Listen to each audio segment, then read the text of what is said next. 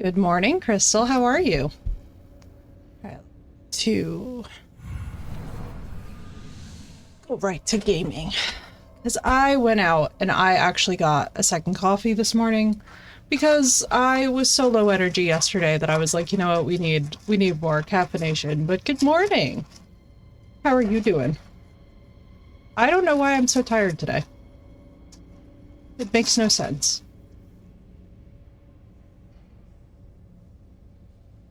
Work was hell. I'm home, thank goodness. Oh, Crystal, I'm so sorry, dude. I'm telling you. This is part of why I have so much respect for those of you guys in healthcare. Like, I cannot imagine, especially this time of year, especially as the kids start going back to school and colleges start letting people back in. It's like, oh my goodness. Those early semester parties, I will never forget. By the college that I went to, we would always have the police. We would always have like the news trucks. I was like, man, why can't these kids just behave for like a week? Like, do we have to be doing keg stands like this?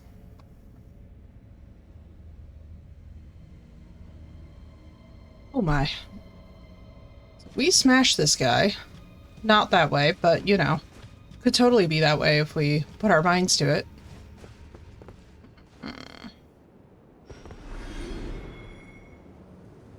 What's happened?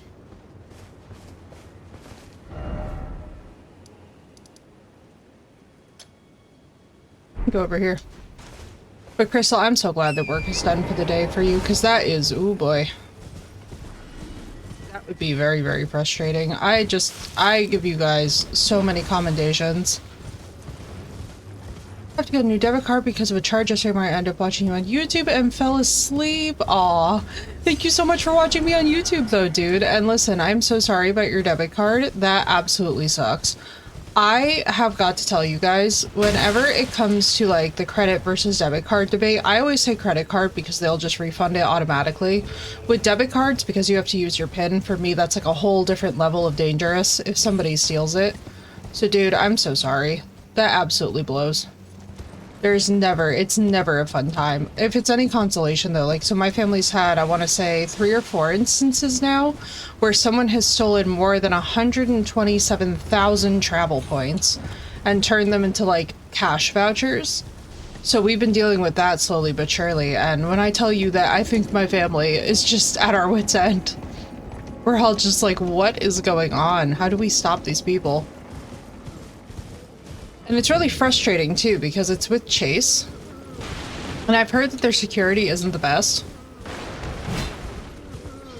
So I've been like trying to gently encourage my parents towards like, you know, different options for their credit cards, but nobody listens.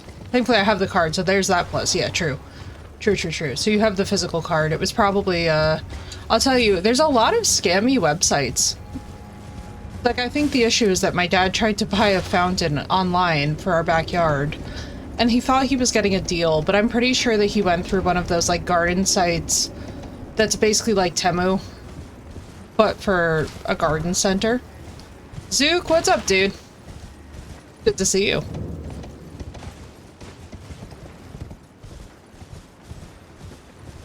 It was a thing I've never even seen before, right? Dude, it's the weirdest. I'm telling you right now, the amount of credit card scams going on, credit and debit card, and just in general, like fraudulent websites, is getting a little insane. We got the Sauron armor. We smashed that dungeon. I'm gonna smash this coffee. How you doing, Not Assy? It's good to see you. I'll tell you guys, that's the thing with credit cards, though. With credit and debit cards, both, I feel like if you have to have one that has the information stolen, it's always better to have the credit card stolen because they will just immediately refund that. Coffee and snack, perfect timing. There you go. Perfect, Zook. We're on the same wavelength. I went and got I'm doing well, Not Assy, because I got a second coffee today. Did we kill the bug lady? Not yet, but I think we need to be a little bit more leveled up for her based off of the damage that we were doing. Like, the damage was solid, but we're not really surviving long enough, so that to me is like, alright, it's level up time. Basically, if you get to like 30, 40 attempts on a boss, and you just know for a fact that you're not a... What the hell is the point of that?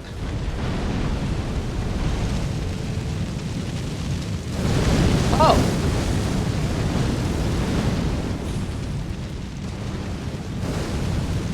what's the point of all that? It looked flashy. But we haven't killed her yet. We're gonna level up a little bit more today. We're gonna run around, do a little exploring, do a little bit of jail running. We're gonna see if we can just get some pretty easy runes from that. Just because, like, so here we are, right, with the Giant Crusher, and we're not even able to use this or one-hand this yet, so I feel like once we get there, done themselves with the beauty of the boss styles and fighting movements, right? Dude, I have to say, I love Romula. Tiny run too, yeah. We're gonna do a little bit of wandering, especially too to wake up, because I feel like if you jump right into a boss, like, yes, it will wake you up, but the question is experiential, you know, like, is it perhaps the best way? Debatable. What is this? What is happening here? It's so pretty, actually. Marble tier. Ooh, cool. Respecking. Not that we really need that right now, but we might later on. Yeah, we gotta do a little shiny run action. We gotta do a couple things. Technically, we could actually just go and respec. You know, I didn't even think of that. We could respec and really be Bonk Girl, now that we know we're committed.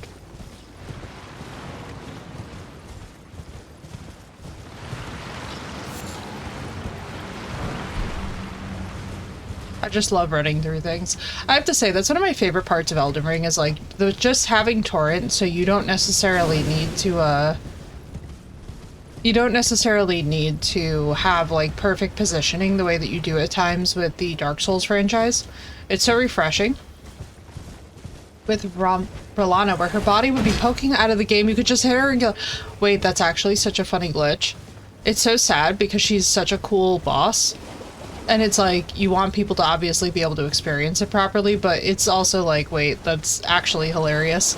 Poking out of the portal. She was saying peekaboo, and everyone was punishing her. I don't know why that she and Renala just remind me so hard of Enya.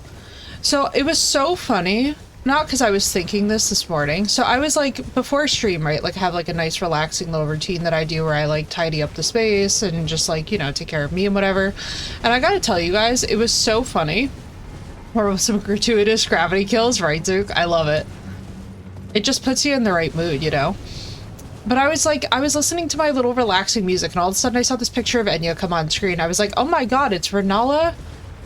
I was like, wait, it's Renala and Rolana. I was like, this is actually hilarious. They were totally modeled off of Enya. You cannot convince me otherwise. Like, look at a picture of Enya and then tell me that we're not looking at the same person. It was the funniest thing. I was like, oh, damn. You've seen Mimic Veil Radon. I don't know. I maybe?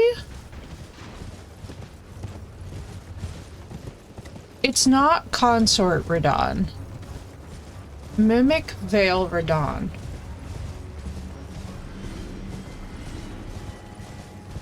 Jeez, him is stupid. Oh my god. Wait, that's actually so funny. I love it. I have to tell you guys, I love it when people come up with cheeses. However, I do have to say, I can only imagine for the people who like first played the DLC, who were just having like the roughest time initially getting through the bosses, how frustrating that must be.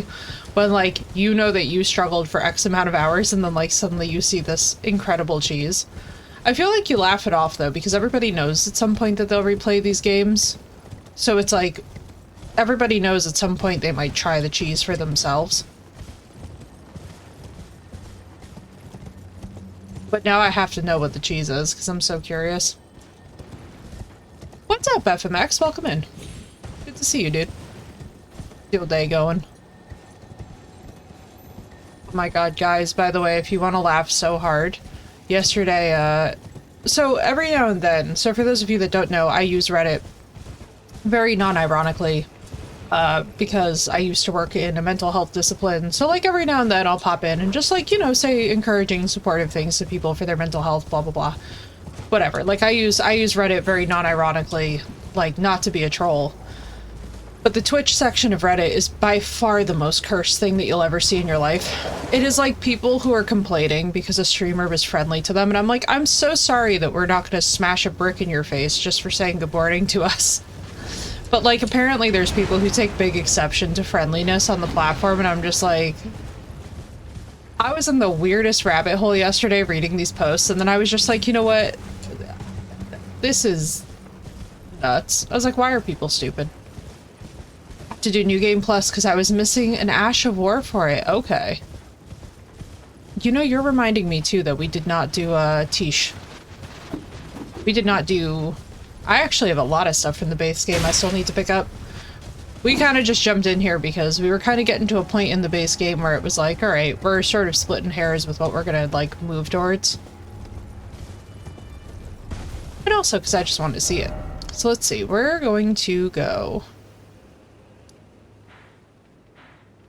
I don't know, where do I feel like going? Oh, that was so nice of them. They just waited for me. That we can't really go to because we would need to finish that quest. Oh, Pape? Oh my god, wait. Did I tell you guys how cute that Raja is about his little hip chews? Take exception to kindness. It's just like a whole new level of intentional right, Zook? This is the thing. They were like, how dare you say good morning? And like, this was a valid point that someone brought up. They were like, well, when it's super fake and it feels like someone's a little too excited to like see a new person, it's like, it can be a little bit like, okay, that's unusual. Crystal, I'm so excited for you, dude. It is such a good time. Is that not the rock that's... Hang on. Okay, this is not the rock. I was like, they wouldn't have put the rock in the middle of the thing, right? It's just letting me know that it's locked. I see. Am I talking about a streaming platform? I'm talking about how, not SC, on Twitch... Basically, there's a whole section of Reddit that's just devoted to people, particularly viewers, complaining about what they don't like in Twitch streamers, and one of the funnier things was like, I don't like it when people... So first of all, one of the ones that I read that was just the dumbest thing I've ever read in my life was like, I hate it when streamers talk while they're playing games. I was like, so why are you watching... okay. It's like, okay. Okay. I was like, moving on. But then the other one was like, I don't like it when streamers are friendly. And I was like, I'm sorry that we're not all just smashing bricks in each other's faces when we say good morning. I guess apparently I'm supposed to wake up and be like, fuck you, first thing in the morning, but people love gush at new viewers. It can be often feels funny and forced. Yeah, Zook. Like, I understand that one, but having an issue with any and all levels of friendliness is just like, bro, what the fuck? Isn't it weird? I was like, imagine if we were just fucking rude. Nobody would have a good time. Oh, Crystal, how is that game? Everybody recommends that game to me, and I have never played Alien Isolation. Learn sign language, right? I'm like, I guess. I have to tell you guys, I started laughing so hard because I was like, I do not give a fuck about any of this. I was like, it's not going to change my levels of greeting you guys. I figure that the ones who are chill with it are just chill with it. Like, I don't know. I'm not super expressive in that way, so I don't think I really have to deal with the problem of it. Yeah, basically, that's the thing, is like, every now and then you'll see kind of these, weird little metas pop out that you're just like, why? Like, why is this a thing? Give people the benefit of the doubt. Your reality is determined, but thanks for the follow, dude. Perspective in the stories you tell yourself about what stuff means, yeah. And like, this is the thing, right? And I try to be really sensitive to that. It just was one of these funny things where you're reading it and you're like, you want what? I'm like, okay. Every now and then, it just makes me question everything. What's bloody going on, Areno? What's up, Extreme? I like your name. Extreme Think is a good one. We're just chilling. We're just exploring the DLC. I have a bunch of areas that I do not have maps for. I don't even know where this was. I don't remember where I am or what I'm doing. If anyone knows anything about anything, please feel free to let me know. Haven't we been here?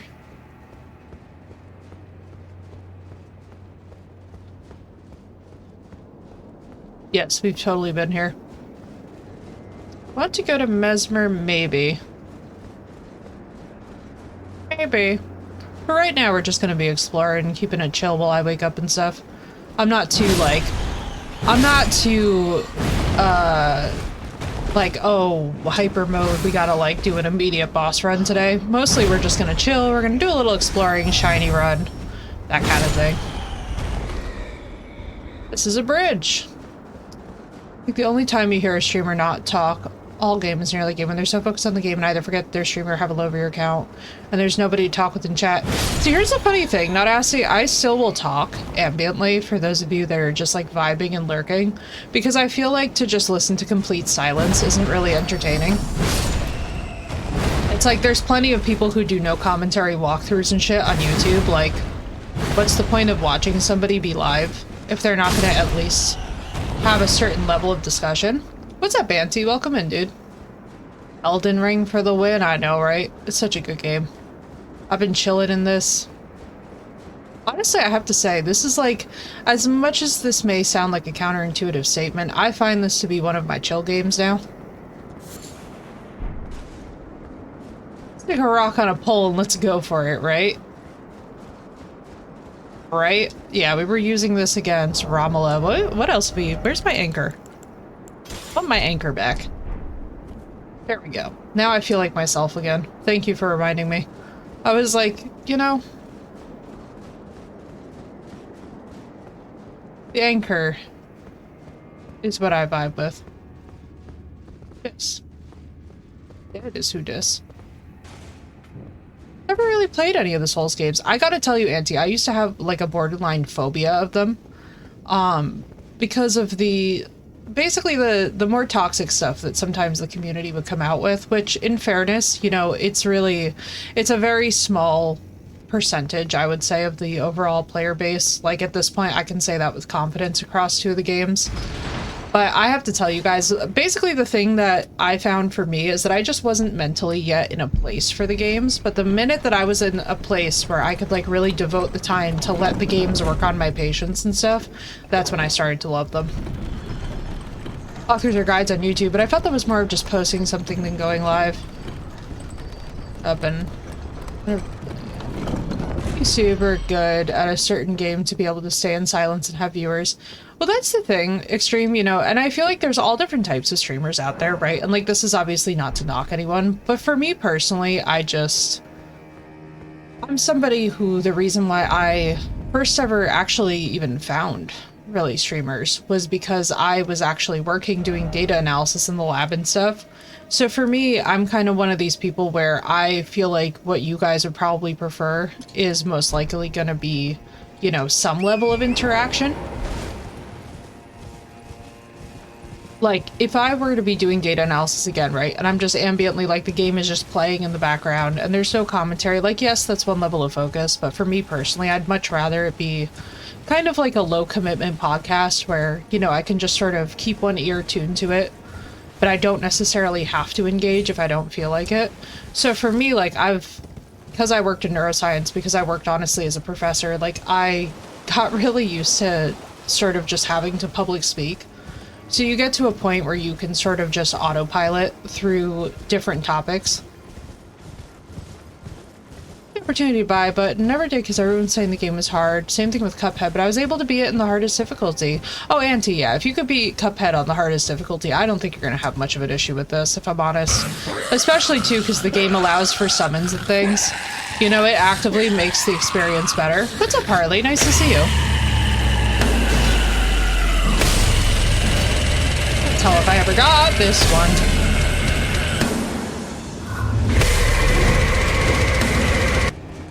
What are you? Besides awesome looking. Oh, I don't do anything to this thing. Will Ramos, that's how I know a metalhead versus a non-metalhead immediately. He's a pain in the ass. Exactly, Ka. He identifies as a pain in the ass. I always know who's into metal versus who isn't immediately from the Will Ramos. You alright, Zook? Every single time, too, though. The nice thing is that it makes me do my stretches after the gym. It makes me, like, very conscious of shrimping. I'm just like, oh, we don't want bad posture. We can't be doing no bad posture out here. Alright, good. So we ditched our runes, which is good news. Let's see. Who do I feel like fighting? What do I feel like doing? I'm assuming at some point all of this is going to open. Let's take this right off of there, because we are not there yet. Aw. Where do I want to go?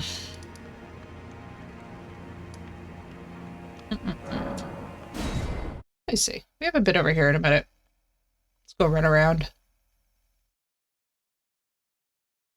Yeah, I'm like very just... Whenever I start to get trimpy, I'm just like, uh-oh. I'm looking like an Elden Ring, I'm looking like an Elden Ring NPC. It's the posture in this game. It makes you... It actually gives you neck pain just by proxy. Andrew, it's good to see you. Me stretching after the gym? Indeed. Oh, dude. I'm religious about it now, that and, like, somatic stuff for my hips. Because when I tell you that I'm somebody who used to use the gym and be like, yes, this is my only outlet for stress and tension, and now I have just learned the hard way that, like, no, absolutely not. And now I'm just like, no, we need a little bit more help than that. My girl, we gotta stretch these hips. It's bad. It do be bad. But I hope that things are going well for you, Andrew. How's life been?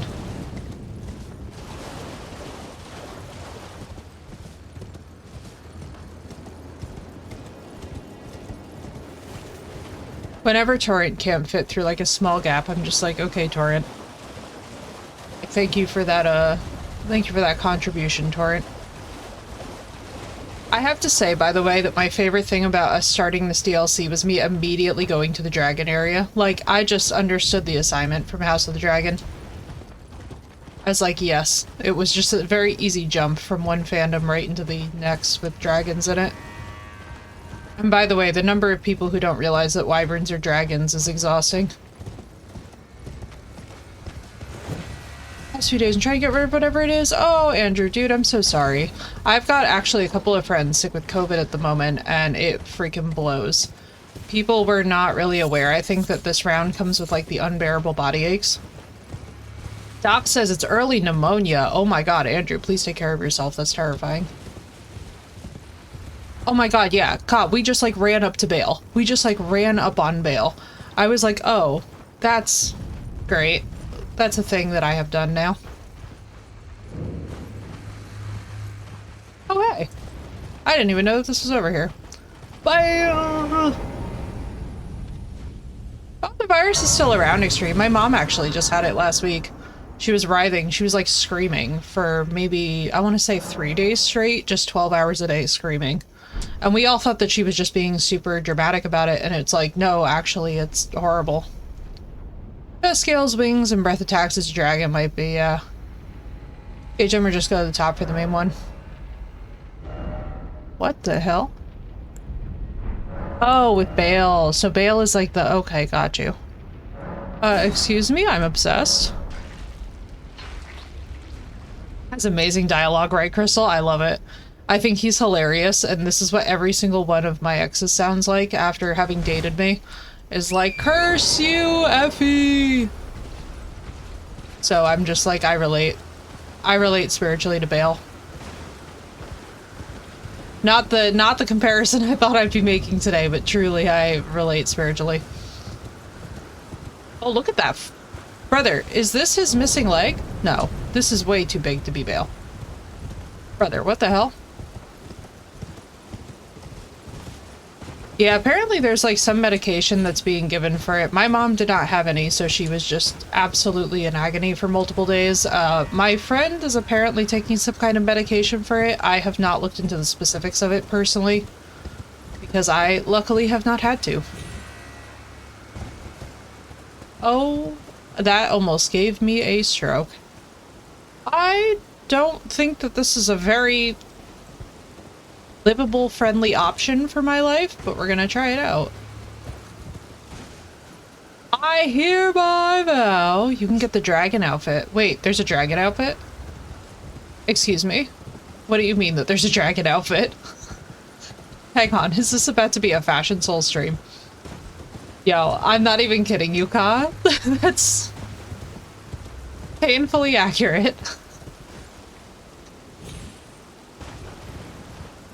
Painfully accurate in so many ways that is just so, it's like, have you guys ever just had a situation so stupid that it becomes embarrassing after a while, but you can't help but make memes of it because you're like, God, I'm just so committed to the bit at this point. I'm like, God, I'm just so committed. I've become that person in the friend group whose personal life is just an actual joke. Oh, hey, look, it's the area. No, it's not. But an illusion? Hop off onto the area with the reptile. Ooh, thank you, Ish. Good morning, by the way.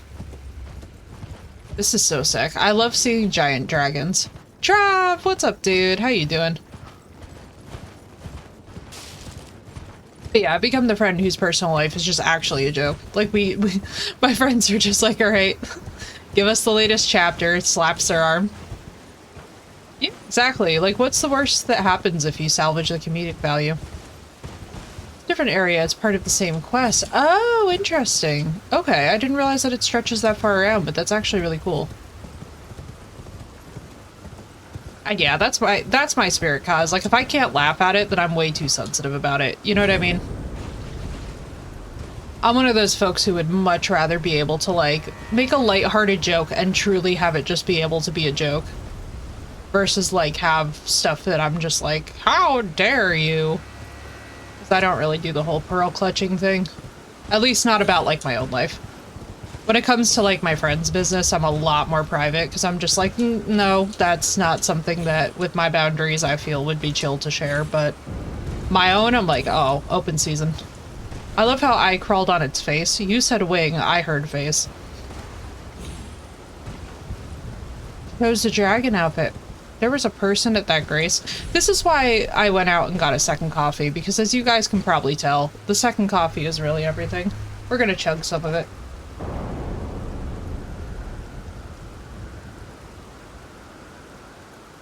And ride off and hop down to a new area. I've got to tell you guys, the amount of just awesome looking dragon art in this makes me so happy. Streamers do I like watching? The only ones, so I have a lot of friends in my recommended who basically, like, if you guys scroll down, my suggested streamers are all my personal friends. The one that so I don't really use Twitch outside of working on it. Like, if I'm gonna be completely candid with you guys, I do not really spend time in other streamers' chats. Not anymore, at least. I used to, but I had a very bad experience with a larger community, and so I kind of just... like, I kind of cut the practice out of my life entirely after I left there. However, it depends on what genre. So for anything Soulsborns, I go with Nasrallah. For anything related to horror, I go with Insim. Who else? Trying to think.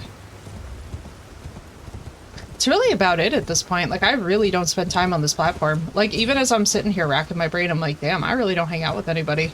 Obviously, my buddy, the Llama Goddess.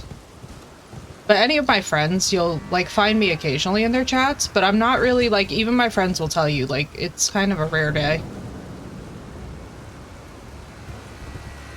Opposite side of his face.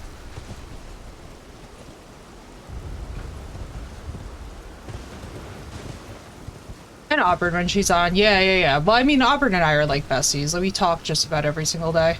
So it's like, that one's kind of different. Like, I'm saying, outside of my friends that I know close and personally, no, I didn't antagonize. It's just unfortunate Twitch toxicity. Basically, for those of you guys who aren't streamers, this is probably not going to be, like, common knowledge. But unfortunately, there's a lot of stupid bullshit that happens with Twitch, and a lot of times people get really paranoid about nothing. But pretty much, long story short is that I pretty much ran afoul of what we can call cult leader mentality on the internet. Just nuts. My friends went through it. Basically everybody that I know went through it, and it was a terrible time to be alive. Like, I'm talking people watching me and then privately messaging people to be like, please don't watch or support her, and it was a very weird time period in my life where there was a lot of very active harassment going on. So I don't really mess around with the platform too much in my free time anymore, to be honest with you guys, just because I don't feel like the headache of, you know, like, dealing with all of that crap. And she's good, Crystal. She's good. Working a lot. I've actually got to text her today because every time that we go like 2 or 3 days without talking, I'm like, hey you, I miss you. Although I'm never affectionate. I don't know about you guys, but I'm the worst at being affectionate with my friends. I'm like the worst. Like, you know how you'll get like beautiful things from a friend? I'm that person who never says anything, and then on your birthday you get like a freaking scroll. Oh, sick. A freaking harpoon? Wait. The pirate vibes are strong here. Feeling good about the harpoon.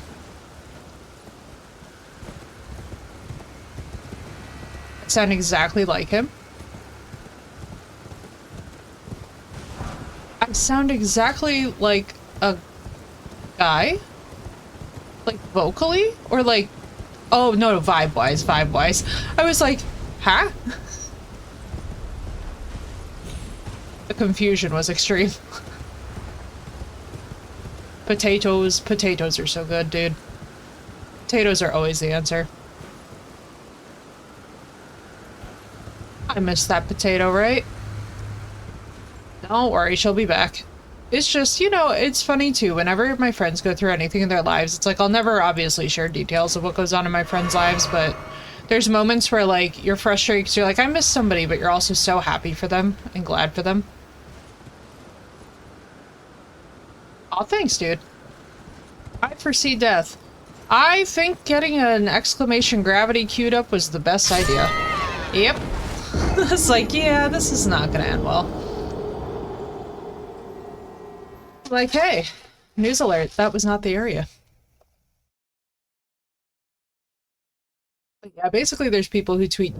There's people who tweet. There are objectively people who tweet, but there's also people who treat Twitch like it's a redo of high school. Picture yourself feasting upon a dragon's essence, on the throbbing heart of the oldest, vilest dragon of them all. It would be the purest form of communion. It's giving Daenerys. The fullest sating of your hunger and your consummation as a dragon.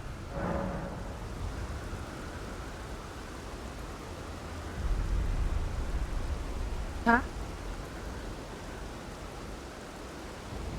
There probably is-ish, but like, what are we doing here?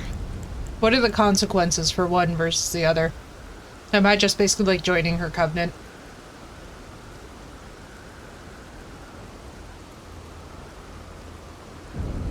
I mean, it's awesome. What is she just... Girl, what's this pose? Oh, let's try it. Now, there you will find Bay, Landbow, Devourer. I will grant in the name of my lord, Placidusax. Does she know that I killed him? Sorry about killing him, ma'am. Warrior true. I remember that name well. What's up with Egon? Drake, warrior, driven by bottomless hunger and fiery ambition. Precisely what the Dragon Lord envisaged. Crystal's for like, men don't who tell her. partake in dragon communion. The mad hunger and fierceness of spirit that only flows from those young and short. He rather reminds me of Bale. In fact, Oh no! thoughts are unfathomable. Oh my Bonds god. as old as In a we. classic reversal, the man screaming about the threat becomes the threat that he's screaming about. Oh, that's my favorite tragedy. In time long past, Bale turned upon the Dragon Lord. traitor assailed our master and inflicted a grievous wound, only to make a hasty The missing heads. Okay. becoming a sworn enemy of the group. Since that day, Bale and his bloodline, the Drakes, have served as sacrifices for Dragon Queen, land-bound warrior. My lord, Placido Sax, has shown your kind what must be done. Seek communion. Feel the euphoria of... Okay, so poor Egon is becoming what he hates.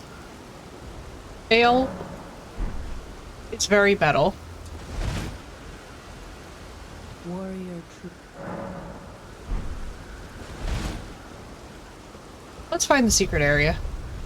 I just didn't. I am such a dum-dum that I didn't even realize that a person was standing there. I'm telling you guys right now, when it comes to these games, because the NPCs blend in so well, I will never see them unless you guys say something. So feel free to be like, there is an NPC standing there, all caps. Because I genuinely just edit it out of my brain as if it never happened.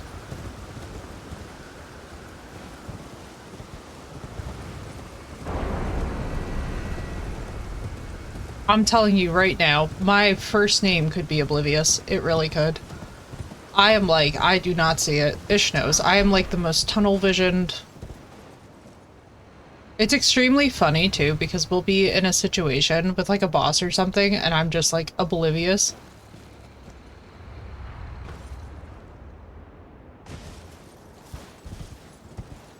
Oh, this is so pretty. Oh my god, look at the little magic floating in the air. I was gonna start singing I Can See Clearly Now the Rain Is Gone. That's not the song for this. Oh, you're terrifying looking. Oh, we're in a carrion area.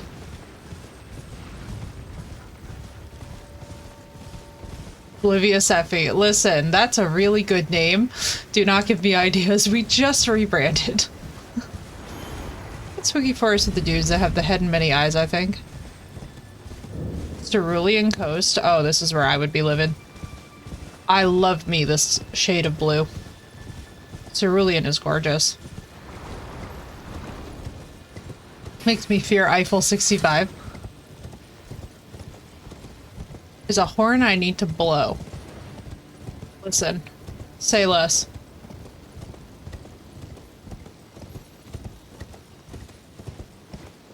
I was made for this. The Battle of Helm's Deep has made me ready. For those of you that don't know about that scene with Gimli, that was my favorite. One of my favorite scenes. One of my favorite scenes. I need more coffee. One of my favorite scenes. That and, Not the Beard. Because that was real. Which I love. Personally, the fact that Not the Beard was real is the thing for me that was just my favorite Easter egg in the movie. Because everybody knows about Aragorn and his toe. Very few people know.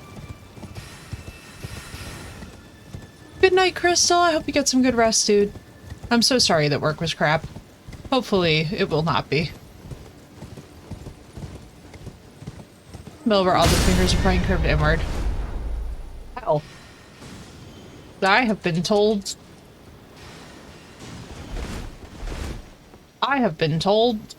a very serious no. Ow.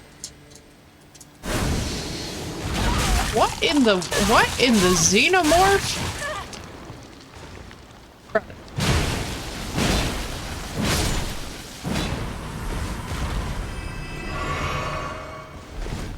Let's go this way.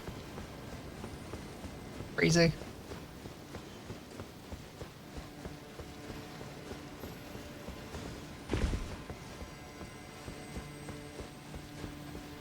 Alright, let's blow the horn of Gondor. Is it? No. What was the horn from Helm's Deep? Please somebody remind me. Wasn't it? They did not call it the Hornburg. That cannot be what my memory is jarring for me as Hornburg.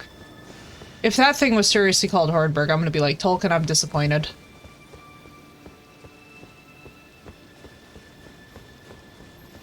But that's exactly what my brain is conjuring. I do actually think it was the Hornburg, which is the most depressing.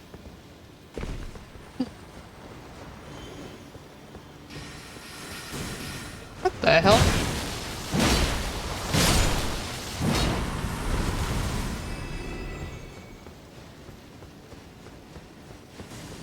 Let's go this way. I don't know where we're going or what we're doing. Set in the middle of these guys, right? Oh, for goodness sake.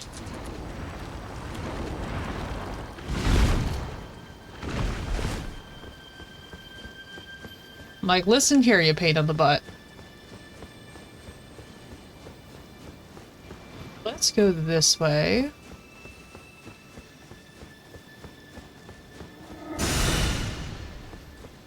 The ride to get there faster. Yeah. I just don't want to really sacrifice the flasks yet. This poor turret got absolutely blasted out of existence. One smack of this thing. Oh, you know what you are? Is a leech with arms. Okay. And also to answer your question, not Assy, I have no idea. I don't think I've seen that ghostly forest yet. I don't think we're there quite yet. Soon though.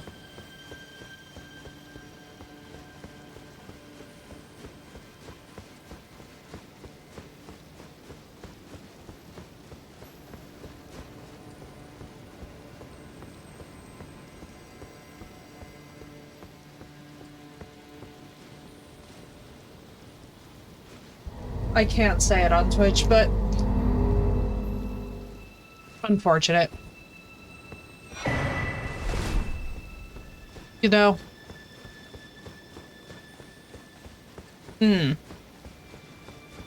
Many thoughts have I.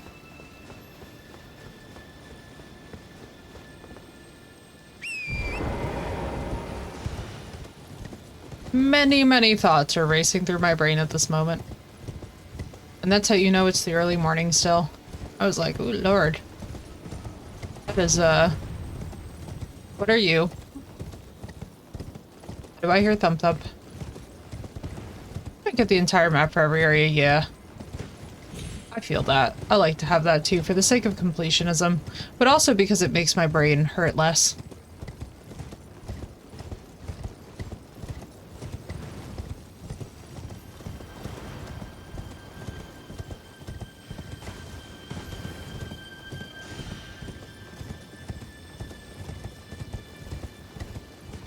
Cool looking though. I have to say I love the art style that we have seen in the later Souls games and now in Elden Ring.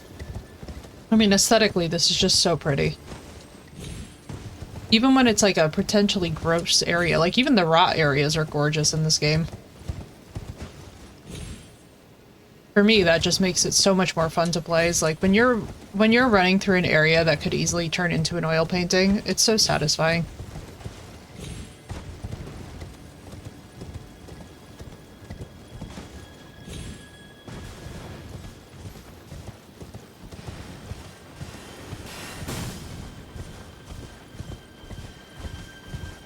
Let's head back up here.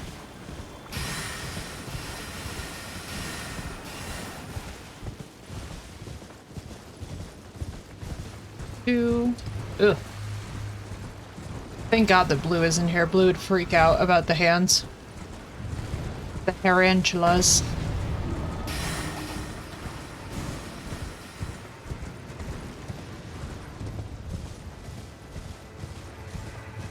In fairness though, they are very creepy. They are definitely not for the faint of heart in terms of the aesthetic. It's so creative though. Like, it's so interesting to me how these devs always manage to know precisely what will get under the viewer's, or the player's skin.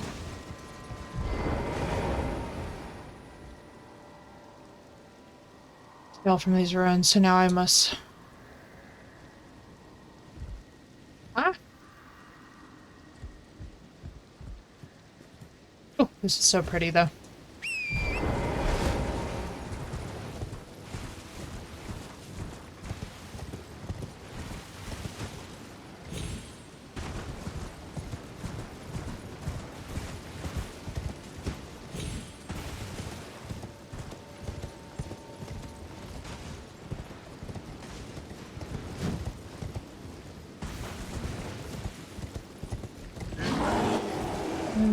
Don't know what that was. Don't want to know. Sounds like a bear. Let's go... Can we go left? Probably not.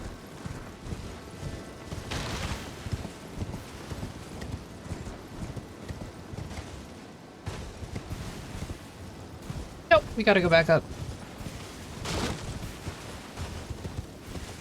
This way. What's up, Blast? It's good to see you, dude. How you doing? How is your weekend going?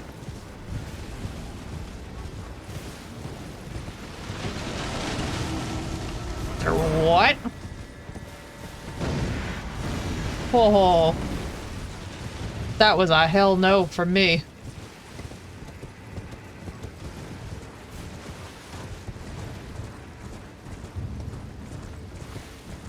Look like you're not a path. There's nothing past this cabin. Yeah, Ish, you're right. There really isn't anything else here, is there? Actually, yes, there must be. Because there's this. Alright, let's run south.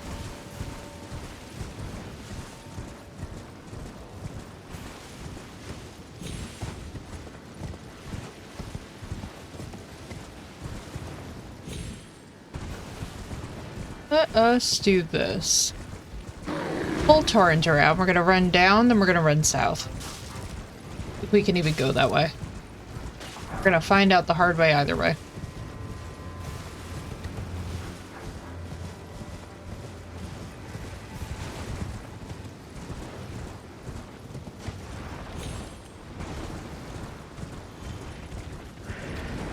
I want to find a way to the obelisk where the map is at. Yeah, that's what we're trying to figure out right now.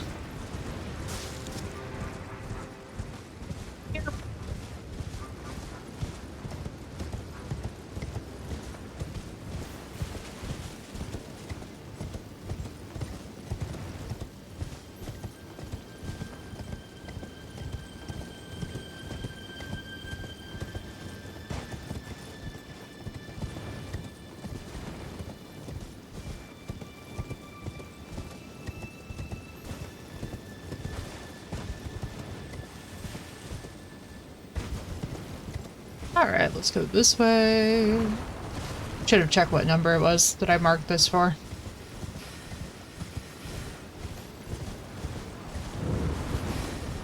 The finger ruins.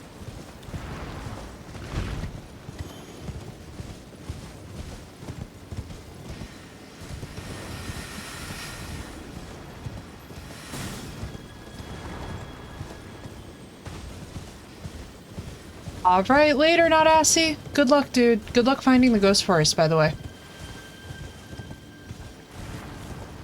It sounds dope. I'm like, I have got to wake up. My brain is just half awake at the moment.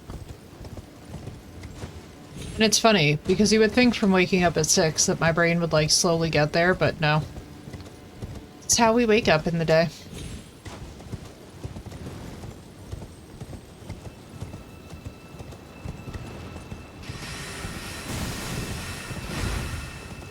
Man.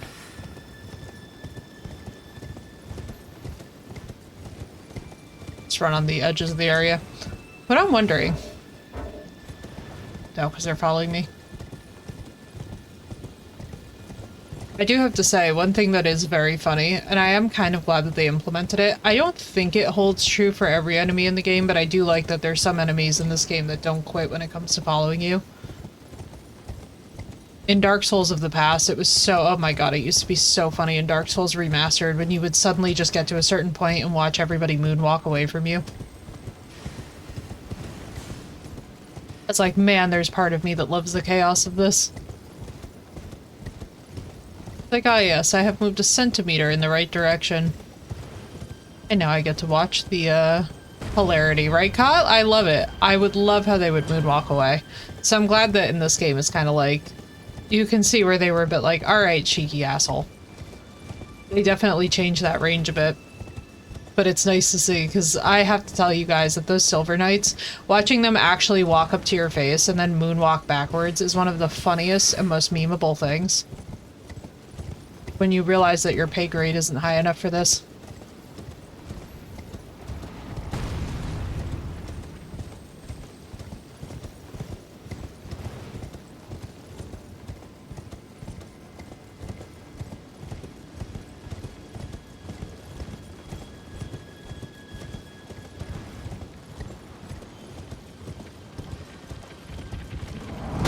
Whoa, Jesus. Okay. Also, I have to say, the jump scares between Dark Souls Remastered and this, it's kind of funny. I don't know why the Elden Ring jump scares hit so much different. I think it's because the impact noises are larger, but there's something kind of hilarious in Dark Souls 1 about being smacked by a knight that's like 5 times your size, but they barely make any noise when they're walking. I'm just like, okay, Twinkle Toes, how are you doing this?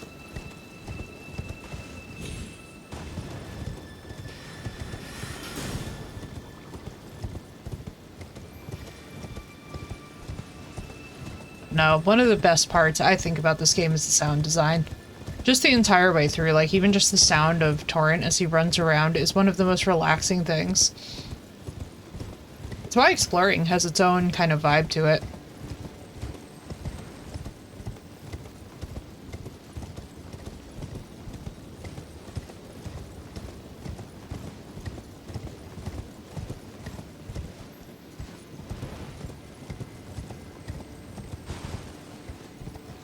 This is not it. I don't know why. I was like, maybe there will be something on the border of this that will, like, contextualize. Hang on, let him kill me.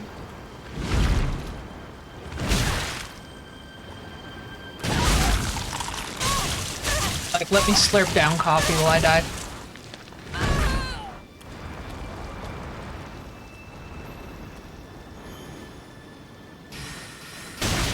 I was like, wow, is this your commitment level to the bit? I mean, I've changed my mind. He doesn't get to kill me. He did not act fast enough, and so he lost his window of opportunity. I'm many things, but a patient lady is not one of them. Thank you for the follow, dude.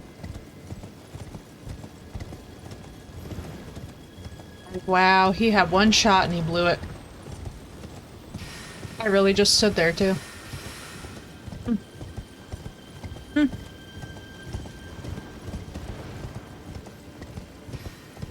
Red flowers. We'll first try the map. Yeah, I think we were by the red flower area at one point, but I just completely... Oh my Jesus. Those are a lot of tarantulas.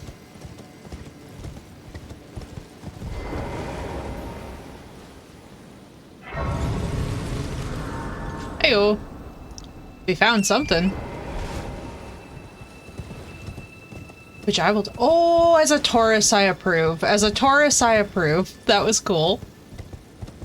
Giant bull statue is awesome.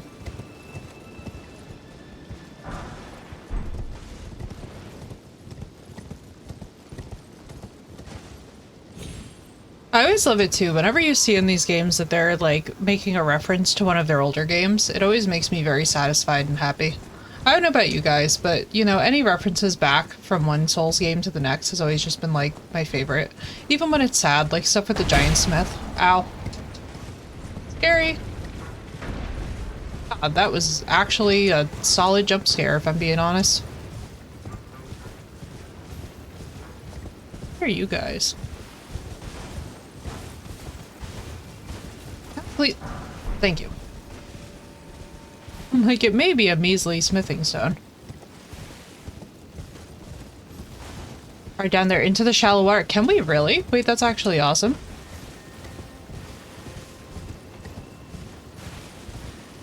Yeah, that's what I figure, is like usually if you're stuck in one of these games, if you just start ambiently exploring, especially too if you're trying to like wake your brain up, before a boss it's always nice to do a little bit of just running around and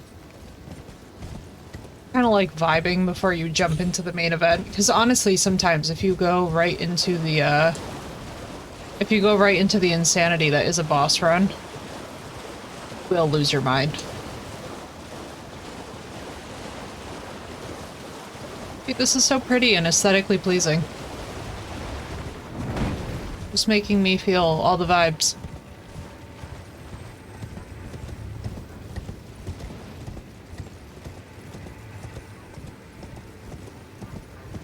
I also did not know, by the way, that the different size of these glows dictates how good the loot is.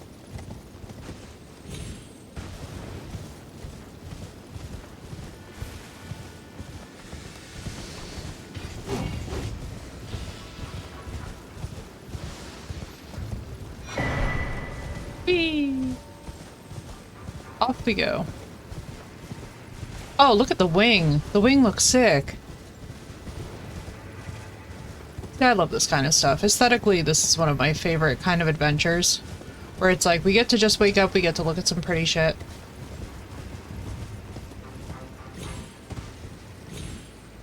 No! I knew that one was coming. You see one of the coolest looking bosses. Oh, I'm excited. Cool looking boss. I finally feel woken up enough where I'm like, okay, we could do a cool looking boss. And that, sadly, is a gravity death. A bummer. Probably entirely preventable, but what do I know?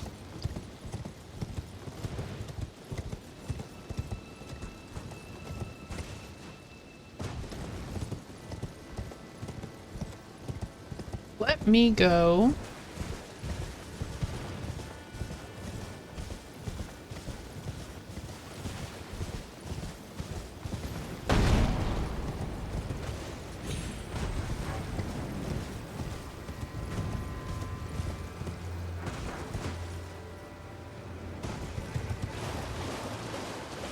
We're gonna run down here. We'll run over, we'll jump in the hole. Even though I kind of want to run up here for- yeah, we're gonna run up here first, hang on. I'm feeling chaotic. I just love the blue flowers, man. Like, the magic effects in this game are always the most gorgeous thing.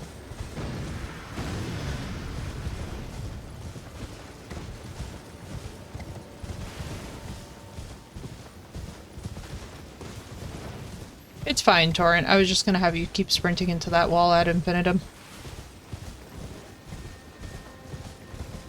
Map!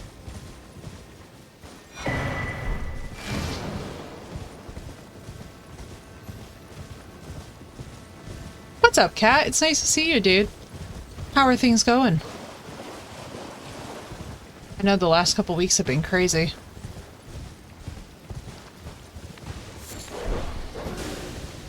You forget. I love all the graveyards here, dude. This entire thing feels like it's a commentary on the whole dust and death aspect of this game. Which I have to tell you guys, as a grieving lady, as a griever, I'm kind of obsessed with it. Things are still pretty crazy, yo, right, Cat? Heyo! Hello! Dun dun dun dun dun dun. Somebody remind me to put the House of the Dragon music on this channel, please.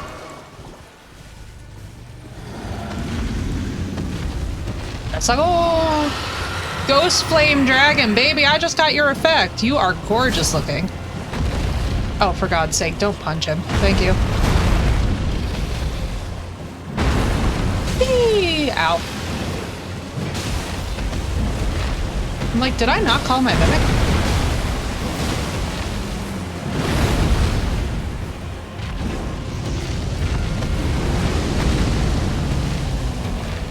This one is a pain. I'm so sorry though, Kat. I hope that things calm down soon.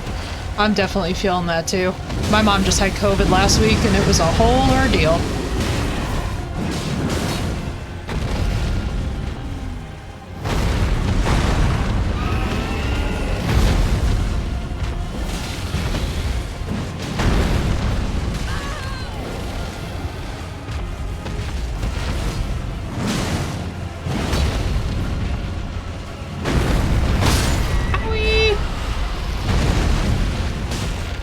My own poor timing.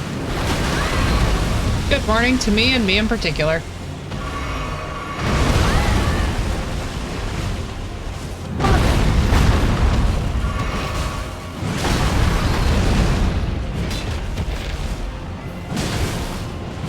He definitely does not care about lightning at all.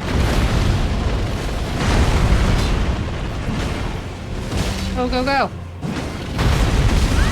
Ow. Although I am pretty excited that I have this flame breath, considering how much damage it does. Is he healing? Is he? No, he's not healing. I'm just being... Okay, I need my coffee. That's what's happening this morning.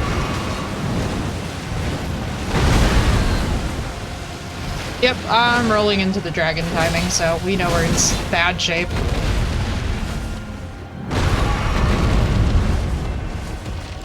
Do I still have my... No, I don't.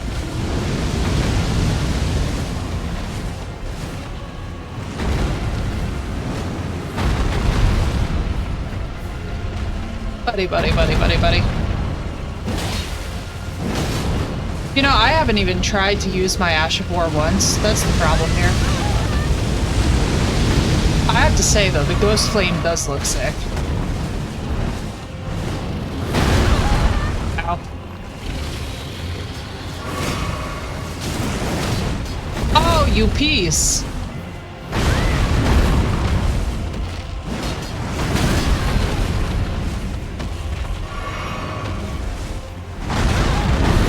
I gotta take the lightning back off this. He does not care about lightning at all.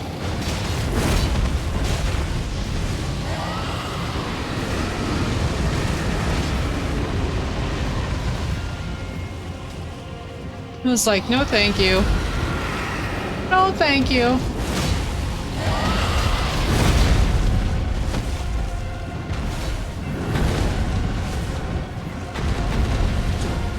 Oh my goodness, who that? Oh shit, that was my mimic dying. Joy. Hey Zeus. It's like, no mimic. Ow. Well.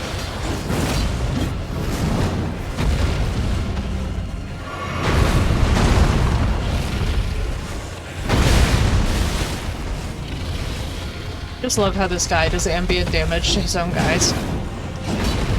Like, yes, he's understanding the assignment. Ow.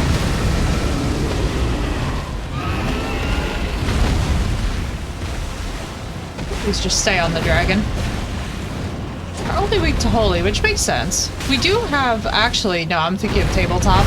I was thinking of how I had a whole holy sword that I haven't used once in our tabletop game. Oh. Ow. I messed up my shoulder at the gym. That's something I need to check on. Alright, let's do this real fast, because I do believe that we've had at least... 5. There we go.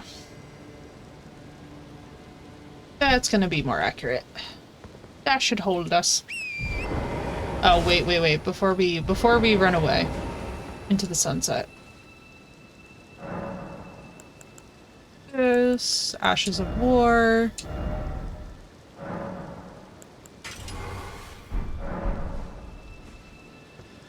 Like, let's go back to doing normal damage, thank you.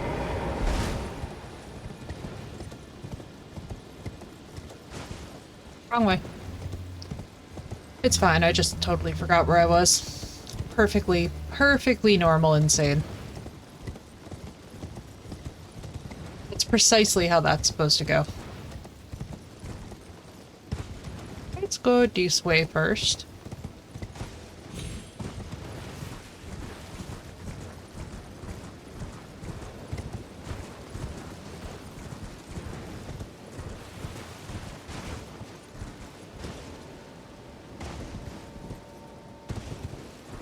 Little teepees.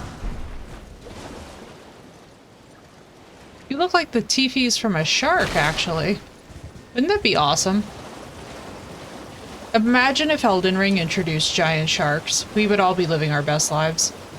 All of us shark girls would come together and just be like, yes, this is the way. We now know the way.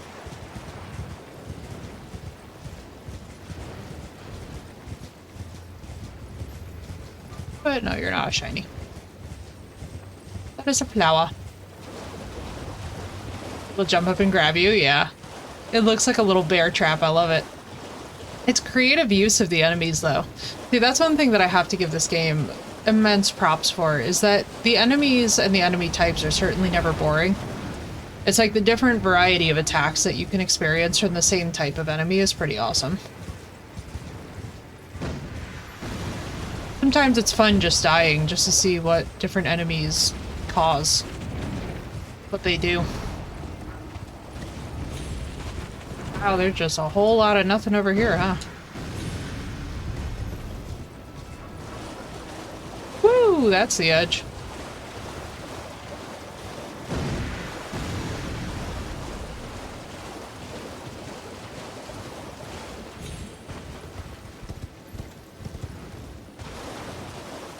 I love it though. I love like the little bear trap quality of that.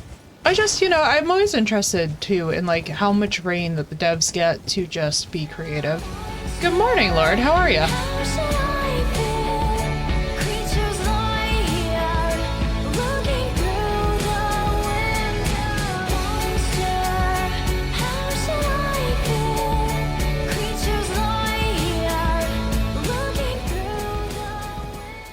What is going on, Lord? How's your day going so far?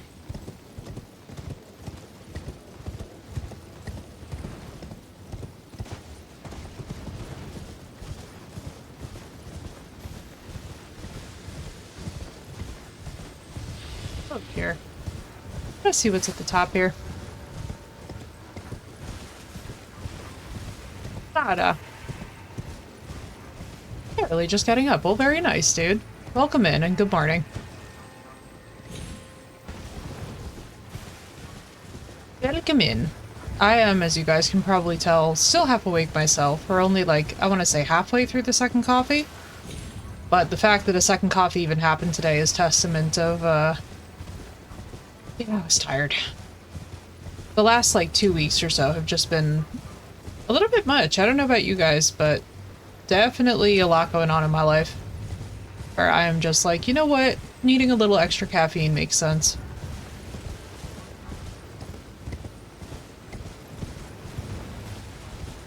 Let's cross. Okay.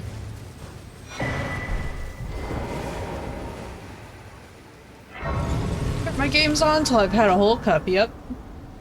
I mean, I technically had a full coffee before I turned on the game, but we had to go get a second coffee because I was like, you know what? It's not enough today. Also, hang on, guys. I'm going to run to the baño. I shall be right back. I will leave this for those of you that want to do this while I'm gone for a minute.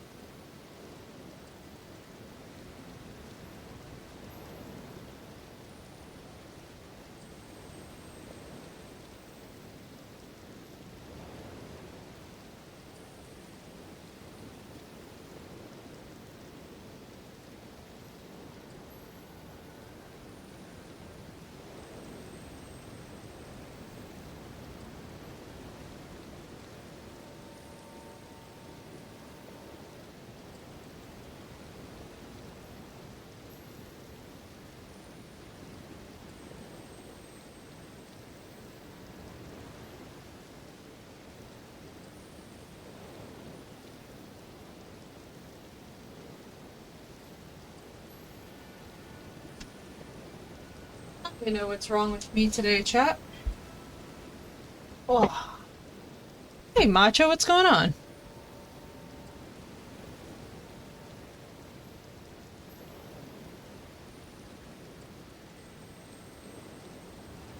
How you doing? Welcome in, dude. Let's see. What is this one? I forgot that I did ab work at the gym. Which is exactly what did that to me. I was like, oh, no wonder I'm nauseous. Because I...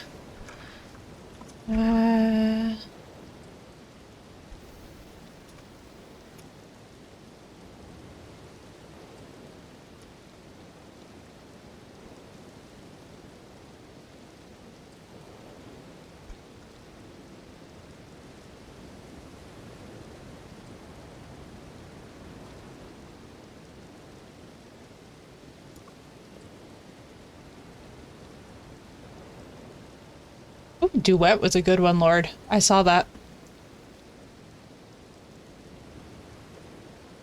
Also, Nicole, what's up? How are you?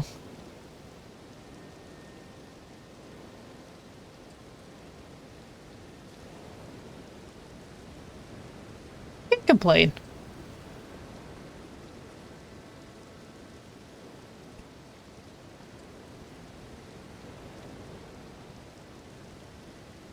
Oh, that was a good one, Macho. I was like, wait a minute. My brain is like not here today. Actually, I beat both of you to attitude. Oh, man.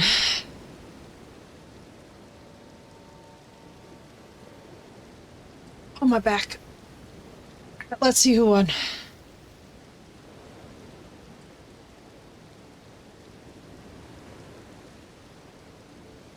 Very nice work. Very nice, very nice, very nice. I love it. Man, words on stream has got to be one of the best things that was implemented for streamers. You did win. Congratulations. I gotta tell you guys, I love being able to put on words on stream for you guys. I feel like it's so engaging and fun. Especially, like, if you have to be waiting for something, it's like a nice little, hey, I'm number 2, I'm number 2! Indeed, you got 2nd place. Congratulations, dude. But yeah, I did ab workouts at the gym yesterday, and, I was, like, forgetting why I was feeling so nauseous and, like, kind of weird. And I'm like, oh, because we went too hard. It's like, yeah, that's how that works. For those of you that don't know, if you basically work your abdominal wall really hard, you suddenly get very nauseous, and it's not fun. That's where you have to jump down into the hole. The ridge heading upwards. Let me go back to where I was.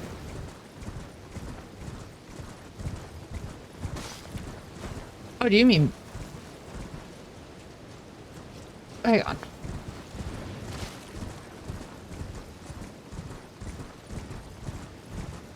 Let's see... The ridge heading upwards. Not this, surely. Oh, that! Okay, okay, okay.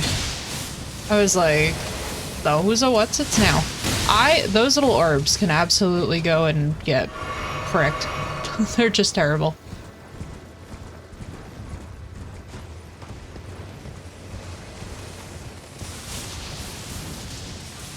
Ah, streamer delay. Got you. I have learned so much with directions in terms of, like, the chat delay. You have to get so good at backtracking. What in the world is going on here? Brother, what? Hell no! Sir, stop slamming pots at me.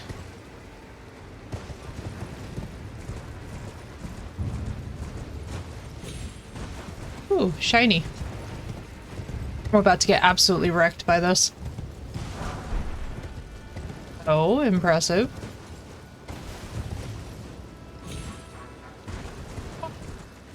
That guy was a giant pothead, yeah, I know, right? That's one thing that I think is so funny, is whenever we've been calling people jarheads too, and anybody who knows anything about the Marines comes in and is like, hey. Like, hey-o, what's up? Especially because, like, one of our family friends is a former Marine, so it's really funny whenever I hear anything mentioned about the jarheads. I'm like, oh, Greg. Rip Greg. Hey-o. Slowly but surely doing better. This is the giant hole.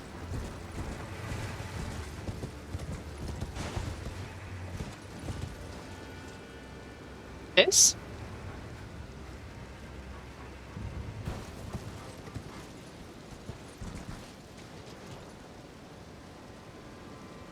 The cliff?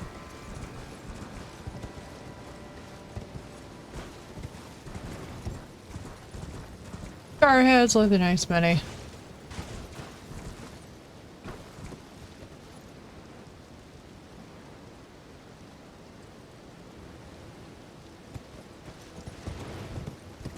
Oh. Oh, I was like, the cliff side? I see, I see, I see. It is technically a cliffside, just not what I was thinking it was.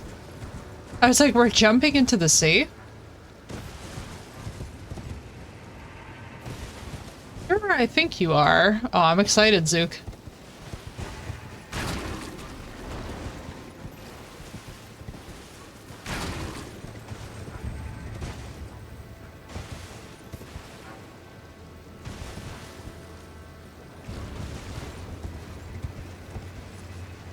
I'll take that, thank you. Come, mountain goat torrent. Away! Oh shit. You piece! That's so ridiculous. That is literally less of a height that I have jumped down before and survived. That is the equivalent of Geralt of Rivia's ankles. Could somebody do exclamation gravity for me? I'm so confused at what just happened. Same, honestly. What the fuck? That was just ridiculous. That was not even an area that should have been enough. I realized different hole. Listen, Zook, the double entendre of that is so strong that I must say something about it, but I love it.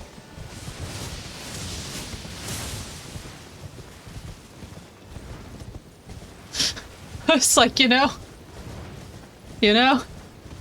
every now and then, if y'all will say something, I'm just like, ah, yes, it's different, doesn't it? What's up, Jess? It wasn't intentional, but I heard it as you read, yeah, right? I was like, there it is. Sometimes, I'm telling y'all right now, sometimes the little, like, entendre comments are the ones that hit the hardest, especially as you're waking up. What's up, Jess? It's good to see you, dude. By the way, is that a Shrekabo? Because I'm living for it.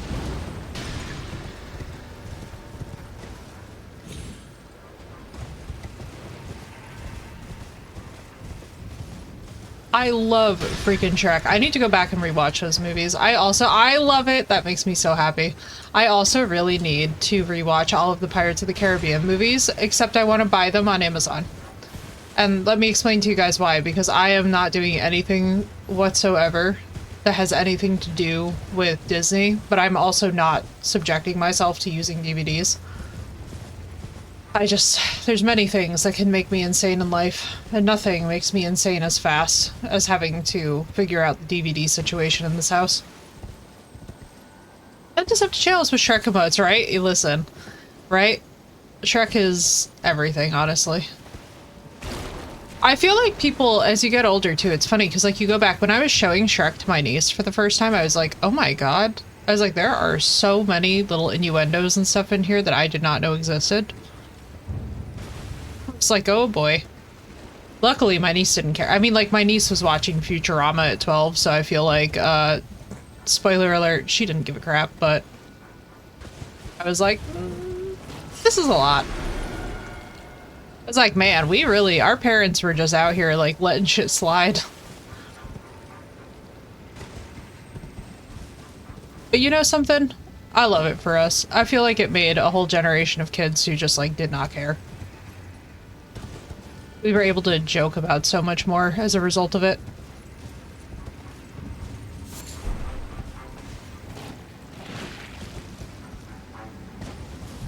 Whee! It did, Jess, and that's the thing with Shrek, right? It's like, it's still good even to this day. Even to this day, it's still one of the better movies that was ever produced by DreamWorks. That's what cracks me up about it, is I'm just like, who could possibly not like Shrek? You know what I mean? Like, that to me on its own is a blasphemous concept. Like, what do you mean? Pew pew. Oh boy. Oh, it's so pretty. Lord, what is wrong with you? How could you possibly not like Shrek? I like Fiona. Oh, there you go. I meant as a whole concept as a movie. I was like, what do you mean you don't like Shrek as a movie? I was like, we're gonna fight about it. That's ridiculous.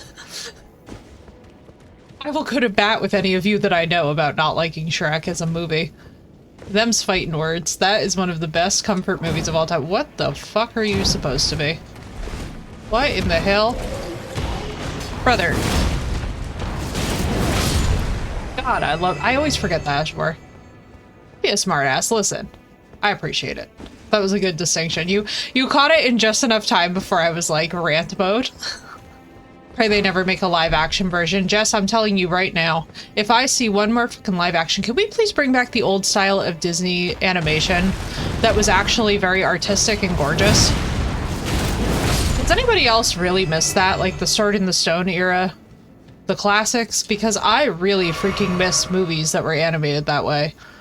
Like, I'm not even gonna lie to you guys, with Tangled, Frozen, all that, I was like, you know, I would just love it so much more if these could be done in the classical style. The classical style hit different.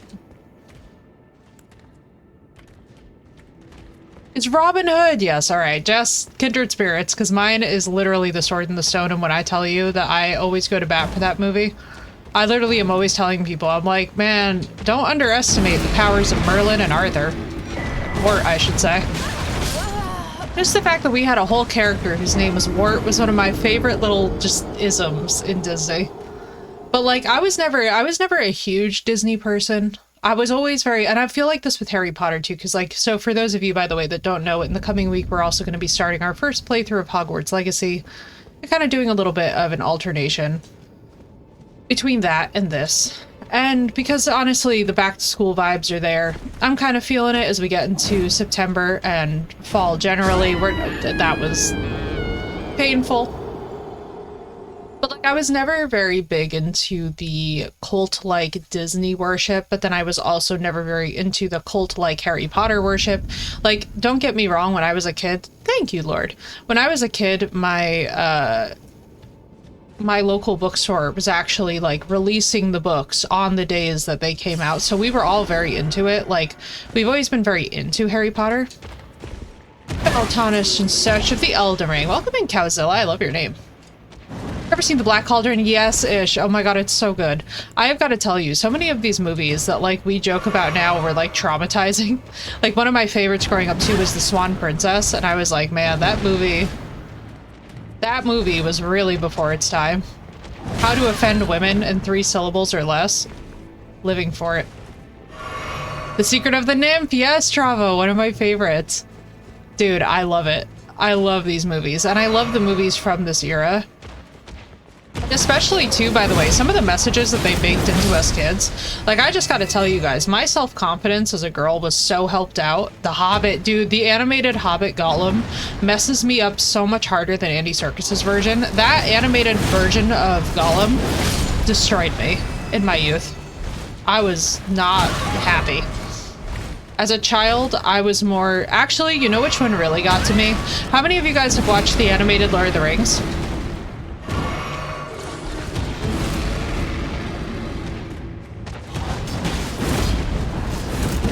Yeah, man, I love... If you guys, by the way, have not listened to Tolkien read by Andy Serkis, you guys are missing out, and you should more than go see it.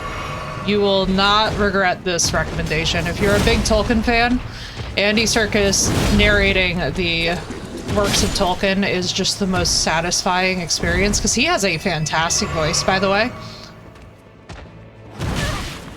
Search of the Elden Ring. I gotta tell you, Cowzilla, the funniest thing is that the more I play this game, the more I'm like, so wait, let me get this straight. So America actually sucks. And so maybe we don't actually want the Elden Ring to be reformed. I'm like, okay, so the ones that we're calling gods are actually kind of terrible.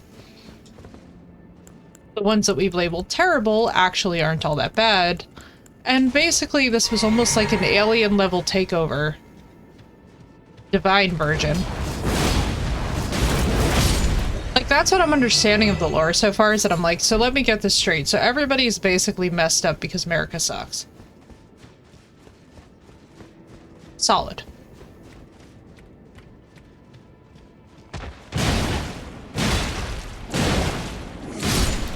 I just love beating the crap out of these, like, much larger giant figures. There's something weirdly satisfying about it.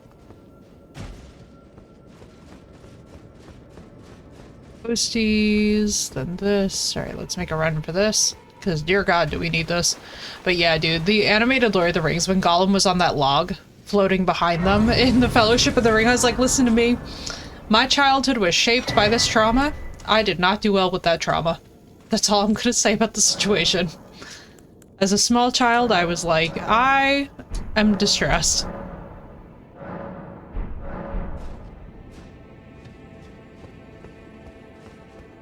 But in fairness, I mean, my favorite movie growing up was The Last Unicorn. I must reiterate my prior point. Pew pew. Oh, I'm excited. Plunging attack for the win!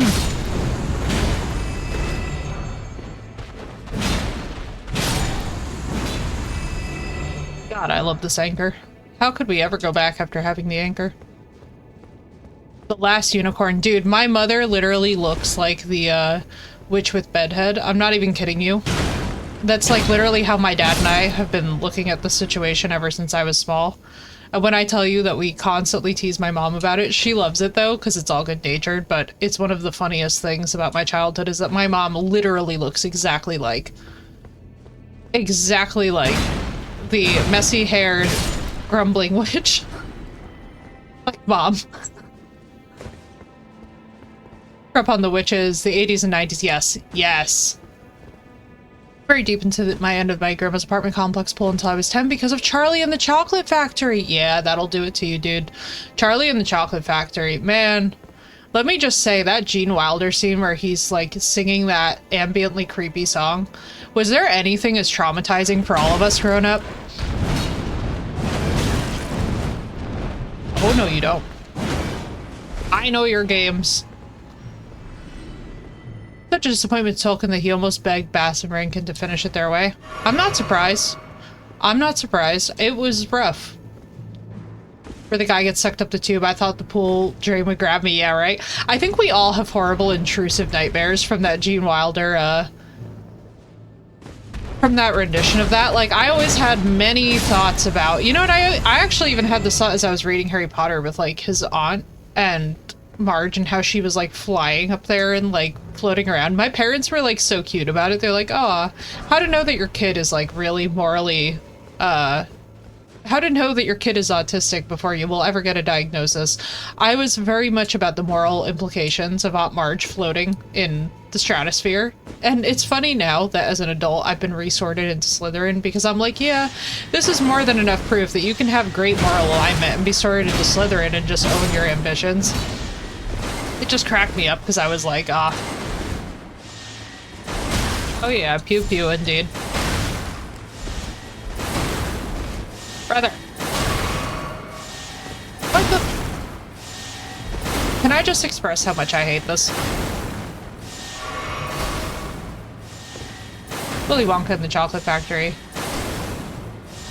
Charlie and the Chocolate Factory also works. The title's not really as important as it is the essential characters, I think. Everybody's seen some version of that movie. Brother. Enough! That noise. The girl is a blueberry Veruca salt. Yeah.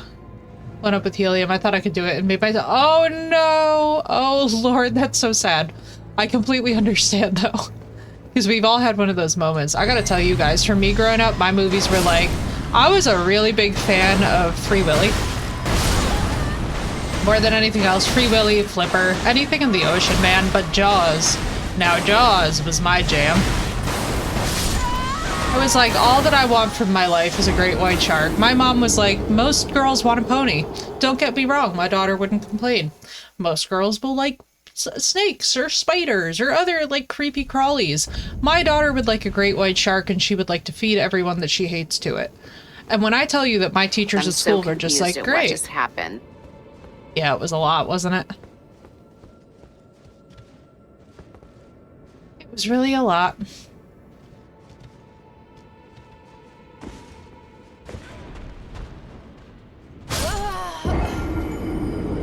Gargoyle Bird didn't even have to turn around. Gargoyle Bird was like, I'm just here for the vibes, man. He said, this dusty bitch is not ruining my view, and you know what? I agree with it.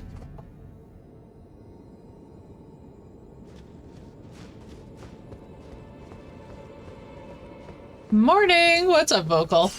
Yo, I can imagine, especially too with like any of the planned falls versus the not planned gravity falls. Some of the worst in the DLC. Yeah, dude. It's the sound alone that's driving me insane, you know?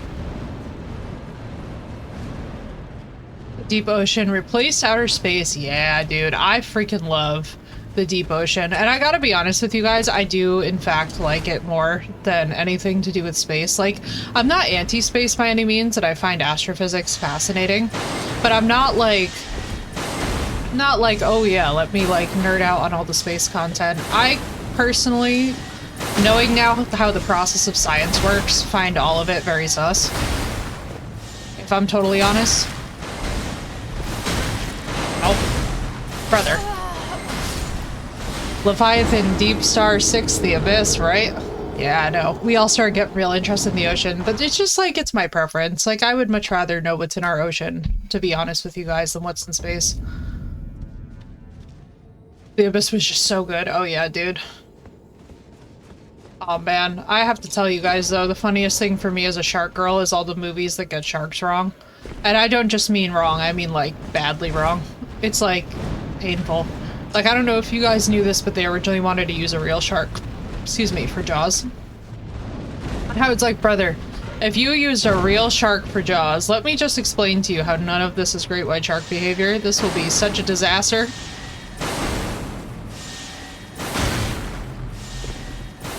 That's with space, but also love oceanography, right, Vocal? That's the thing, it's like, here's my thing. So I love astrophysics, but I find all of it so completely sus because now that I understand the process of how science works directly after being one, I'm just like, yeah, we give it like anything that's been established. So let me put it to you this way. Anything that in the last like 15 years has been infinitely more established than disproved, interested. But like, within reason. Like, would I ever want to live on Mars? Absolutely not. No interest whatsoever in space travel, no interest in going there myself, especially not in a touristy way because I feel like we don't respect life on the planet that we live on, let alone life on another planet. I just like wouldn't want depression watching us exploit space the way that we've exploited the world. What's up, Phoenix? Enjoy, dude. Have a good lurk, have a good sleep. Most difficult movies to make ever, yeah. Oh yeah. And that's the thing, like, I've never seen Star Wars, I've never seen Star Trek. I'm sure, like, if I had grown up on those things, that would be where I was at. But my parents raised me on Free Willy, and then it was so funny when they were, like, surprised by the fact that I'm a very passionate conservationist and nature advocate, and I was like, guys, you raised me on Free Willy, what the fuck were you expecting? I was like, please. I was like, stop making a joke of me. I was like, y'all knew exactly who you were raising. Bad shark movies like Deep Blue Sea. I know, wasn't it painful? And it makes you so angry because, like, as a passionate great white shark girl, there is no species that gets more abuse from Hollywood media. Like, I don't know what it is with great white sharks that people want to see them as these nasty things. And I'm like, you could not be in the water with a better shark if you're in the water with one. Just being honest with y'all. Like, if you're in the water and you see a great white shark, you have got such a better survival rate than if you are not. Like, if you see a bull shark, you should be fucking nervous. But if you see a great white shark, they are shy and they are not into you. They're probably going to take one look at you and yeet the whole thing around and disappear. Is wolves, right, Zook? TV movies are so important. They really are vocal, and that's why too I'm such a passionate advocate. So like we just had the baby shower that I had to miss right last week of my friends. I made sure to get her son to be a book that's all actually about the process of caterpillars metamorphosizing into butterflies, because it's really, first of all, the art in it is beautiful, but second because I'm like, it's important to foster an interest in science and nature early if you want to see that in your children. And I was like, you know, it's not just a story that's good for little girls or anything. It's not like a gendered topic to be interested in the process of entomology and science. Thank you for the follow, dude. Welcome in. Great white shark off the coast of Australia that's messing with divers. It makes me really happy, Warlock. I freaking love it. I freaking love it. See, this is the thing too. Like, so I don't know how many of you guys have ever read the book The Devil's Teeth. If you have not, you really should. Very worth your read. It's one of my favorite books ever by Susan Casey, and it talks about her real experiences actually hanging out with great white shark researchers. And I think that there's nothing better to understand these animals by than actually getting to spend time with the people who pour their heart and soul into studying them. Because honestly, you guys, like when I tell you that great white shark researchers are some of my favorite people, they're just insane. Like all of us are just insane. In the best way possible. It's easily bruised, yeah. Oh, easily-ish. And I think that the sad thing is, right, so between wolves, and by the way, Zook, are we ever going to talk about how people think that wolves are the size of huskies? And I'm like, brother. I'm like, you could not be wronger. Wolves are freaking gigantic. Taps him with its fin and swims away while the diver panics. Has been doing it for about 2 years now. I love it, Warlock. It makes me so happy. I just honestly, I abandon here my love.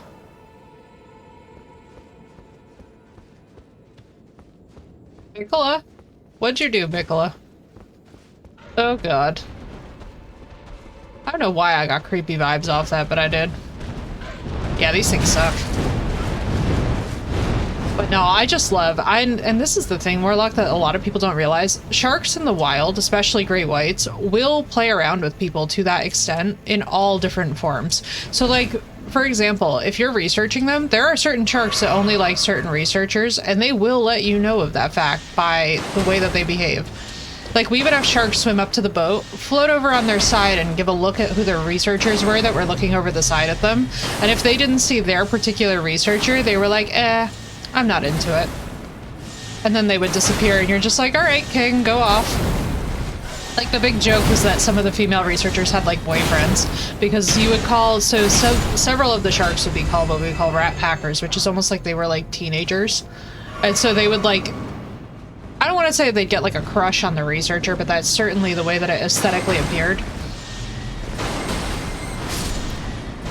Aren't they, Savannah? Oh, I'm so glad to find another shark person.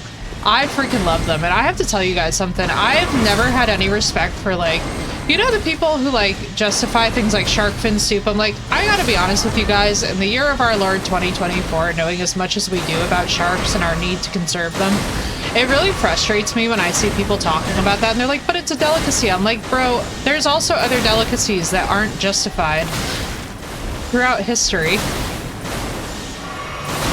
I'm like, maybe let's not. Like, I love sharks. I don't want to see any of them getting murked over some soup, thanks. And by the way, if you're from a culture where that's popular, I'm not saying that there's something wrong with y'all. I'm saying that there's certain customs that are in poor taste that we should let die.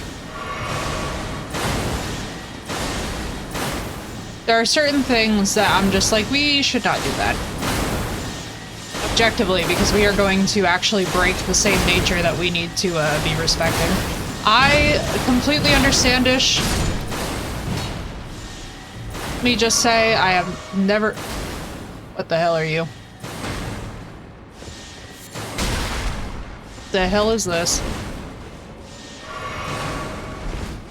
And we run and dig them all up. I will never eat bugs personally. That is definitely not a me thing.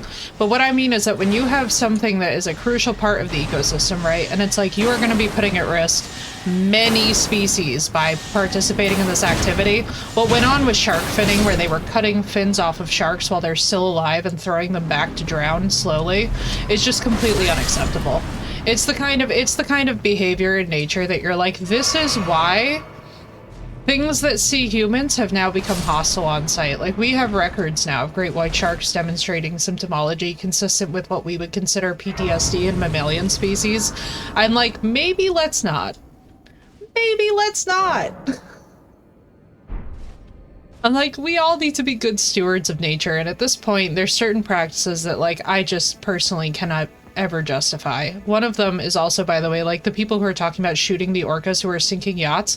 I'm like, maybe we should have thought about this when we were plucking orca babies out of the wild, basically kidnapping them from their pods, knowing how intelligent that these creatures are, and then stuck them into these horrific conditions. It's like, dude, you can't expect things in nature not to eventually take note of the fact that humans are behaving like we are a virus. Like, of course they want to exterminate us. What in its right mind wouldn't, with the way that we behave towards all of the natural world?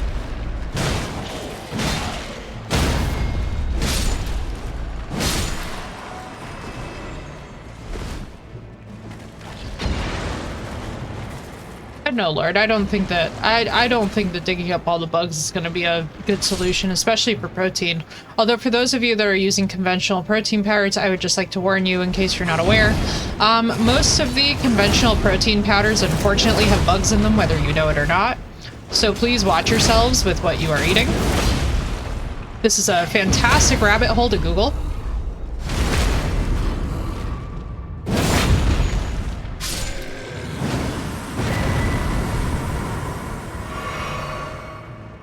Yeah, it's definitely mealworms. Yeah, dude, it's very...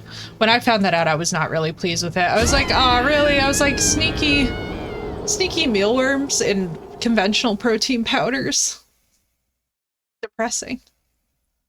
That's not consent. Like, for me, if I'm gonna try out a delicacy, right, I want to consent to knowing that I'm trying out the delicacy. The incantation, yeah, dude, it looks gorgeous. I love, whenever we see, like, the glowy enemies, I always think that this looks gorgeous. There's a mod, by the way, that lets you use any enemy that you beat as a summon, like an Ash. And I was thinking to myself, man, I cannot wait until we get to the point where we're actually playing around with mods like that, because we are going to have so much fun using Godfrey for everything. I'm just going to throw Godfrey at the world. I'm just going to be like, do we have a problem? Godfrey, please go fix it for us. Also, for those of you wondering, yes, I struggled immensely in Crash Bandicoot as a kid. You can probably tell from how many gravity deaths that we're slowly accruing.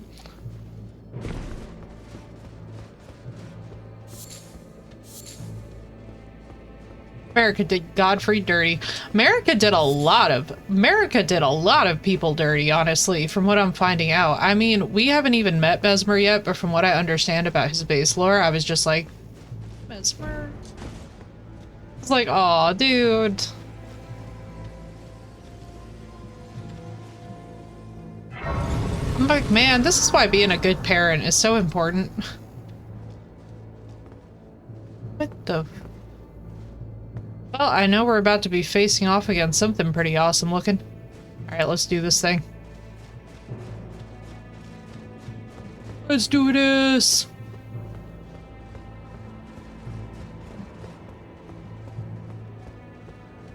I'm a Disney princess now. No, but for real. I feel like one around my local area.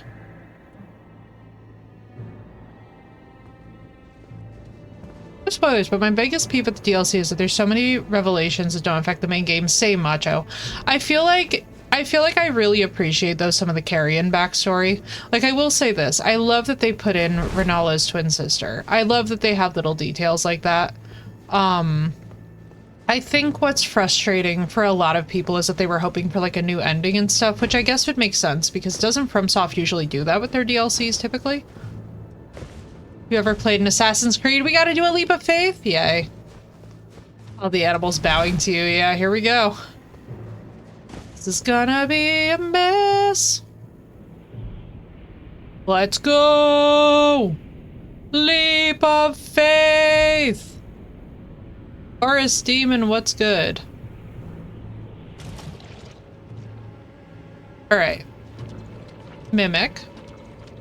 Please let me use a mimic for this fight, thank you.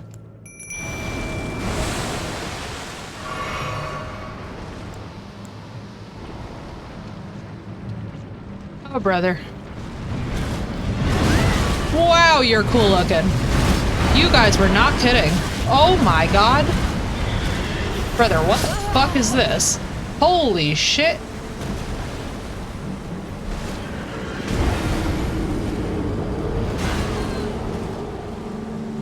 Alright, hang on. We're slurping the coffee. Brandon, it's so good to see you. Happy Sunday. Hope it's going well.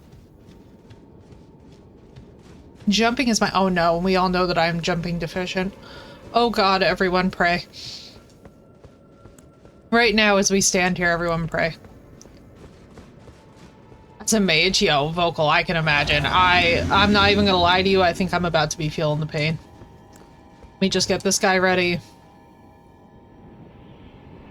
Can you imagine if I, like, slightly rolled off wrong and just smacked one of these cliff edges? Thank you, Lord.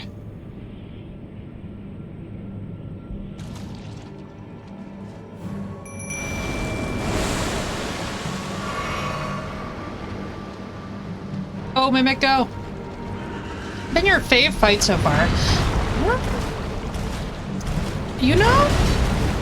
Probably actually Renala's twin sister. You know, not Asti, one of our viewers was mentioning that this is one of their favorite fights. I love, first of all, so I adore Renala as a character, and now getting to meet her twin sister was just an awesome feeling overall. Bro, what the fuck is this? Okay. This is a mess. Not at the moment, Lord. Nobody has. This boss was tough for me. Yeah, this is gonna be frustrating. Maybe she has and maybe she hasn't. Alright. Okay, wait, I'm excited. Also, just so that you guys know, we're gonna give this one a couple of tries, but I definitely do not think that I understand the strat here well enough to be able to make any progress in this one. I can't tell if I need to learn moves, if I need to pray. What I'm doing precisely wrong, but I feel like I'm missing something. If I have Holy Grease, yeah. I think I do? I mean, I can also just make the anchor do holy damage. I'm just like a bit wary about how many times to try this one before we're like, okay, like let's move on for now, level up a bit, and then we'll get there eventually. I'm assuming that this part of the preparation is where I'm fucking up. But like, he's gonna come off of the bowl. Yeah, we got a hit in! If we could just like stay on. I'm assuming pillars? Pillar for the win?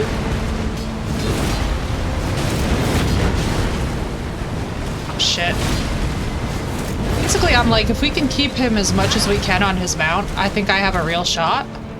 But if he gets off, we're screwed. Like now. Like this, right here. I mean, he's gonna be through the Mimic in moments. Actually, no, Mimic's holding her own. Either holy or lightning, but definitely holy. Like, anything blessed against a ghost is probably safe. I can't believe he's almost at half. Go, Mimic, go. It's the fact that we both just tried to do the same exact Ash of War for me. What the fuck is this? Oh yeah, jumping is our friend, alright. Now this I don't understand because I actually have magic damage, like, basically negated. Archer! What's up, dude? What's his poise damage looking like?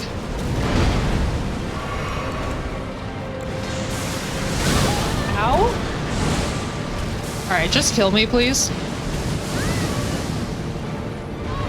Because this is actually unhinged. What's up, Archer? Popping in to say hi. It's so good to see you, dude. Get away from me. No, no, no. Oh, no, no, no. No, no, no, no, no. No, no, no. No. No. Damn it. Stupid pony. I was like, no, no, no. No, no, no. Rune arc. No, no, no. And I just didn't. Nah. He was doing frost. You know what I hate is that they're the same color. That just feels so...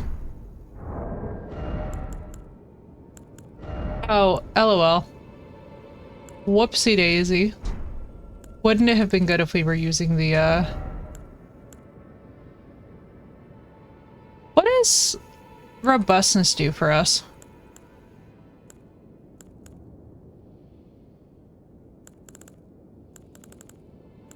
Is there anything that's like anti-frost? Probably. Probably later in the game.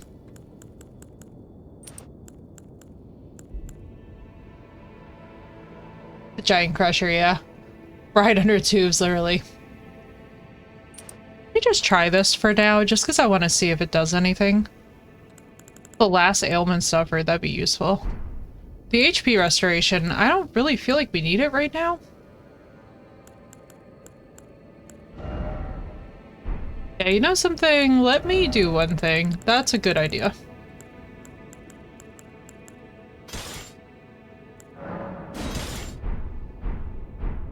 What's his resistance to frost and bleed? Okay, hang on. Frost and bleed, that's gorgeous.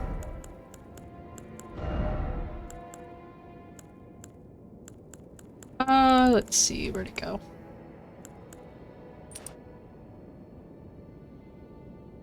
I'm scaling and you can both proc frostbite, but one is different than the other, and I have no idea how to tell the difference. I mean, let's find out. You know, what's the worst case scenario is like we find out that we like one more than the other. Like, let's go in there with our poise. The Poise Master 15,000. If you know, you know. Yes, I know we should save our bubble tier, but it's... I feel like we actually do need it here. Whee! Giant Tama, let's go! As much as I love my anchor, I feel like this just absolutely destroys their poise. And right now, we definitely need that. This guy is not getting stunned.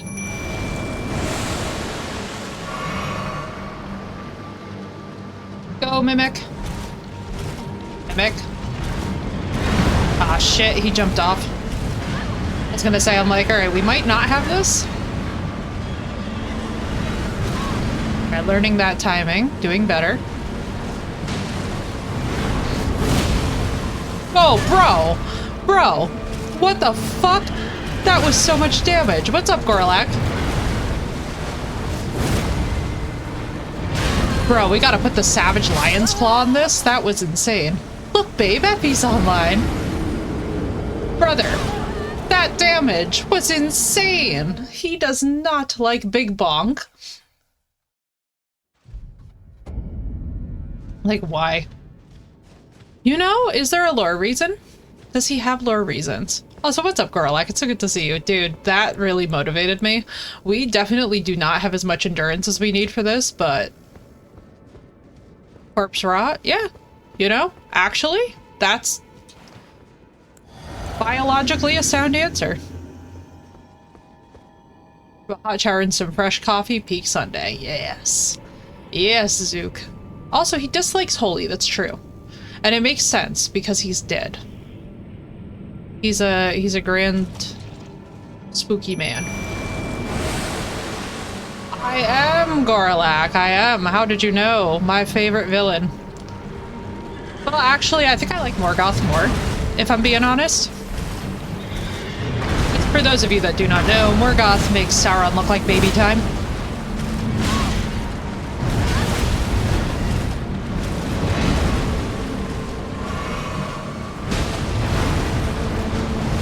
Let's be aggro! What the fuck? How'd I miss you by an inch? Morgoth from Tolkien's lore. No! Fuck me, that timing, bro. Rather, we're gonna stick Holy onto this thing, and he's just gonna get destroyed. Morgoth. Favorite. Gorlak's like, I love this boss. Everyone is like, this is the worst suffering of my life. That's how you know, you know? That's how you know.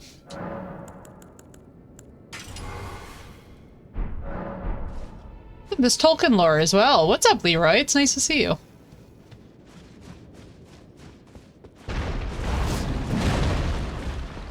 I'm gonna just toss it on my Ash of War and see if it does anything. Brother, please, two-hand the thing. Thank you. Tougher than the final DLC boss for me because of the bleed immunity? Yeah, dude. Yeah, Tolkien ended him, right? What's up, Leroy? It is a pleasure to see you. I hope that your weekend is going well and starting well. Or ending well. It's Sunday. I don't know what your time zone is, so depending, it could even be Monday. I hope you're well. That was the most messy greeting I have done all stream, but this boss just like... So I'm super overexcited because we have a weapon that actually bonks him properly. I'm super depressed because the timing on this guy is an abysmal mess. I understand, Zook.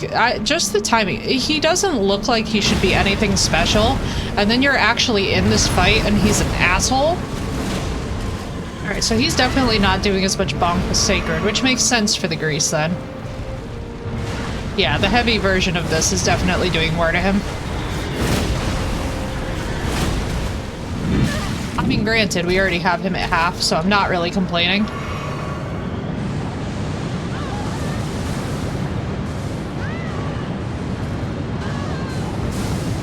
Alright, you are absolutely right on that one, Morlock.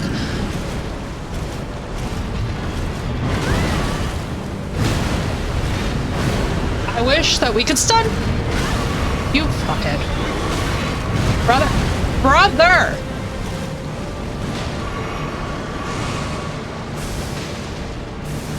Bro, sometimes I really just want to, like, while out, and then I'm just like, no. We're actually doing so decently on this. Had to strategize? Yeah, dude. He's awesome, though.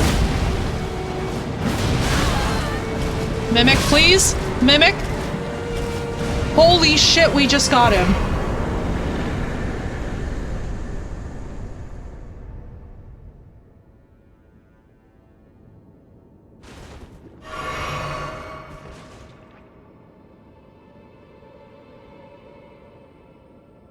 So if any of you need an endorsement to use the Giant Crusher, as Ish was saying, this is one of the best weapons in the game, and yeah, right, hi. The armor's only here to look cool. Let's be honest, guys, it's a Soulsborne. Why, thank you, guys. Well, thank you. I was like, hot damn. That was insane. We're gonna do an awful lot if we're gonna continue...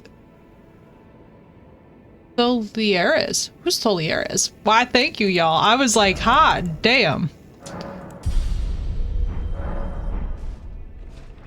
Took like 4 or 5 hits. Bonk is life. Yo, Bonk is everything. Bonk and Mimic Tier for the win. I am never complaining about Bonk and Mimic Tier. I gotta be honest with y'all. God bless the level 1 players who went and did this with no upgrades. I salute you. Whoever did this without any of this, I salute you. Lore, lore, lore. I know, right? I'm like, oh, dude, this guy is probably sick. So wait, whose questline? The one that sells poisons. Oh, okay. Yeah, we're gonna get another level because then we'll be able to one-hand the Giant Crusher, and I'm really living for it. Fiolier. I love these names, dude. Also, are we gonna talk about how top tier the voice acting is? Also, if somebody would like the honor of doing exclamation boss, one person, please. Not all of us, but, you know. Yeah, guess what? We can officially one-hand. Oh, baby. I'm not one-handing it. There we go. Oh, it feels good. I feel good.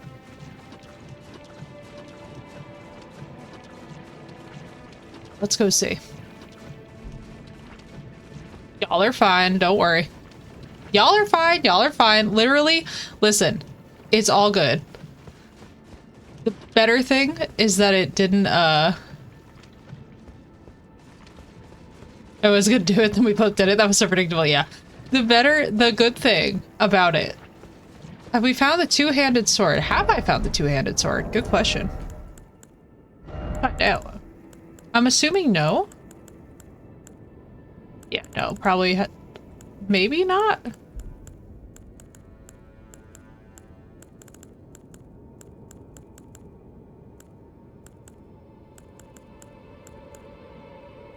Lana's cameo. This is cute.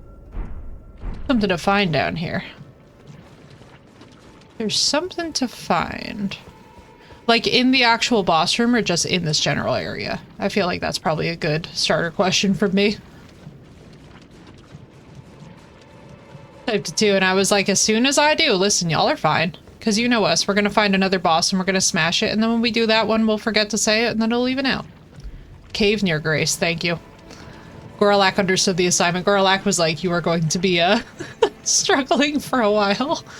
You guys know me, I'll be smacking every wall of this boss chamber like, I know you're hiding something. Curse you! We were saying earlier that that's what all my ex-boyfriends sound like when they're outside my house. I'm like, I know, I'm sorry. It's hard being the one that has the, personal life that's only there for comedic value, but somebody's got to do it. Dick like Bale. Exactly. That's exactly it. Hey. Ooh.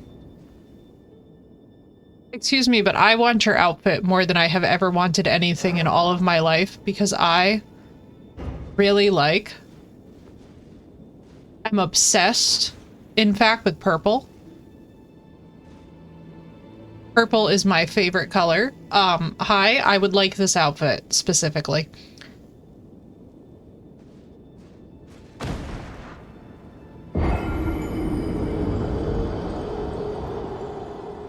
Well, she gave me the ultimate sleep that I was asking for.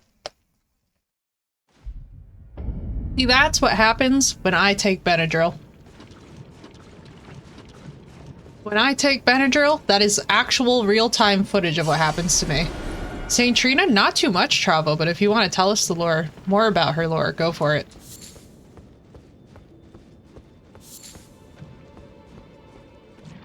How do I get her outfit? Okay, talk to Tholier before drinking anymore. See, that is actually me on Benadryl. That's how fast I go down. I just am immediately like, gone. In the most blissful of sleeps. For those of you that do not know, me and the Benadryl hat man, we get along real well. That is honestly my, like, if I'm having a terrible day, I am like, brother, we're about to go see the hat man. Wait, whoa, wait. Did I just see what I think I just saw? He says like 4 words. Okay, let me do his quest first. Do one thing. Brother, what the fuck? A bleed? Me and the Mimic both doing bleed. Giant Crusher? Are you kidding? How many Lion Claws do you have? 3. 2 basic ones and then 1 savage one. Because I've been too lazy to duplicate the savage one.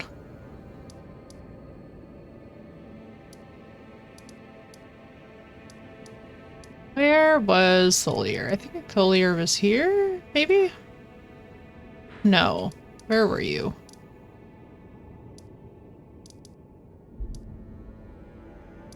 Not you.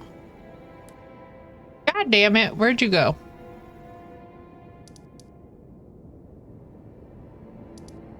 Tholier! There we are. It's like, hang on, let me talk to him. I keep the Lion Claw. Basically, Gorlak Ish told me one time about the Lion's Claw, and I was like, well, here we are, and now I just live here.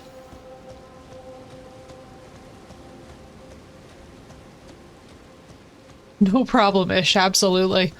Spooky places, people. Are you not affected? I'm feeling rather lost. Of St. Trina. Would kindly Mikola chasten me for falling for St. Trina, while knowing that she was the discarded half? For falling for her? Wait. I simply cannot help it. Wait. I would sacrifice everything just to gaze upon her one last time. Brother, this is the way I need a man to talk about me. This is exactly how a man needs to be. What are we doing here? Should move after this. You won't have to keep porting. So are we giving him the syrup? Or are we telling him where she is? I'm assuming that we're telling him where she is. This is exactly how I want a man to talk about me. This is the level of obsession that you need to date me. It's like, basically just like, I am on my knees on the front porch so that I can precisely go outside and be like, what the fuck are you doing? Is this all a plot to make a mockery of me? Oh heavens, what am I saying? You deserve mine. I will make the journey to the southern coast, as you said.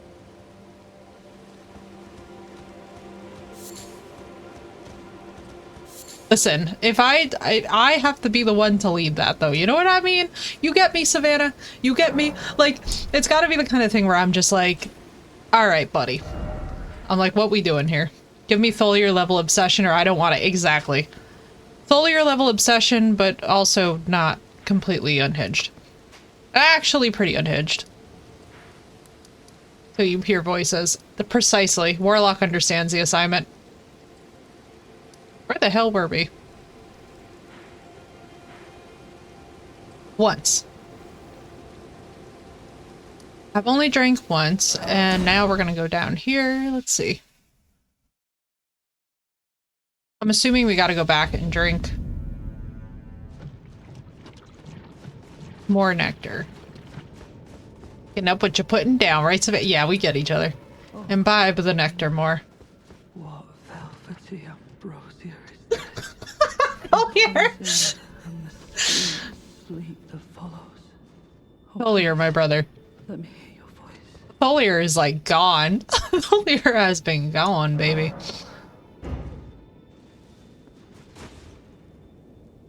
Listen, I will drink purple e-girl water any day. I might go on the record for saying this, but that was some fly shit. This is, I love me my Benadryl, you know? This is me and my Benadryl coma. We are one. Me and the Benadryl. There's lots of Hat Man energy happening. Elden Fent. Nappies, I know, right? Can never go wrong with a good nap, y'all. When you think that everybody else hates you, you need to take a nap. When you hate everybody else, you are hungry. Thank you. To think without I'm drifting off in the sea of soon. Let me be. Oh, he's dying? Oh, damn it! You mustn't. Centrina's poison. It must be me. I am God so that I may let me be.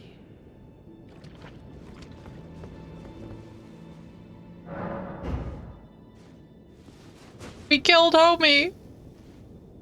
Bye, Tholier. I mean, in fairness, if I saw anyone with this much purple action happening... Listen! You would all do it too. Look at her hair. Look at this visage. I mean, she's just simply giving ethereal dream girl vibes. This is like the exact vibe I want in my life to embody, but just the gother version somehow. Like, if you mix a little black into that outfit, it would be the perfect outfit for me.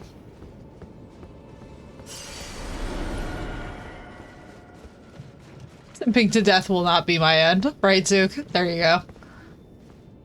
I am God so that I may let me be. Are we just getting super high? Is that what's happening here? Also, should these count as deaths? I don't think so, Warlock, because I'm... There's no section for Trina simping. Gotta start selling some nectar, too. I know, right? Damn, dude. Like, brother. This is the sleep aid that people are asking for. I don't think we'll count them as deaths, because I feel like counting them as deaths, because it's part of a quest line, would be a little weird. Maybe one of them?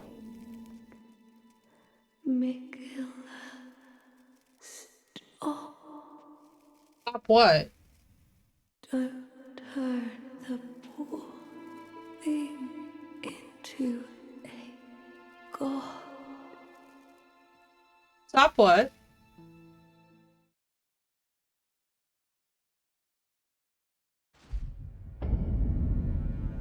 Excuse the fuck out of me?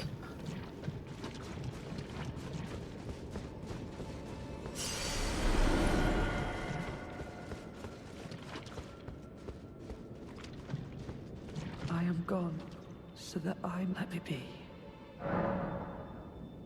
I'll thank you not to lie. I'm the only I can. Why would you hear? If you should utter these, I won't be helped. Please, I cannot believe, and I will never. By the way, for those of you that are wondering, so this was a misconception on streamer Twitter that was like going around for a while. I would like to clarify this for those of you that don't know. For those of you that have means and are like, I really want to subscribe to my favorite streamers individually. Stop. Full stop. Let me explain to you guys something, especially with the new sub price increases with Twitch. This is my responsibility, okay, as a content creator. When I first started, I used to be a viewer in other people's chats, and I thought that Turbo wouldn't support the streamer.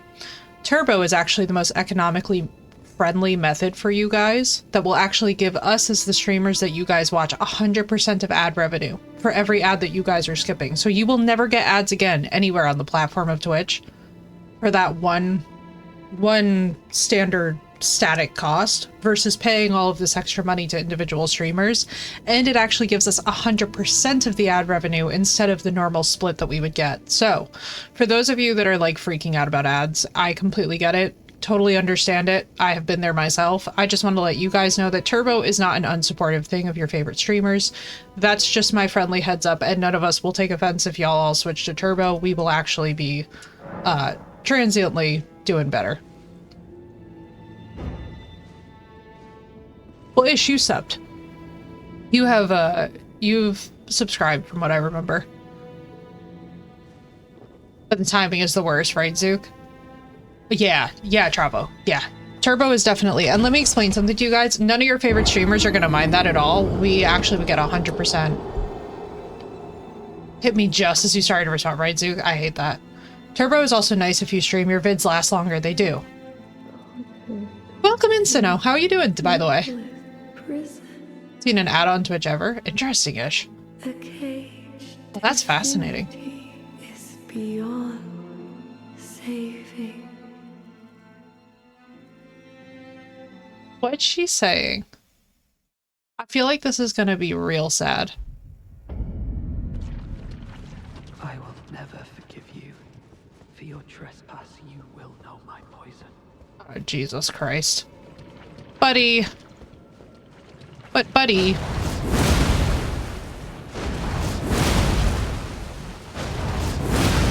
Sorry, Simpy. When I gotta do it, though, I gotta do it. Such strength for what? Page Divinity. Mikola's prison. Not your buddy, pal. Wide awake. I'm not sure how I'm running off 5 hours of sleep, but I got about 4K. Oh my god, Sino, I'm so excited for you, dude. Congratulations. People are obsessed with you. It eventually ends in bonk, but not in the way that they were hoping. I was no good to anyone. Beginning to end. Weak as a kitten, and thick as two planks. I suppose dying in disgrace is fitting, in a way. Foliar, I will not stand for this. Listen to me, you precious simp. You need to work on your self-worth by the time that we go through our next playthrough. I need to see better self-worth. You need to do some healing, brother. This is sad. Tell me, assuming you what did Even tell him? assuming you what did Happens when people are obsessed with you.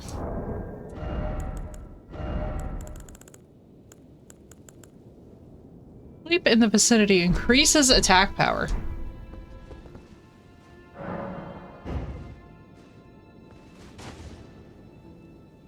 Got myself disgusted by his simp rape. Why, thank you, Zook. Listen, this is the deal. He needs to get better self-worth, because if you're gonna shit on yourself, right, while you worship another person, that's not going to make that person ever sit there and look at you as being anything worthy, because people like people who have self-worth. That is just a rule. You need to be your own biggest supporter, your own strongest supporter. You need to have the self-confidence to know when to walk away. Thank God we already beat Millennia, that's all I'm gonna say. Forgiveness. Restream was causing the audio issues I experienced on Friday. Not sure if you used it as your output. So no, I did not. Self-respect is paramount. Self-respect is everything, you guys. You guys need to literally, if somebody is giving you mixed signals, weird vibes, whatever, take it as a no. Love yourself first. Do not do what this is. Do not blindly idol worship like that. That's not, no. That will lead you to low self-worth. That will lead you to years of psychological issues and poor mental health. Please choose your mental health and your peace first. Tell me, assuming you... What did...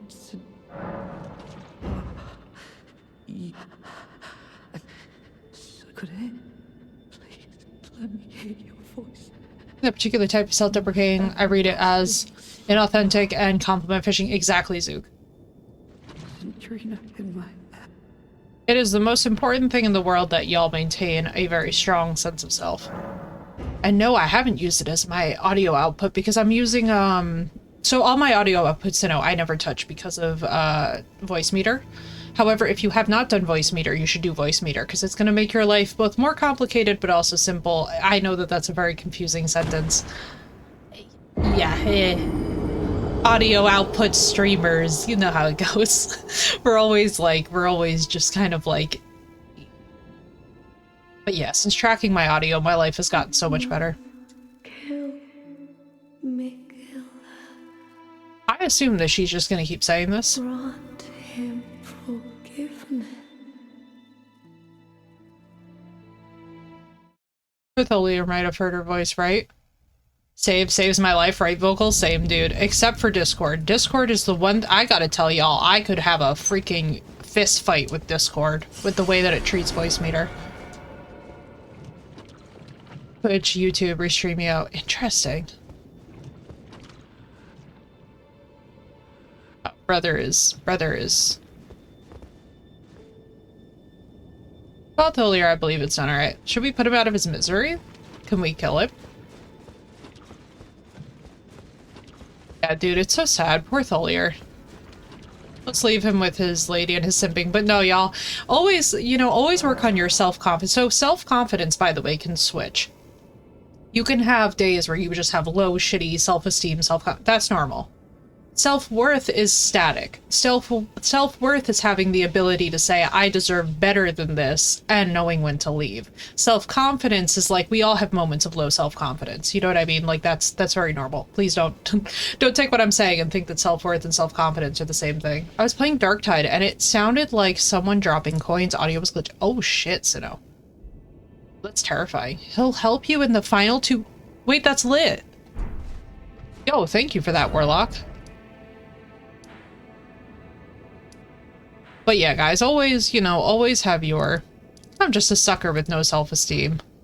I don't believe that ish for a minute. Listen, I think that most of you guys are probably fine, but I say it because I feel like there's a lot of people who, like, don't really go into this as much as maybe we should, but, like, it's very important to guard your self-worth above all else. I feel like that's song lyrics. It does feel like song lyrics, right, Zook? Either that or a movie quote. Those are my two go-tos. Alright, I think we've done everything that there is to do here. But because there's a lot of secrets in this DLC, sometimes you guys will see me go back and just make sure I didn't, like, miss a whole separate way. Yeah, song lyrics. Work on it is to write down 3 things good about yourself and put them in a mirror and go by the mirror. Yep. Yep, and also affirmations. So, like, you know how corny it feels to listen to affirmations? I'm not even kidding you guys when I tell you that weirdly it works. What's up, Johnny? It's good to see you. The Offspring, very nice.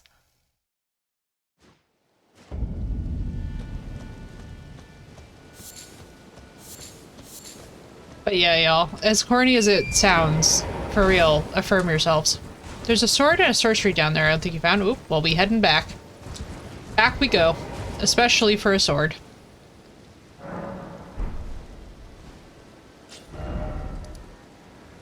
But he can't turn her away.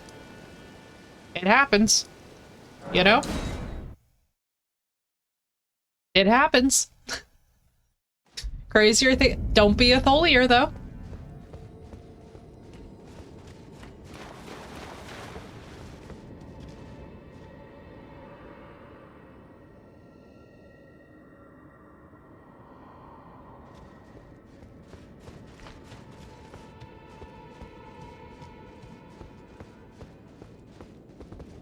By the way, thank you guys for pushing me to finish that quest line. That was actually very cool. I always love it when you get, like, surprise things for sticking it out in these games. Velvet Sword is down there. The Velvet Sword is down there. Question is where down there, right?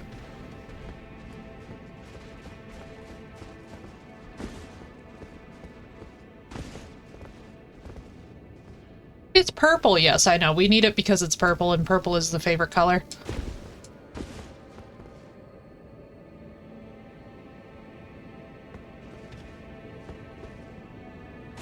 I don't recommend this. I don't really know what I'm doing right now. I'm kind of just... We're just freestyling. But yes, as Sinnoh said, mirror stuff is very helpful, affirmations are very helpful. Any relationship that you guys can develop with your own brain, for those of you who meditation is something viable, highly recommend. It very much helps you center yourself and find, like, a deep sense of peace at times in chaotic situations, but... And I say for those of you that it helps, because some of us with PTSD know this, we are not allowed to meditate all the time. Because it can cause rumination, which is so frustrating, because that's the opposite of what that's supposed to do. Yeah, Velvet Sword of St. Trina! Oh my god, dude, I guess, and we just found it. That was actually sick. Boundaries can make you very lonely, but they're worth it, yes. And honestly, boundaries that also, I will just say it this way, are not the Great Wall of China. Like, let me put it to you guys this way. Sometimes in your life, you'll have to set boundaries with people, and it needs to be the Great Wall of China. There's other times in your life where you could really settle for Hadrian's Wall.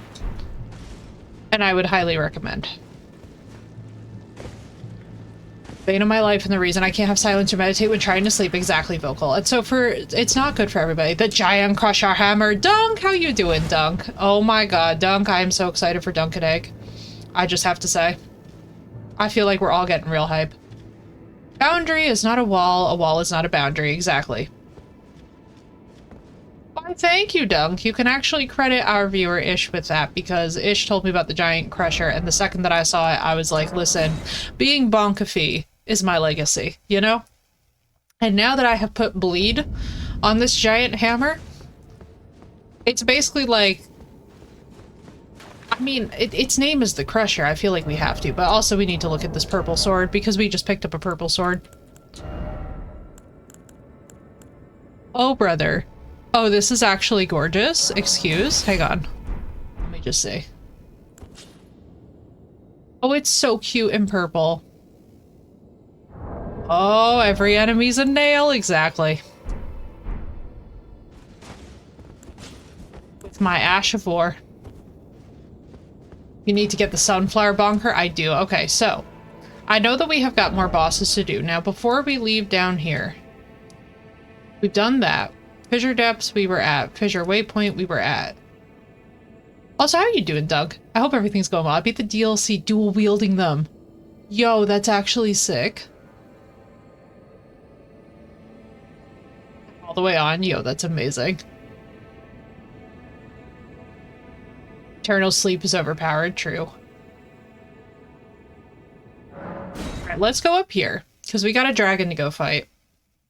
I don't know if we'll be able to actually fight the dragon, but we're gonna try. Dude, I absolutely love... I gotta tell you, Dunk, I am so freaking motivated about this DLC. I just love the work that they put into this. I don't think I have been this obsessed with a DLC in a while. This is like... This is giving me the same kind of vibes that, like, I got from Blood and Wine and Hearts of Stone from The Witcher 3, for those of you guys that know. Dragon immune to bleed, I would swap to Holy, yeah. Good idea. Thank you. Especially, too, because for the Mimic's sake. Also, the Mimic, I have to tell you guys, the Mimic with dual bleed is gonna be stupid. How did the Romana decide where to place the Romans? Oh my god, I can read today. It's fine. Second coffee's only halfway through. Time to place Hadrian's Wall. Oh boy. Sunflower was fun, but it wasn't blown away by any of the other hefty bonks. Nothing scaled near as well as the giant hammer. Mega Katana? Yeah. I have heard that about Mega Katana. Let's see.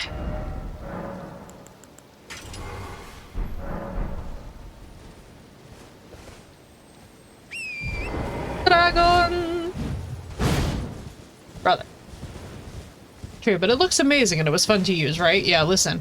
I feel like so much of these games, and what it really boils down to, is like as much as sometimes the smack is satisfying, it's also about the appearances. You know what I mean? Like if you, so for example, we're using the Dark Lord Sauron armor. We should not be using this armor at all, Doug. We really shouldn't, but it's Sauron. How could you not, you know?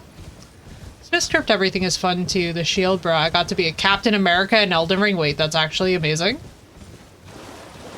I feel like that's the most important thing, is just that y'all have fun with it. You know what I mean?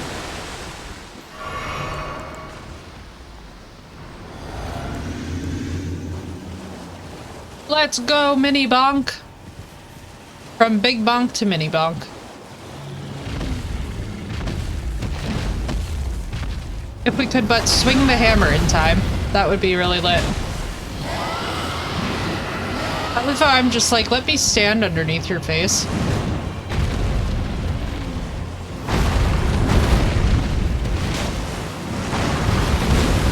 Oh, but our damage though.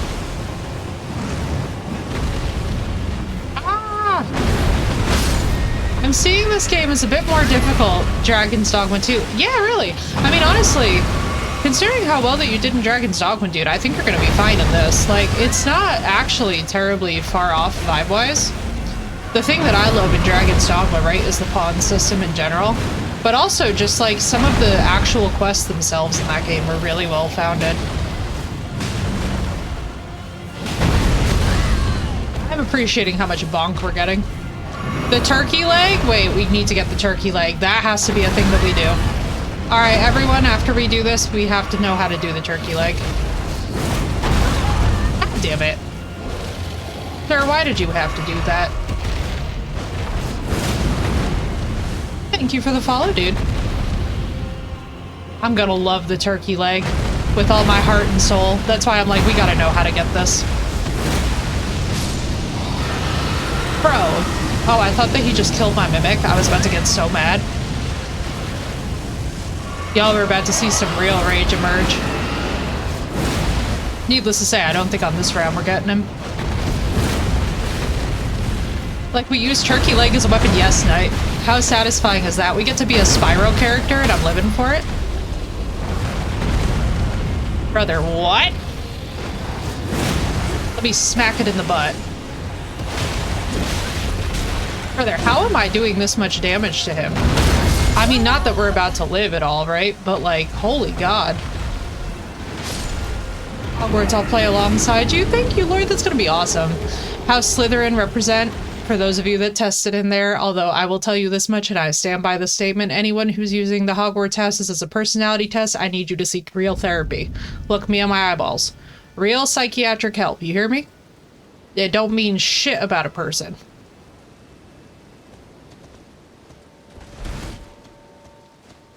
I'm not sure if we're going to. We're gonna see. We're gonna see. I'm not gonna house Horn Serpent here. Very nice. I'm not sure as of yet. We're gonna see. I'm not gonna say that we're committing to doing all 4 houses, an all 4 house run. We will do the ones that we're super interested in and the houses that we like. But I don't know if we're gonna invest that kind of time into doing all 4.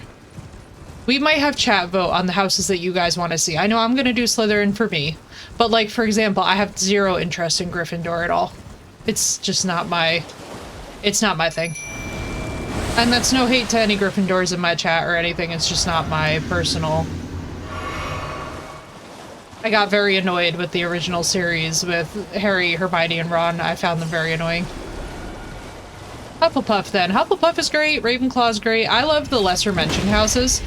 The reason why I was so happy to test into House Slytherin, for those of you that don't know, is because when I first took the Hogwarts test, I got Ravenclaw with a rat Patronus, which was very fitting, right? Because I was in science. So it was like, oh, cool. The scientist has gotten one of her lab rats, it's a Patronus. But as I got older, and I actually left science altogether, I have tested now into Slytherin with a hyena Patronus, and I was like, man, and that's what Boundaries does. But I laugh very actively at people who use the Hogwarts house as like some kind of a personality test, and that's when I tell people it's time to seek psychiatric help. because shit don't mean anything about a person beyond what they were willing to fill out in an online forum. That, by the way, is very, poorly made. Like, the reason that I tested into so I did the test 7 times for statistical accuracy. And the only thing that separated me from getting my usual Ravenclaw to test into Slytherin was literally the bullshit of picking that I would rather get a single book, which all of you know I'm a book girl.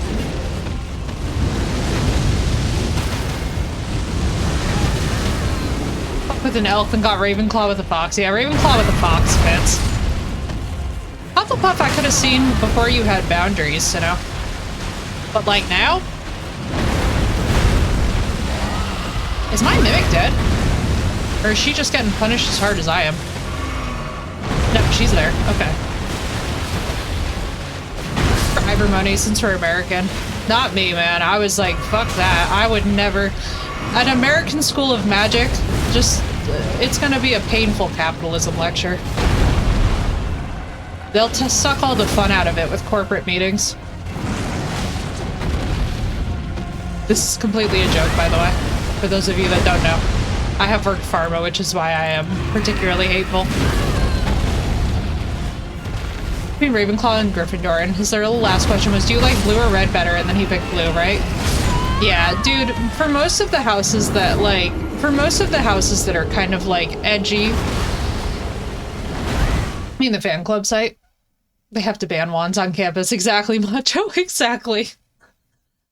Yep, you took the joke right in the right direction. It's, like, kind of painful. That's why I was like, yep. Yep. But no, I would not do Ivermoney. I don't care about any of that shit. I'll be honest with you guys. Everything that J.K. Rowling espouses, I disagree with so adamantly, it's not even fucking funny. When I tell you that I would drop kick that woman, and now this is a woman who I have a signed book from, alright, when I was a kid, got to meet because of my dad's job, like, I've been in touch with this person kind of stuff. I would drop kick her across a field for the crap that she spouts. I think she is one of the most hateful, shitty people. And it's such a shame that she is the author of this series, and I'm so glad that so many people have gotten an enjoyment out of her works. But by all means, you know, what the actual fuck is wrong with J.K. Rowling? We need to really hold authors to higher standards. So everything that franchise has done beyond the original movies and beyond the original books, I have zero interest in. Fantastic Beasts was meh, I guess. But it feels like it's them trying to recapture it just so that they can make a little extra money. And I'm just like, oh, cut the crap. I'm like, you know, not everything has to be like a massive corporate BS. You could have just let us enjoy our original series.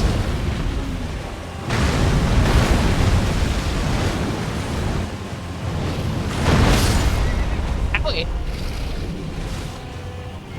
He hurts, ladies and gentlemen, but in fairness, this would be the dragon that I would want on House of the Dragon, is the undead one. Although, I did have to laugh. Wait, Dunk, did you see any of the House of the Dragon cast interviews? Because they were asking about dragon colors, and remember how I was saying I would really want a white dragon? Somebody brought up how cool that would be, and I was like, yeah! Also, everyone wanting to save Helena made me happy. Korea was wonderful. The world issue apparently is what... Yeah, yo, literally insane person, and it's so sad. And it's kind of one of those things where you're just like, man... So many people were rooting for her too. It's like, that's the real bummer of it, is that even just from an author's perspective, her story about writing the books and whatnot is really cool. And so much of that now I just feel like she lied about. Agreed, Harley, but I also can't stand the like super obsessive way that people talk about the houses. And I mean, I've heard some really crazy crap. Like, people using that as their whole metric about whether or not they'll date someone, and I'm like, bro, how old are you that you're choosing to date someone based off of their Hogwarts house or not? Please grow the fuck up. It's like, bro, please seek counseling, get help.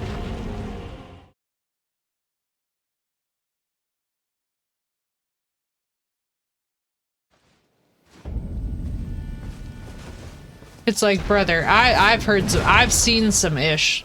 I really have. Wait, you're a Slytherin on Fall. I know. And here's the funniest part about it, Leroy, is like I'm the most Ravenclaw. Like Sinnoh can tell you because I read. When I tell you guys that my currently reading list, I read 4 books at the same time. There is never a piece of information I do not uncover the origin of. I'm the most Ravenclaw. I'm into the whole spiritual side. Professor Trollin. The Professor Trollany is like my spirit animal. All right, listen, she's literally just an older version of me. I completely am as a Ravenclaw as it can get. The only difference is that I got boundaries, so I was like, oh, I won't be treated this way, and that's what placed me into Slytherin. I was like, well, if that's what separates Ravenclaws and Slytherins, then great. I'm very proud to be a Slytherin. Best fanfics I read has Harry and Slytherin with Neville, Susan Bones, Hermione, and even Dudley. Oh, and Luna, yeah. I think for the most part, one of the weirder things is that, like, everybody just equates Slytherin with narcissism because of Malfoy, and I'm like, bro, this is not... I'm like, guys, just because you're ambitious doesn't mean you're fucking evil. I'm like, this is along the same lines as people who look at, like, some of, like, women in business and CEOs and are like, oh, she's gotta be a bitch because she's a CEO. I'm like, do you even know how that works?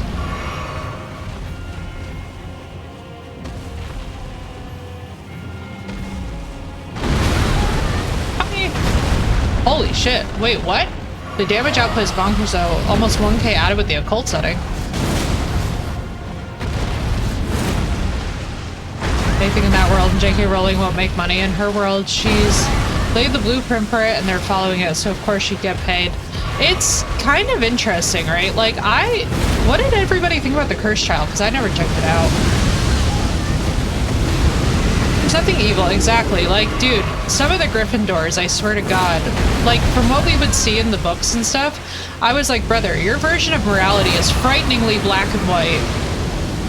And I do not like people with very black and white morality. That has always bothered me, especially as an autistic person. I'm like, do you not see where this could lead to, like, all kinds of justification of oppression and other things that are very dangerous in our society? Yeah, he literally was. Thank you, Harley, yes. Careless shame could hit the ceiling. It's always annoyed me that people burn into a cardboard cutout, right? Yeah. It always bothers me. I think that for me, the biggest and most humbling thing is, like, when you start to realize that, like, a lot of the people, unfortunately, who still go by those categories, too, are very black and white thinkers, but not in the way that we see a lot with, like, not in the way that we see with, like, neurodivergence so much. It's just, like, they don't really pick options that allow them to grow, even in their, like, reading material and crap. It just disturbs me a bit. I'm like, guys... living is a constant process of evolving. I'm like, trust me, if you never question authority, you're gonna have a really weird life. Or at least a very hollow one. And that was kind of what got me, as we got even towards the ends of the movies, I was like, wow, Harry, I guess you're just vibing with all this, Harry? I guess you're just chilling about the fact that you've been lied to since childhood? It was the coochie smack for me that really just did that. I love how they didn't even bother to name this dragon. Like, I'm sorry. Put some respect on his name, please. Hers? Theirs? We don't know. Characters in the books from the House of Gryffindor. Only Secretary. Yeah, that was kind of where I came from with it, where I was like, personally, I always find that kind of morality very boring. Where it's like, you know, if we're just gonna assume that a professor's evil because they're a bit bitchy, then, like, I'll be honest with you, I would be one of the most evil characters in that universe. Someone like Bellatrix was very obviously unhinged, but it's also like just the lack of, at times, context clues that people used around the situations in which these folks were raised was like, I don't know, it's interesting. Like, as an adult, reading Harry Potter is such a different experience than being a kid reading Harry Potter. Crash, they're secretive. I think the biggest thing is, Harley, is that it can really go either way. There is no general template, right, for how everyone's gonna come out. Ron should have been Hufflepuff for his love for food. See, I don't even think it boils down to stuff like that. You know who was the most Ravenclaw ever was Hermione. based upon the tenets that we're supposed to espouse of Ravenclaw. That's where I think one of the biggest things, right, is like the fact that they all had the same common room was partially for the convenience of the plot, but I think it actually would have been a much more interesting story if the main three were actually in different houses. Like, how much more interesting would it have been if both Harry and Malfoy were both in Slytherin, and it was kind of showing us the dimensionality of the houses and how, like, people can go in different... Even the most vile of characters seem softer. Oh, yeah. Well, it's like villains, right? Everybody's mad at the villain until the villain has a very good point.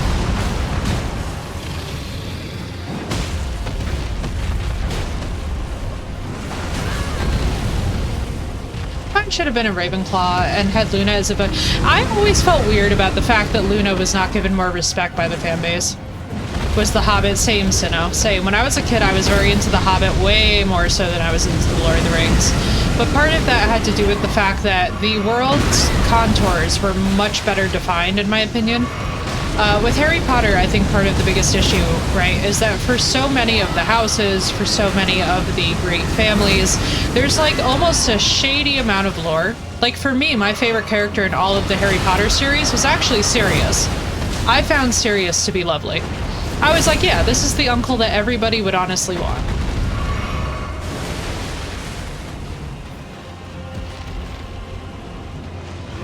Not always. It got pretty dark there, Lord, with the Horcruxes. I'm just gonna say, we saw definitely, like, big sides of insecurity later in the series that, like, we were meant to see as kind of like a, hey, we've had it very happy-go-lucky for a while. But here's the truth of being a teenager, kind of facing this much death, is like you start to really see yourself and your friends and your circumstances differently. Ask while watching playing Tsumeme, who's really the bad guy here? Yeah, right, dude? And especially, too, I think the saddest thing is, like, for example, when I was watching House of the Dragon and somebody was commenting about Aemond, right? Now, Aemond is making a lot of decisions that, yes, they're really kind of designing him to be this almost, like, classic serial killer sort of style. But when you read between the lines of what Aemond has been through in his life, a lot of his behavior makes sense from the lens that it's like, bro, this was not a person even allowed to be a child. This was like the only capable adult in his whole family. Luna! Yeah, Zook. Luna's the one that we're talking about who deserved better. She just deserved more airtime. Like, her father, that entire debacle. I was like, man, instead of expanding into their kids, I would love it so much if they would go back and, like, show us, like, Luna's mom and dad and how they got together. And what she was like. Look, I would have loved to get to see Luna with her mom. Yeah, bye, dragon.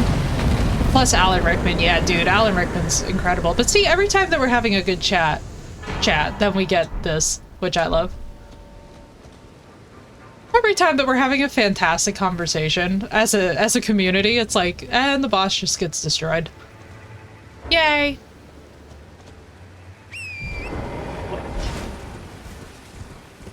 But yeah, I don't know. I feel like, thank you guys. I feel like for a lot of the Harry Potter fan base, and I will say this, I don't want to sit here and be like, Harry Potter fans are immature, because they're really not immature people. I think one of the issues is that when we have childhood nostalgia about a thing, because even some people with Tolkien, don't get me wrong, there's some people who have some very, like, you look at them and you're like, brother, what book were you reading? Off of the Views. Sir Dunk, my first try. 18th try later. It's not that certain fan bases are more immature than others. I think one of the issues is that when the author goes in the direction that she's gone in, she doesn't encourage people to start using the text and critically thinking based off of what they've read so far. You know what I mean? I think that's more my critique of it, and thank you guys. It's always first try, even if it's 1K attempts, right? Yo. For real. Where's that lie? Don't worry, when we get to the final boss, that's gonna be that story. It's just gonna be us on repeat for probably like 3 days straight, and me just being like, and we've died again. In increasingly casual tones.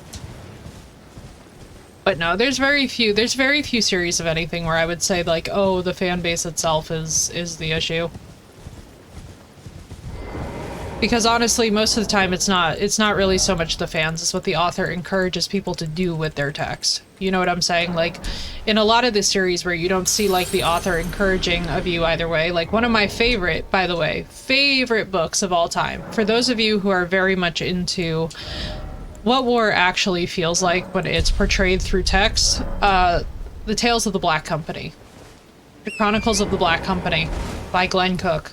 Phenomenal, written by a Vietnam War veteran, actually properly captures the atmosphere of battle in a fantasy universe. Incredibly, incredibly excellent character building. Very much like a case where you really have to, like, read into the text to fully understand the characters. I just love it. That is definitely a series that really needs more love. And right there is an author, right, who gives you just enough gray area where you can dive into it a lot. If you're a real bonk chomp, you could do last 11th chapter, 3 glorious staggers in less than 40 minutes. Yo! With the staggers, though. Amazing. Doing well, Hugs. How about you? Doesn't always have to be 100. True. True. In fairness, I agree with that, Dunk. That's part of why I like Bonk, is because I love the stagger potential. Have I found Prospect Town? I don't think so, but y'all feel free to lead me there. It's good to see you, Hugs. I hope that everything is going well for you this weekend. I gotta tell you guys, I love the weekend sessions. I feel like it's so nice to, like, wake up together and just smash through some Elden Ring. Because, like, don't get me wrong, I love the weekday sessions too, but it's like, it's such a different vibe when it's like 5:30 at night versus, like, us chilling first thing in the morning.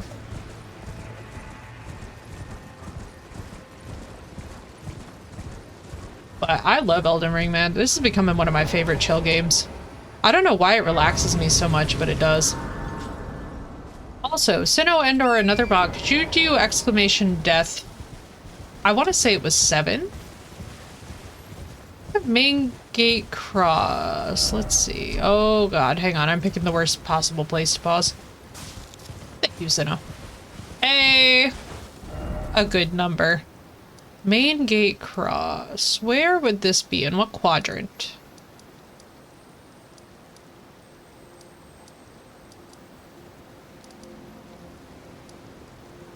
Castle front. Main gate cross. You mean the castle? No. Main gate, main gate, main gate. Hyped to catch you live, Philly! It's so good to see you, girl. How you doing? Oh my god, guys, this is like one of the funniest things ever, but have you ever reconnected with somebody from your past and it turns out that you guys have like a perfectly interlocking like life story where like your crazy life twists and paths led you back to somebody that you have not seen in more than a decade? Because that's what just happened for me and Felly. It's so good to see you, my friend. I hope your weekend's going well. Welcome in. South of the main gate cross by Bellarat. Let's see. Alright. Oh, challenge mode. What is Bellarat? You would think I would remember, but no. As we all know, I am directionally challenged. Bonnie. From over 2 decades. Literally, it's exactly what just happened to us. It really did. I just have been working on the resources. Oh my god. Belle, it's looking so good. It's looking so good. The gray seams are in list forms if you... Thank you. Oh my...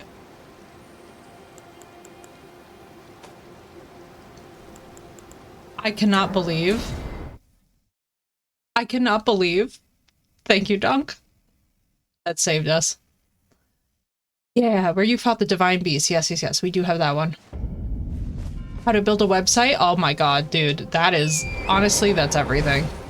I am so excited for you, dude. This is gonna be huge. I don't feel it, kind Mikkel, but together. Together. I don't... Our mother, she did not... We are her children. What should we do? God bless you, Dunk. Must 2 we full be playthroughs, that's a lot. sad forever? Yeah, we literally... So we literally... Oh no. I'm supposed to give advice. I'm supposed to give advice to this character. Ooh. This is toxic. That is... out of all the options. What do we tell him, chat?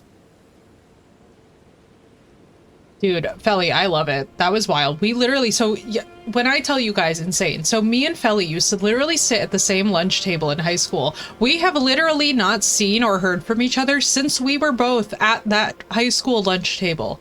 For context, I graduated in 2011. I'm an old lady. That's insane. That's literally insane. And then we literally circle back and find that the same stuff that brought us together probably at that lunch table, circle back all of these years later, we're like literally in the same career sector, and I love it. Like down to the fact that Felly has a PhD, which is really epic because you all know my story about leaving science. So I feel ancient if you're an old lady. Why, thank you, Dunk. But I have to say that because we're out, and I mean, Felly knows this, we're out in the world with like a lot of streamers being like very young 20s, and I'm just like, oh, my sweet summer children, you've seen nothing yet. I belong in a museum or so. Wanted to be Bones. Literally, Felly, I remember it. I literally remember it because at the time too, I was like, wait, this sounds really interesting because we were talking forensics. We would be talking. So I was the girl who brought the serial killer book to school, and Felly wanted to be Bones. So we were actually perfectly in line even then. I know, right? Old lady. I say old lady because, as you guys know, Twitch has a lot of like 18 through 25-year-olds, which is like a huge part of the demographic. So I'm just always like, like whenever I hear somebody going, I'm so old now, I turned 23. I don't know, Felly, if you do this anymore, but I'm just like, oh, the pain. I'm like, oh, stop. I'm like, oh God, 23 isn't old. I'm like, oh. Yeah, dream job. Does that mean I'd get paid? It does, Sino. And you'd be an exhibit, so you'd get to like run the place. Smithsonian? Oh my God. Please do, Felly. That would be epic. That would be absolutely epic. Okay, the Jeffersonian. Facts. So 20 something about, so I'm glad that you're not a child. Thank you, Ish. I smashed your 40 this week, Dunk! Happy early birthday! And listen, y'all, I've got to tell you guys something.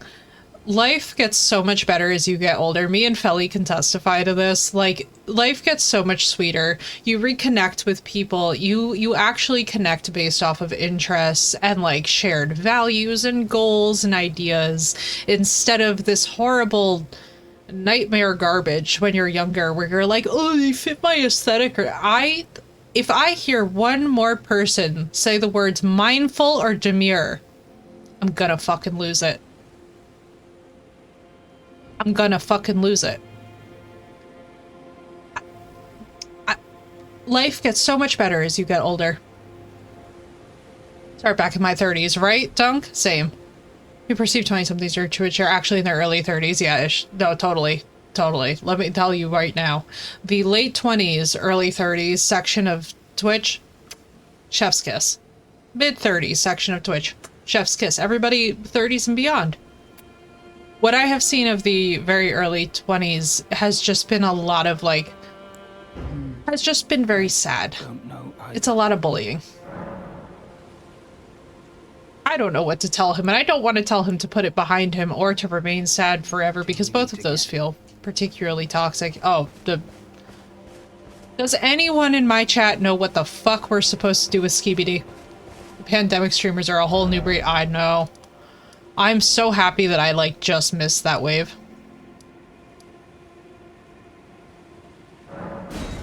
I'm so relieved that I just missed that wave.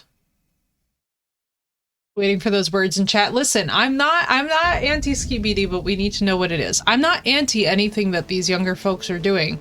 We just need to know what the hell it is. You get what I'm saying?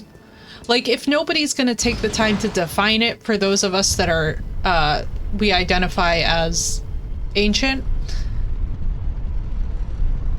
us elder millennial, we need to know what's happening before we just freak, because I'll tell you what, I had a very cute interaction, and Felly, by the way, one of my favorite streamers in Sim, this happened in his chat. Somebody told him that he's so skibidi. People fitting into a Franker, but yeah. Red Terminus Grace. South of here. Cliff Road Terminus is that. Okay. So somebody came into Insom's chat and was like, "You're so skibidi, Insom," and he was like, "Is this good? Is this bad? I don't know what's happening." And it was actually very cute to see it explained to him that it's apparently good. A Zennial rather than Millennial. Yeah, there's definitely more between sections. Name isn't on it, but it's like public. Perhaps. I have to be careful, Philly, because I always post my VODs to YouTube, and YouTube has a very big thing about not posting other people's content. It's like very intense. It gets very, like, now the rules and the regulations are like insane. So I'm kind of wary, so I don't pull too much up on stream. But most definitely in Discord, and for those of you, I never mess with YouTube. Yeah, I do. So YouTube, I actually have to tell you, Felly. So we were talking about this a little bit. So Twitch has... South is Chicken Lake. Okay, we're in town, on our way. So YouTube actually has a better policy than Twitch does about pricing. You know why? Because it lets the creator set our own prices. So instead of having to deal with Twitch endlessly being like, "Hey, surprise, we're increasing the price. Hey, surprise, we're increasing the price," you can just set it permanently once you're monetized and you never have to worry about it again. And once I found that out, I was like, all right, YouTube, I'm going to learn how to roll with you guys, because that I don't like personally the idea that my viewers get yanked around with constant price changes. That stuff pisses me off too much. I would get pissed off with that in any sector too. I'm like, you know how I am. I'm like, dude, why? Like, just the fact that we in America do not give the prices after tax makes me actually insane. It makes me want to start fighting someone. Like, the fact that you have to sit there and calculate tax in addition to everything else is like, oh my god. I suck at YouTube and not big enough to earn monetization. Felly, me either yet, but we're working on it. Prices without VAT is wild, isn't it? It makes me slowly just sad. I think I was trying to write. Can you tell me that you show me? I think, maybe? I think so. Tax not being included on shelves really confuse you. Oh, right, Vocal. Yeah, why? Because of local taxes. It's still stupid, exactly. I forget that the tax is included, yo, right? I have to tell you, though, it's so relaxing for your brain to not have to, like, worry about it actually being secretly, like, in some secret third way, more money.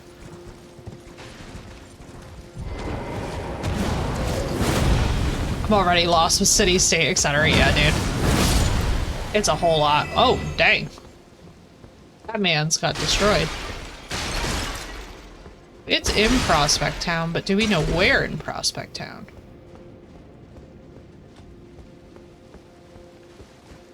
Wouldn't last in the US. I know. We're a disaster for so many reasons, but especially because of the differences between the federal and, oh my god. Not the local, please.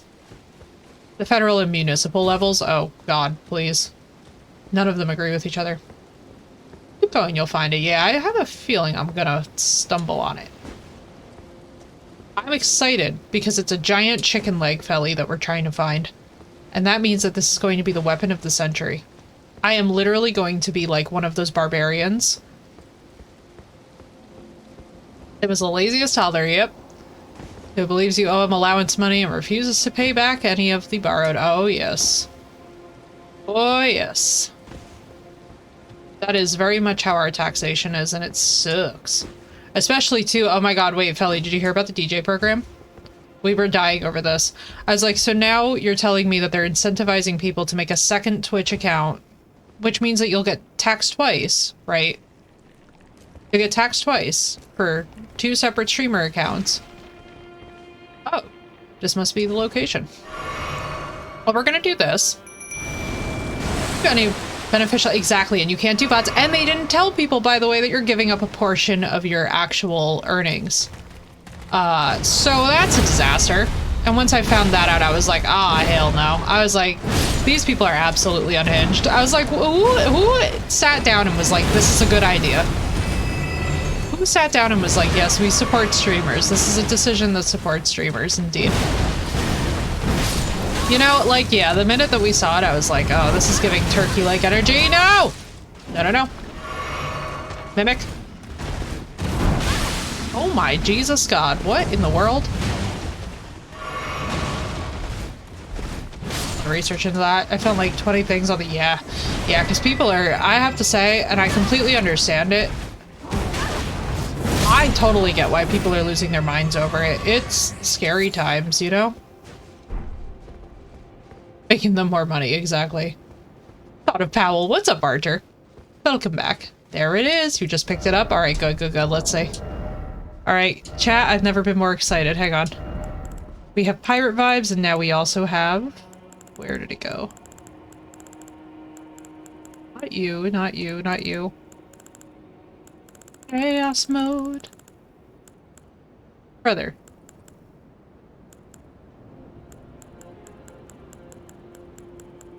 Am I out of my mind?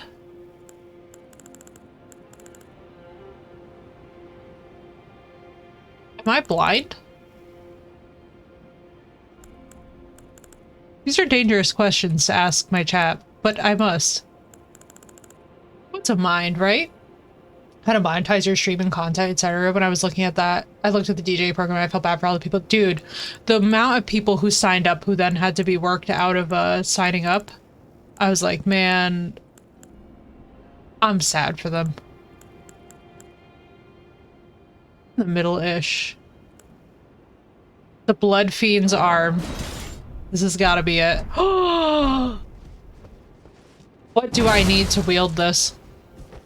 What do I need?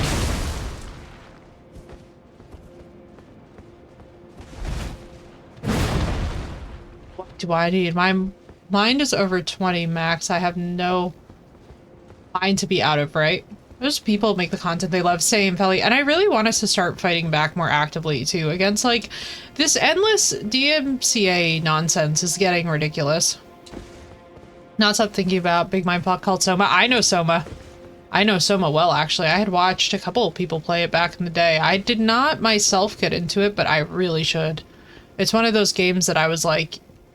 It's funny, because whenever it's on my list, on my radar, I always forget about it, and then I'm like, man, Soma just has so much going for it. Listen, so what were y'all saying about it adding 1,000 damage? What was happening?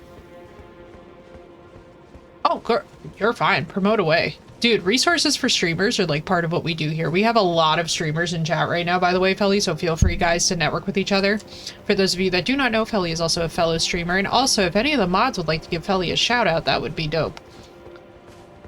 Just both Twitch and YouTube would understand fair use and parody laws. Yeah, fair use, parody laws, and also just starting to prioritize putting the creators first, because I'm not gonna lie to you guys, there's nothing. Thank you guys for that shout-out. For those of you that are not following my dear friend Felly and or missed the story, we have reconnected after 15 freaking years yesterday. Literally the freakiest thing ever, where you find a friend that you haven't seen since high school, and it turns out that y'all have had similar life events put you onto the same career path, and you're like, what's up? You're like, this is so sick, actually. Follow sent to fellow streamer. Trust me, y'all will be very glad that you did that, because Felly is awesome. We have been having a blast literally since we were younger. And when I tell you that I have got to tell you guys, for me, the best vibe ever is when you find out that, like, the universe worked it out. I've had to put up all the resources guides for the Sea of Knowledge. Dude, it's gonna be so sick. It's gonna be so sick. I'm telling you right now, people are in bad need of it too. Because there really isn't any... And, like, I feel like all of my fellow streamers can attest to this. There really isn't much mentor support or mentor level support in content creation. It's like, and when you do find people who try to mentor each other, they can get real toxic real fast. So it's so, like, uplifting to actually see someone spearheading this who is not, you know, like, who has witnessed themselves how dire some of it can get. Oh, right, Felly. Oh my god, dude, streamer Twitter is a mess. You can damage really high as a cult. It scales because of its instant arcane, but I like it best as blood affinity. It gets over 200 bleed with 90 plus arcane. Wait, what?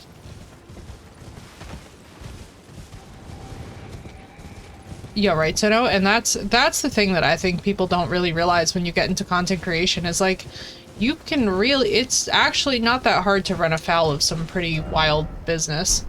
Like, I can tell you guys firsthand, because we were talking about it very briefly earlier, but like, I have definitely seen some pretty dark sides of Twitch myself. And I think one of the things that's really depressing about it is that, like, we get into content creation for pure love and joy of, like, either it's gaming or it's being present to people, like, whatever is your reason for getting into content creation, right? But, like, when it gets dark, it gets bleak fast. Is of course fact, yeah. Oh, dude. And there's, I don't know if you've noticed this as much, Felly, too, but there's so much know-it-allism sometimes in content creation. I'm like, what are we doing? Publishing the guides I do have on site and add to. I want people to have the knowledge. Plus, it will always be added to and free, right? I agree, Felly. I think that's the way to go. I think, too, self-publishing is always going to be the way, because you don't want to mess too hard with any of the externals. You get what I mean? Like, the externals, because, I mean, we know from academic literature, but Sinnoh, too, who's worked in academia professionally. Ugh. And if I get one more Society for Neuroscience email, I'm telling you all right now, I will riot. Y'all will hear about it. I also took Sacred Blade very well, made a holy drumstick of doom. I'm sorry, you made a holy drumstick of doom? Wait, but that's actually such vibes?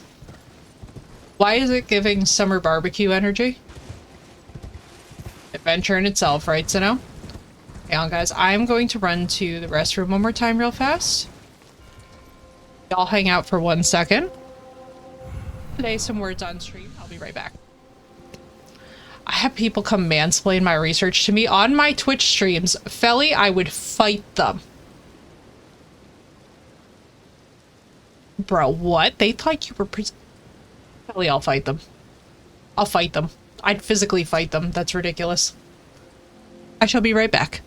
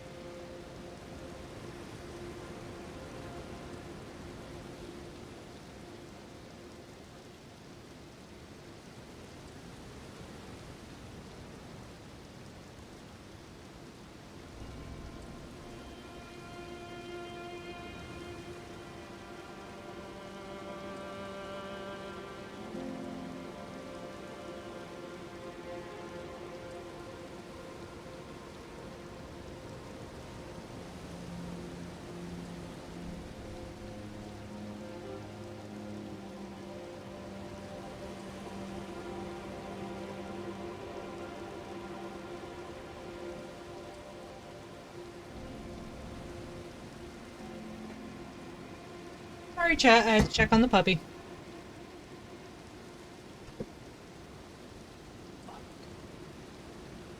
I was like, we have to make sure that the puppy is not barking on his own again and looking for me. He's so precious. He might be my sick little cancer boy.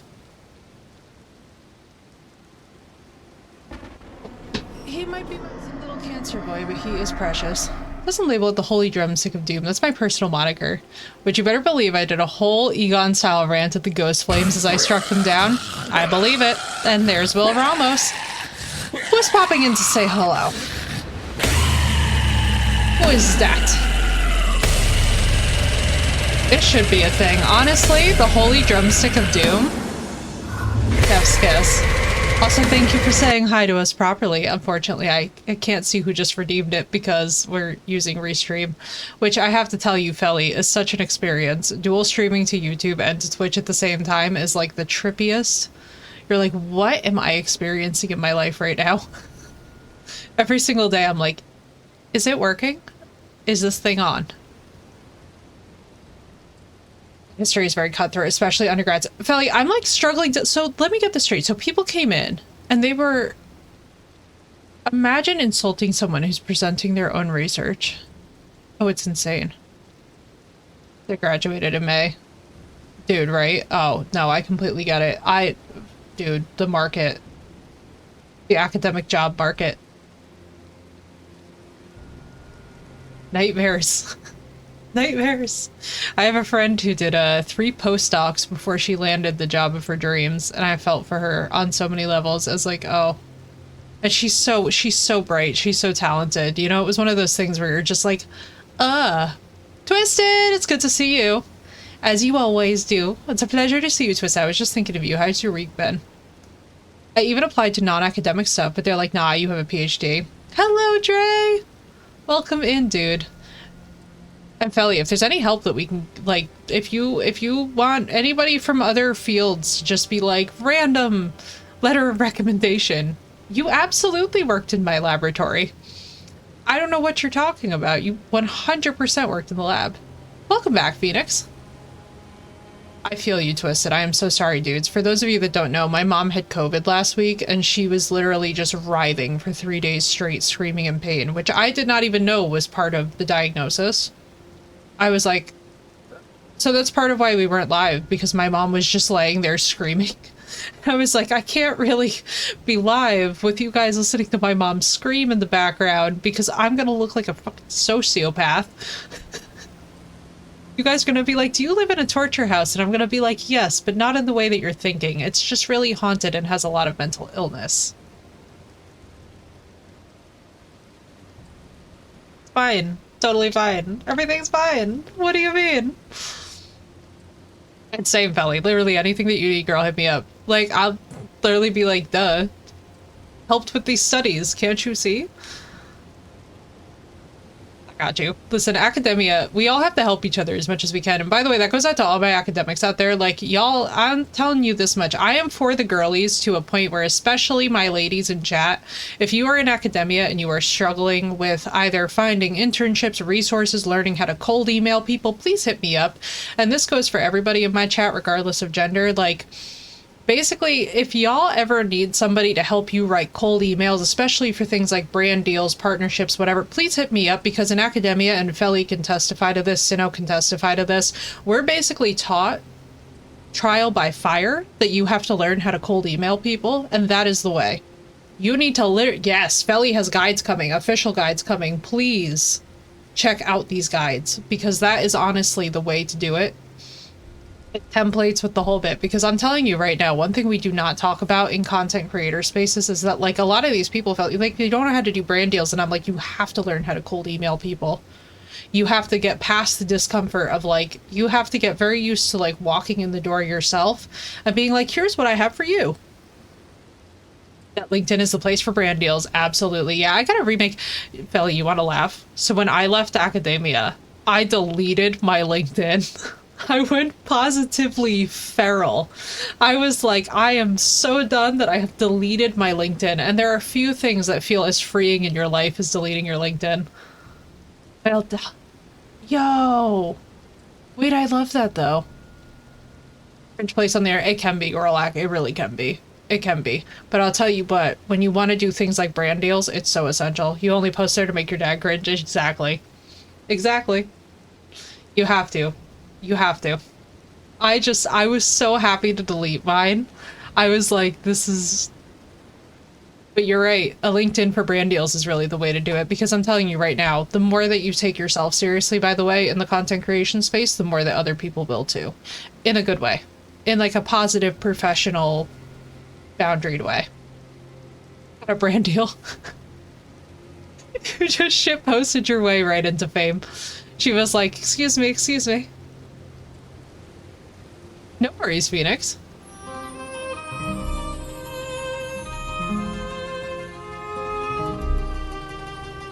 It's so fitting. Everyone on the VOD's gonna be like, what the fuck is she doing? You should have been here. You should have been live. Then you would know what we are doing. LinkedIn is blank. It just has my name and nothing. Here, Sinna. Listen. Where's the lamb sauce? Sometimes you gotta shitpost your way into a brand deal. I love that the music hit its apex right after that. Say Cole messaged me. Okay, I love it. Congratulations. And also thank you for that hydrate. Man, I want Restream to get to the point where it can tell me when you guys are redeeming things so that I can thank people properly, but whoever just hydrated me, thank you. Doing his work though, right? So no, yeah, and that's the thing. It's like, it totally depends on mentality when it comes to content. How many people she reached out to? And she said almost 100. Wow, dunk, dude. Wait, that's actually sick. I'll tell you guys too, sometimes you'll be approached about things. Like, for example, someone just got in touch with me about a Warhammer Vermintide drop that's going on, and I'm like, okay. I have the game, I haven't played the game at all, but Sinnoh, it looks like we're doing Warhammer soon. So, get hype about that. Never played it, have always wanted to.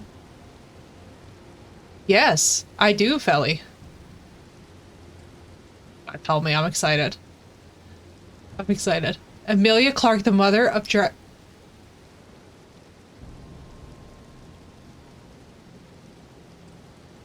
I have a panic attack? Hang on. Emilia Clarke. Wait. I'm like the world's biggest House of the Dragon / Emilia Clarke fan, so you just are like, I'm just like, oh. Me and Dunk were both just like, oh my god. It's called For the Throne. Yo, wait, this is so sick. Dude, wait, this is so sick. Yes, please, especially as a former neuroscientist. Hello? Hi, where do I throw myself? Where do I throw myself at this opportunity? That is like, you have no idea. Girl, I've been out here and I've been talking about it a bit because we were talking about with House of the Dragon, right? The lack of nudity and how people were complaining about it. And I was saying to people that I was like, y'all, Amelia was like trying to explain to folks. She was out here representing other folks in the industry where she was like, you know, my parents are like trying to watch the show to support me, but then you're having me do all this full frontal nudity. It's a bit much. What a world. Kismet, my friends. That's the word, right? It was perfect. Then we all can grab all your social stuff. Oh my god, Felly, thank you so much. But yo, for real, it's when I tell you that it's one of these things where I'm like, we need to do so much more supporting of people in this industry who fight for this. Amelia led the charge, man. And thank you for the sub, dude. Who just subbed? Billy, thank you for subbing. I appreciate that so much. That just blessed my heart, my friend. Thank you. Much love, my dear. Alright, y'all. Here's what we're gonna do. We are going to do 20 minutes more of Elden Ring. I want you guys to find me a boss. I want you guys to find me a boss in this DLC that you know we can smash in 20 minutes. Can you all do that for me? And chat, all come together on this. I want us to finish strong with one more boss. It could be a giant dragon, that's fine. We have our turkey leg, we're gonna level up. Did I think it was Friday? It's all good. Archer, let me tell you, that's how this week has been. Twisted can testify, this week has been messed up. I woke up today, Felly, and I thought that it was Tuesday. I'm not even exaggerating. I woke up thinking it was Tuesday and I was like, am I high? I was like, where did I get Tuesday from? And you know what, Archer? That's how you know it was a good time. Let me do all this because I'm being a chaos gremlin. I do this with the markers. You guys gotta yell at me. Let's see, where can we get to and what can we fight that we can actually do? Gotta just smash something. That's fair, Phoenix. Yo, right? Yeah, this August has not been Augusting the way that other Augusts have Augusts. August did? That. Oh, Jesus God, that English. That was bad. I said a lot of stupid. Good thing is I just need to pay for the book and it will be closer to being out. There you go. Can reach to some new map areas. Yes, please, Zook. Have I beaten all the mausoleum bosses? I have not. Those are good quick hits, yeah. That's fair. Also the jail bosses. Those are so, oh my god, the jail where we found the Sauron armor, that was fun. I was not expecting that one to be done as fast as it was. And also, Phoenix, now that you're finally here, and now that my light has mysterious... Light, please. I want my house to just behave itself for 5 minutes. And it's so funny because anybody who's a content creator in my chat knows this. The minute that you are doing anything with direction and productivity, it breaks. Why, thank you, Philly. Oh my god, dude, I'm so excited. Wait, this is actually so sick.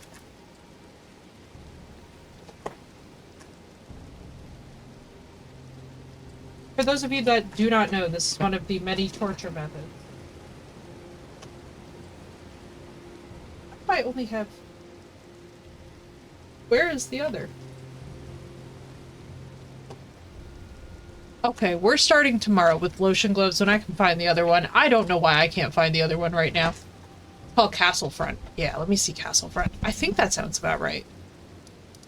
Everything breaks all the time, every single time, right? Dude, it's the rule. It is absolutely the rule. Do this. Direction and productivity is an open invitation for chaos to invade. Exactly. We get invaders into the stream just like, honestly, on a regular basis. Dark Ravine East. Alright, let's see. Dark Ravine.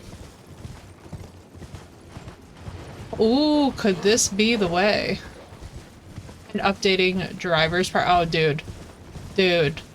Let's not forget. Oh my god, Felly. So one time we were playing Sons of the Forest and Sonocha's Discord uninstalled itself. But literally, Phoenix. It yeeted. I don't even know where the other one is and I'm like, what? In the cliff wall. Parkour. Yeah, dude, his Discord just uninstalled itself. His Discord actually uninstalled itself as we were playing, so I had to go into his chat. Thank God he was live streaming it. I had to go into his chat and be giving him directions as we're like in-game. I have a scuff PC controller in Apex and it randomly crashes and Dude, what? Oh no. Oh hell no. It's a catacomb? Yay. We love the catacombs in this game, which by the way, Felly, if you've never played any of the Soulsborne and you want to have your patience level expanded exponentially, I gotta tell you something. I have learned more patience through these games than science ever taught me. You're all good. Welcome in, Big Juicy. Nice to meet you. Nice name, by the way. Installed and tried to install it. Could not find the installer. Could not download the installer. Yo, right? It. Let me see. I don't know what's happening here, but I'm gonna run past them. Oh my god, NVIDIA duplicating the audio driver was pretty dire, wasn't it? Assuming it's this. I love that name, Big Juicy. Yeah, the lava intake. Dude, the closer we get to Mesmer, the more that there's just a fire vibe. I have to tell you guys that if we fall in love with Mesmer, I'm not sorry.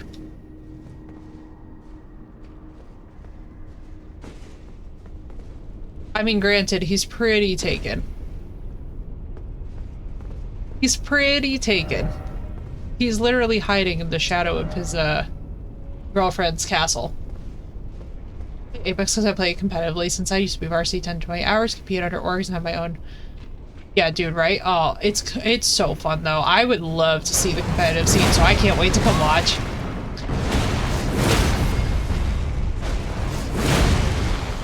Brother, what is this? Whoa! I did not look at the health pool on him. The TSM, yeah, dope, right? Spirit. Attack him from behind. Okay. Wanted to let others know what can happen and how to fix it since computers are my bread and butter. Smithy smash. Every tourney they find us. Oh my god, I love it. I love it. I'll tell you something. There's certain things that just mess you up without fail in the industry, and it's like, really? Brother, this giant literally said, absolutely not. But how? You know what? Just give me this. I'm like, you know what? I don't need it. I don't need it, Jesus. Yeah, I'm telling you right now, too, the most insane thing. Anybody who uses or tries to use, like, the aim bots and the tourneys, I'll never understand that kind of behavior. I'm like, how do you not want to just get better at the game, guys? Like, it's so much fun to, like, actually have to become skilled at the thing. I'm Dark Zero and other proteins and I'm a potato. As long as I'm not the first to die, I'm vibing. Yeah, exactly right. When you're the first to die, it's like, ah, the struggle is real here. And it's add to the dungeon offerings. Go by the best rather than randoms. Yeah, dude. Sometimes when that stray shot hits you, it's like, brother, there's a pain to that. Watch a lot of VR streams. Listen, I love it, Zook. I think too, when you love... There's aimbot here? Never knew. No, but I'm saying like in any kind of competitive game, I have never understood people who like go into a tourney and are like trying to get aimbot past the detection systems. I'm like, why?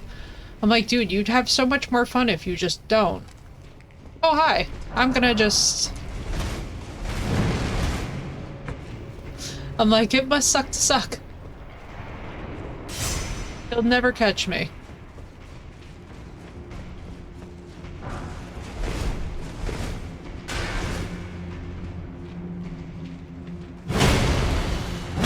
You have an eyeball in your... Is this Shrine the Butt Eye? Hang on, this is this cursed horror game that, for those of you that don't know, involves a giant butt running around with an eyeball in a very peculiar location. And I'm like, that's what I feel like I just witnessed. It's like, oh, you play Pro League lobbies, but you haven't played LGS. This is my PhD, but it's a plan. I'd rather learn than die. Yeah. Rather learn and die trying with professionals, yeah. And that's the thing too, it's like it's a very different atmosphere, I feel like, when you're used to, like, when you're playing with people who also don't get super toxic at the drop of a hat. That's one thing that does not get talked about enough, but it gets very exhausting. When the toxicity starts early, you're like, oh boy. What happened? Oh god, I'm so sorry, Automod. By the way, we have no idea if Automod is holding bots or not because I can't see anything on the activities meter. So, by the way, mods, if anybody redeems anything and it's like a silent redemption, please let me know. Because I can't see. Buttholes, orange blob monsters. Draw your own conclusions, right? So we need to learn, yeah, dude, Felly, right? And that's part of the pain of it, too, is sometimes you're just like, man, it's not even that people suck, it's that, like, sometimes somebody takes a comment in a totally different direction. I'm banning them as they pop up. Thank you, Sino. I'm so excited it's working. Because we have so many different cultures, exactly. 100%. Yeah. I have the asshole to the theme of Eye of the Tiger. You know, that, yeah. You know, that's a whole vibe. I'm not hating it either. What in the world am I doing with my life? Oh my god, this is the coolest dungeon. Okay, big shout out to Zook for recommending this dungeon because what are we witnessing? This is actually amazing. Excuse me? I love this so much. What is happening? Alright, let me go down here first. Oh!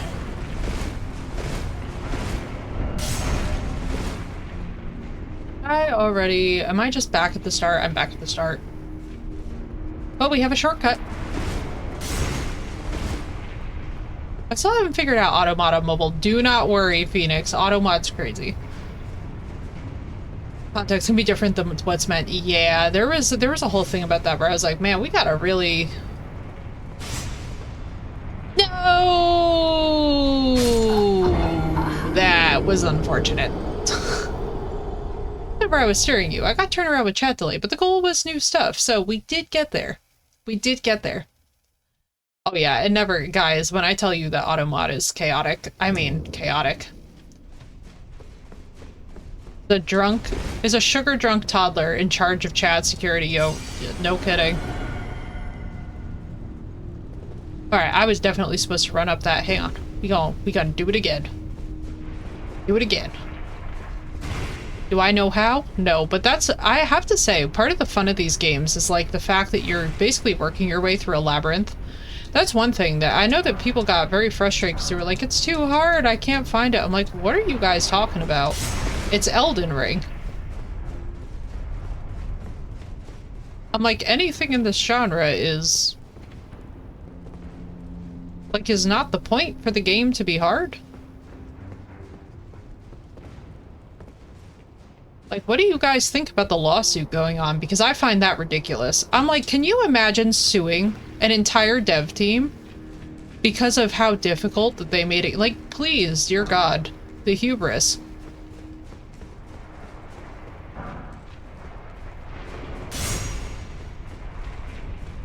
Exactly, it's like... I sort of couldn't believe it. I was like, what do you mean you're suing because the game is too hard? I don't think anyone plays these because they're like, yes, I would like an easy experience in my life. What's the short and sweet? Basically that the DLC is too hard and so they're suing. Which I was like, excuse? It's like, have you not seen how generous the Steam's return policy is, my friend? Being heard in court is sad. It is sad. It is definitely sad. I don't get it. Unless it took some sort of IP theft, right? Yeah. Excuse me, what did I just... That was this whole dungeon? That was actually lit. Essentially, the long story short is like when the DLC came out, people were furious because of how difficult it was, and I was like, guys, but like you're not playing these games because you're hoping for an easy... Like, you play these games because they're beautiful and fascinating and the lore is really beautiful and the gameplay is fun and it will stretch your patience and like, it just... You're not playing these games so that you can just have the world's easiest time. This isn't prizes, open map, okay. Sorry. I was like, I thought I heard something, and I was like, I could be losing it? I hope I am. Is it gonna be... This looks like it should be something. North of where Thalier was first at. He was at Pillar Path, right? So it's gonna be this. There's a ravine down. Okay. So we're looking for this. We are looking for this. Got you. Perfect. It's supposed to be harder, yeah. It's supposed to be harder than endgames. Yeah, and that's the thing that really I think gets me is like whenever they have suggested levels for things, I always kind of want to look at people and be like, am I the only person that bothered to Google that? Because I don't know. I always Google that kind of stuff. Like, if we're gonna get into something that's post-endgame, I'm like, am I actually at a level to deal with this? Because if not, you're just gonna basically be suffering. And I don't know. I feel like it wouldn't be fun for you guys to just watch too much endless death. The brand has to be strong, but the brand shouldn't be so strong that it negates all the fun. Let's see.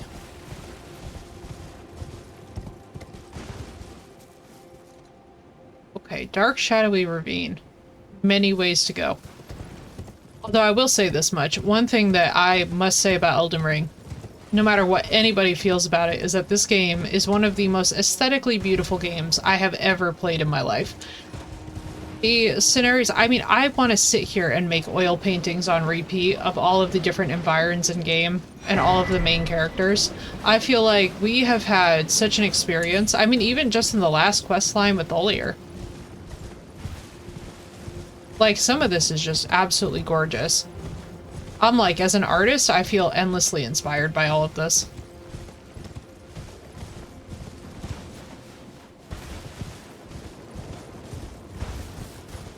So that thing is locked. So we have to find the rock, which, by the way, I love this feature of that. We will be going back down, don't worry.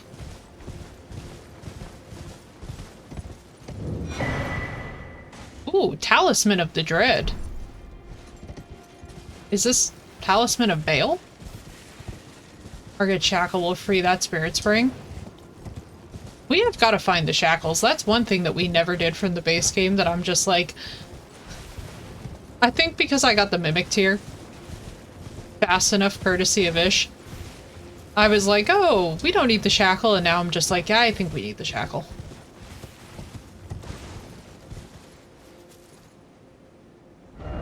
Never found the rock for this one, yeah. I could see it.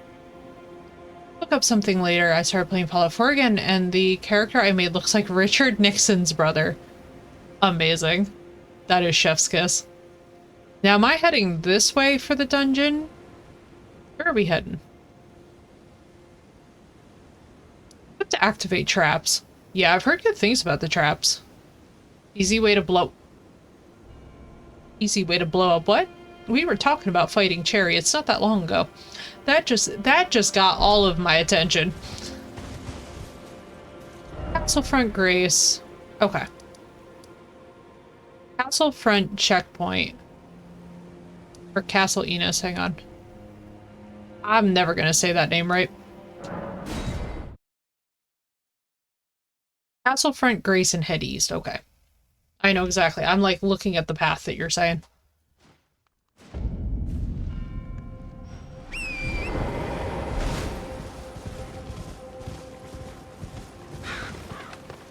Yeah, I found it.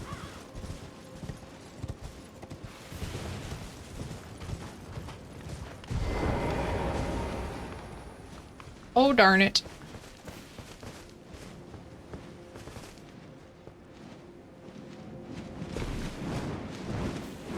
It's the fact that I did not immediately die for me.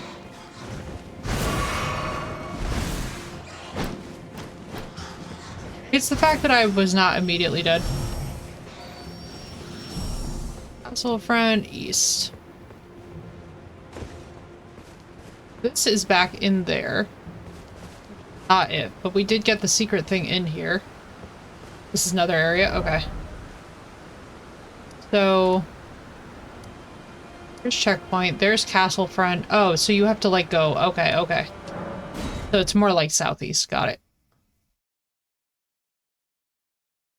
The bird seemed to change that. Yeah, I know, right? The giant bats in this game. Man, thank God that bats are not the size that they're ever in this game. Way that would be rough. This is your grave. Marcus Shackle. Oh, damn. See, I missed all kinds of that. Easy tree sentinel set. Listen, the tree sentinels are amazing. I have got to tell you guys, just the lore of this game, just the density of what Miyazaki has created with Martin. I just want to give them both, like, all of their props and all of their flowers. This is sick. Why, thank you, Zook. Had a feeling we'd get there. I was like, you know what? When in doubt, you go back, you repath it.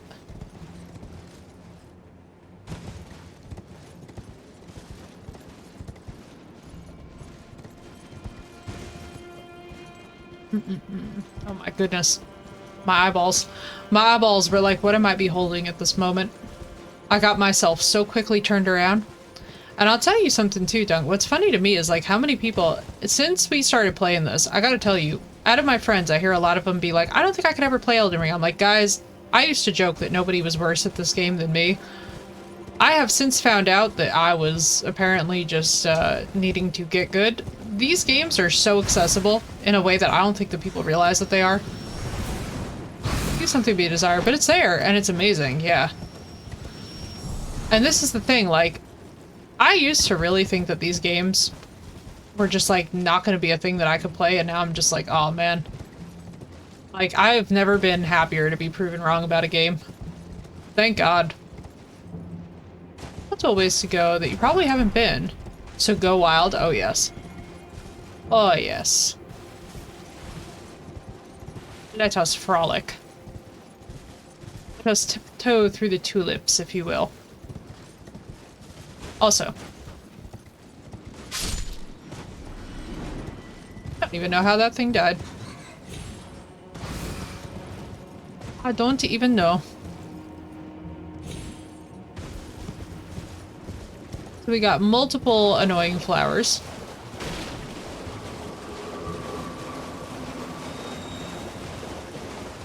Also, no, I'm so glad to hear that, dude. You're actually gonna have a great time because you've also got a pretty solid patience level to begin with, so this is only gonna expand it, you know? Your pain. Strongheart literally bought me an I love Elden Ring shirt because I hated it so much. Yeah, that sounds about right. Second playthrough focusing on the story with a general idea of how to be good, life-changing, right? Oh, dude, yes. Yes, especially too when you're focusing the story. Am I caught up on all deaths? I think so? Pretty sure. We had, oh my god, Phoenix, we must have died to the same dragon like 18 times, which was kind of funny. I was like, man, we were having such an intense Harry Potter discussion about how just like, you know, it's kind of sad how people will take sometimes the base canon and then turn it into like a personality metric. And while we were yapping, while I was being a really yappy lady, girl with a gun, Space Marine tune, and maybe going back to Fallout 4, oh hell yeah. And this is the thing too, it's like, I always tell people this, sometimes you gotta be in the right mode in your life, so like, what was funny for me is like, I needed to be like very unhappy and need something to throw myself into to finally get into these games properly. It does be like that sometimes with this kind of a game. Regarding the deaths, right? But funny enough though, it was when we like were not paying the most attention that the dragon died. I was like, oh, there you go. I was like not even paying attention to the health part of this thing at all. So this is just Poison Land. Right, Dunk? You feel me. You gotta be in the right headspace before people start coming in and telling you to get good. Especially too when you play these games on stream and you're dying a lot. It's like, I feel like you gotta be in the right zone. Absolutely, Felly. It was so good to see you, girl. Thank you so much for popping by. And thank you so much for subbing, and thank you so much for these emails, dude. We are about to have such a blast. I am so excited that we have reconnected. I'm about to start my new game plus. Some things I didn't know first pass, bad things I had to do for items, not leaving the world, in the ideal state for the second pass. Yeah, right? Dude, right? I feel that on so many levels. Number 3 is going to be my ideal playthrough, yes. I feel like everybody has that too, where it's like you kind of have to go through like your shades of a Soulsborne.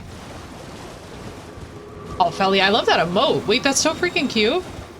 And yes, good luck with chores. Oh my god, dude. Especially too if one of your chores today is laundry. Let me just send love to everybody doing laundry today. My sincerest condolences. I must also do laundry after stream. And yes, I will be in the thick of it, as the kids say. Hey, leveling up to Spirit Ash, not a bad thing.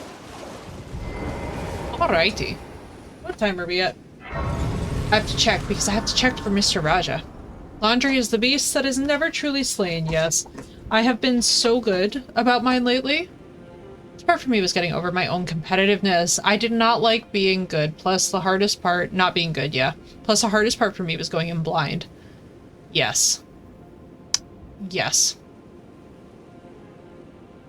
And I will say this though, I'm so grateful so much for those of you in chat that have like steered this playthrough and helped me find stuff. Like, I feel like one thing that's really helped is that we just completely lifted any policy of like no backseating, no spoiling, because it's a Soulsborne game, and because these games can get so nebulous and honestly so jarring that it's like, when you have great people in your chat that actually want to help you find things and actually want to like help you have a better experience with the game, I feel like when you approach it from that mindset, the whole game opens up to you and suddenly you can enjoy it. But like if I went into this and was like, nobody spoil, I'd be so disappointed.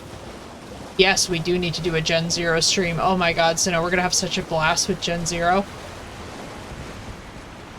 12:33, 12:34. Oh no, I'm turning into a pumpkin, chat. Gatekeeping makes these games a much worse. Yeah, and this is the thing, dude. So I don't mind the backseating in a Soulsborne. I mind it when the tone is derogatory. Does that make sense to you guys? So like there's a big difference between somebody being like, I want to make sure that you don't have a non-enjoyable playthrough versus like that tone of the chronic, like painful, condescending. It's like we haven't had too much of that, knock on wood. Yeah, like, you know, when there's been, well, I think so far I've been pretty good about this, but whenever we run into a situation where it's something where like you can kind of tell that the streamer isn't leaning that way, one thing I will tell you guys too is like it's such a good boundary check for me to start learning how to just be like, yeah, I don't really feel like doing that. Yeah, like I'm choosing to go this way. Like it's such a nice boundary check at times because you get to be reduce that compared to other Soulsborne. Yes. Yes, that dunk, I can feel that 1,000,000%. Oh, this area is gorgeous. It's that you can do this versus why aren't you doing that? Exactly, Macho. That's exactly what the tone difference is. After I stumbled into a stream and he was raging while slabbing a big two-hander with one hand, and I advised him to try two-handing his weapon. Oh my god, so yeah, no, people like that who are just straight up, like, I'm gonna be honest with you guys. When people get super, like, ungrateful for the fact that their chat is trying to help them, that gives me a streamer ick. I'm a big person where, like, if you guys are trying to help me and you're doing it in a supportive tone, even if I am totally in the worst mood of my life, I'm always going to try and be like, thank you guys. I see your intent. And if I'm ever in a cranky enough mood, but also, and I find that this is the rule of Soulsborns, feel free, veterans of these games, to correct me. If you're in that much of a cranky mood, these are not the games to play for you that day, my friend. Because you will proceed to be crankier than when you started. You know what I mean? Like, we all have days where, like, we can't play certain things. Like, I'll never forget, there was a day where me and Auburn were actually in the Outlast trials, and I was like, I'm gonna go insane. I was like, I remember I just looked at her and I was like, I'm gonna actually go insane because of, like, just my life that day. And it's like, some days you get into gaming and you're like, maybe I needed therapy. I'm down for spoilers. Oh no. Oh, dude, I'm so sorry. No, that's so weird. I think, too, one of the problems is, like, and I don't know why that this is. It's like, people will say, like, oh, they're very welcoming to new people in chat. It's like, bro, part of being welcoming to new people in chat is allowing a certain level of, like, yeah, like, okay, you might find out that a weapon existed that you weren't expecting from the New Game Plus or whatever, but it's not taking that as, like, a spoiler. You know what I mean? Because that's just ridiculous. It's like you weren't spoiling them, you were literally just sharing a weapon that you are using. Like, what? Two-handed for my duty, but yeah, and that's not a spoiler. That's the weirdest. Sometimes I think that reading comprehension is beating everybody's asses some days. I don't know about y'all, but this is what I've come down to. I'm not hurting them, but I was trying to answer. It was just pride, I get it, yeah. Yeah, it's pride, and then there's just some days where, like, if you're already having a terrible day, a Soulsborne is gonna make you feel worse at times. Or save that guy's sword, yeah. Here is the thing that I think... Why, thank you, Dunk. My biggest thing is that, like, as long as people just aren't... Like, we have to have room for people to also be new. You know what annoys me? When you just get into a welcoming stream and ask a question, they answer with, we answered that already. Oh, bro. Do you know how many times I have actually sat there and quietly fumed when that happens? Because I'm just like, not everybody lurks before they chat. Sometimes people come right in and they're like, hey, what's up? I'm new. And it's like, bro, if you're gonna be welcoming and friendly, that means in this gig repeating yourself a lot, and you're just like, all right.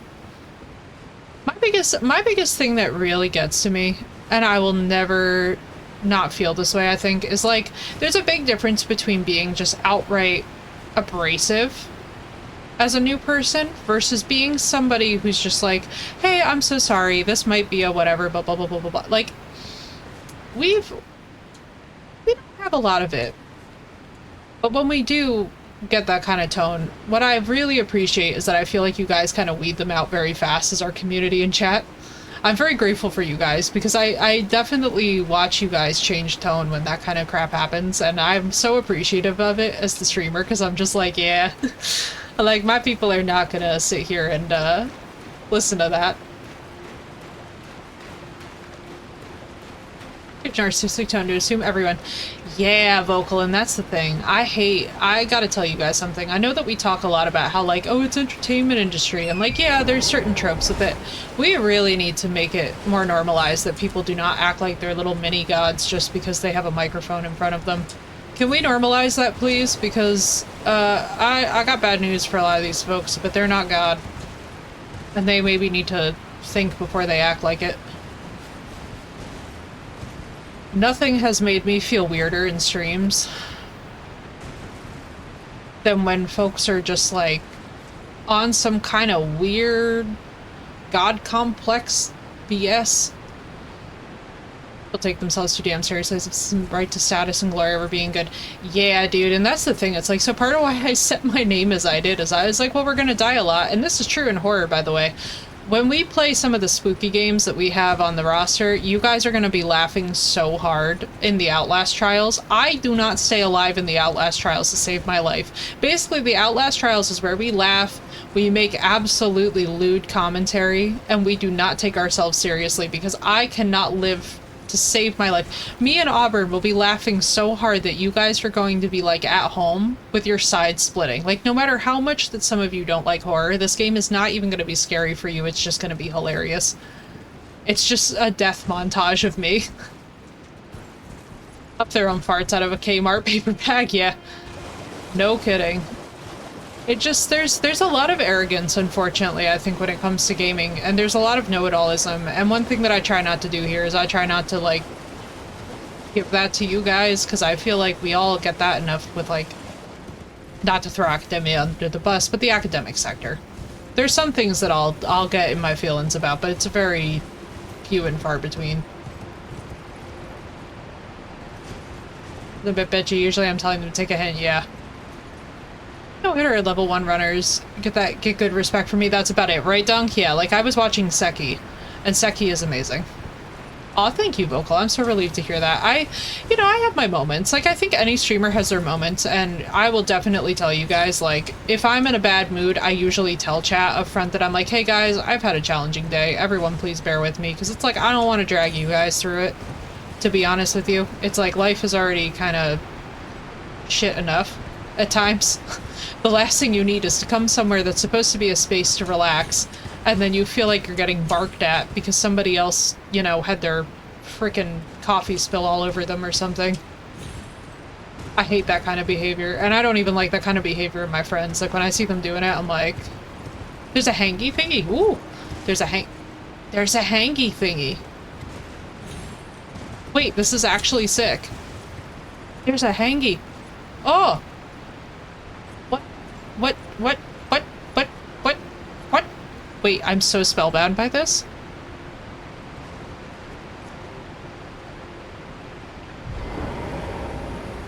Shoot the hangy. It has prizes. Thank you, God, that this is the one time in my life that I can assure you all.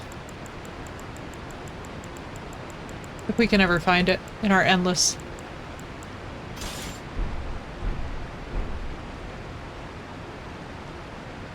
They're on camera, a good community is, yeah. Oh yeah, and this is the thing too, like, I don't ever want my biggest thing is that I just don't like it when people feel like they have to, I hate it when people feel like they have to be, how do I put it? I don't like the idea of anyone ever having to tiptoe around me as the streamer. Does that make sense?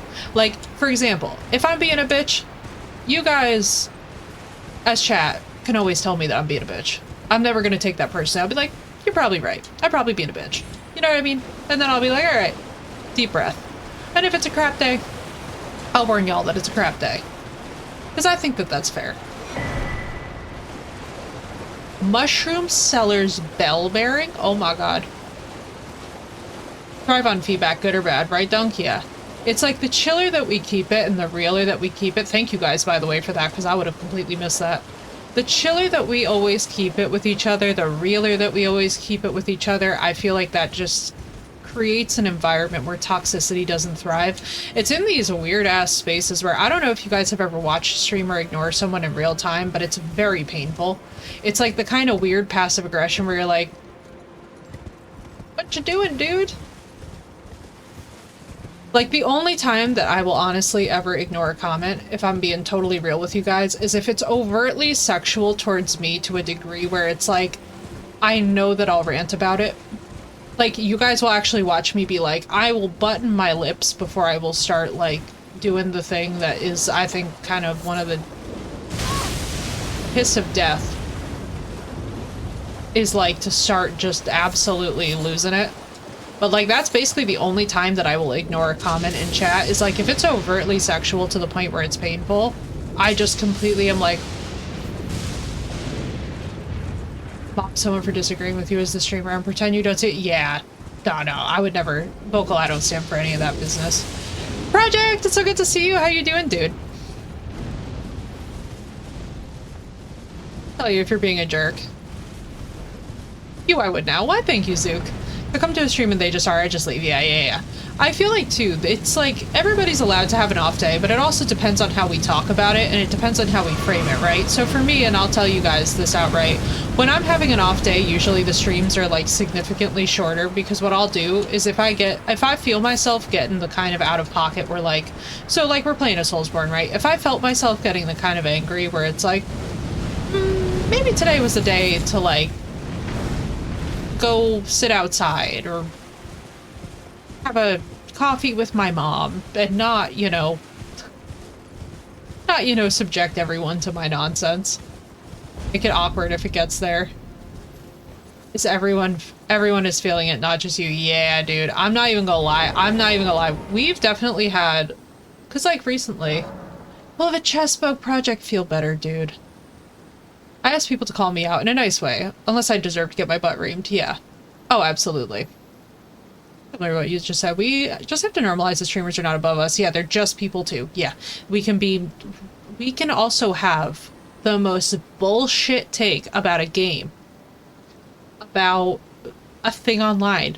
Please call us on our shit. And also, my chat, like, listen, I appreciate that y'all do not participate at all in any of the like weird mobbing or bullying. Like when somebody has been rude to me, I appreciate that you guys are kind of like, hey, no, and not mobbing. I would never want to watch everyone mob somebody or start bullying them. Like we don't, that's weird. I don't do online bullying. Oh, Zook, thank you. I feel the exact same way. It's like, I think the danger is that some people just throw shit onto their chat. And I was actually saying this yesterday, me and Felly were talking about stuff and I was like, one thing I think is so important too is like, there's stuff that I used to be like super transparent about, but to a degree where I was like, I actually sat back and thought to myself, like, is this the kind of content that I want to make? And then I was like, no, it's not. And so I pivoted and I changed directions and I like worked on my own inner boundaries. And I feel like it's something that in the content creation space, like a certain amount of transparency, good, fantastic, wonderful, do you, baby. But like, have good boundaries with yourself. You know what I mean? Don't take it out on chat. Don't get resentful of people asking you about a thing if you've chosen to discuss a thing. Like, you can change your mind and decide that suddenly you have a boundary around the thing, but communicate that kindly. You don't have to communicate it rudely. Scouter Tree, I think you had an upgrade until you level up the grace. Oh, thank you. I maybe did. hot takes, formed from my own personal experiences by sharing, I'm letting people in. Yeah, exactly. Exactly, and it's discussion, right? And that's the biggest thing. Like we were having this chat about how there's some know-it-allism in gaming sometimes, and it's kind of cringe. It's like, for example, you know, and we were talking about this a bit because many of you guys know, like, I'm a huge fan of the game Kingdom Come Deliverance, and I'm really excited about Kingdom Come Deliverance 2. Now, at the time period where we were playing Kingdom Come Deliverance, right, people were really kind of like getting hype about Black Myth Wukong, which we all know is looking excellent. But at the time, Black Myth Wukong wasn't looking excellent as of yet because it was still fairly new. And there just wasn't all that much released about it, right? And I'll say this all the time. I might start out being like, oh, I'm not really interested in or excited for a game. I'm always excited when a game proves me wrong. And I am so thrilled that that game proved me completely wrong. A heightened state of emotion, that can be hard for some people. Yeah, it is. I guess sometimes we have a duty as a streamer to, yeah. My biggest thing is, like, so if you guys see me pause, get coffee, go and, like, center or collect myself, it's never you guys or something that got said. It's probably just me. Like, I go to the gym a lot now. So every now and then I'm also dealing with, like, a little bit of, like physical tightness. Sometimes I stay away from certain topics on principle. Yeah, same Doug. Especially too, like, as we get into more of an election year in the States, you guys will hear me every now and then vent a little frustration, but, like, I don't ever mean it in a manner where I want you guys to, like, take it and run with it. You know what I mean? Like, I'm not here to shit on people, and that's not the content that I want to create, and I respect that everybody has their version of their content, but it's just not my thing. Pick opinions that differ from theirs, it's a direct challenge, yeah. Oh, it's so weird, Vocal, and when you see it, it just comes off so poorly. I'm like, no, baby, no. I'm like, you're gonna make people think that you think you're a demigod.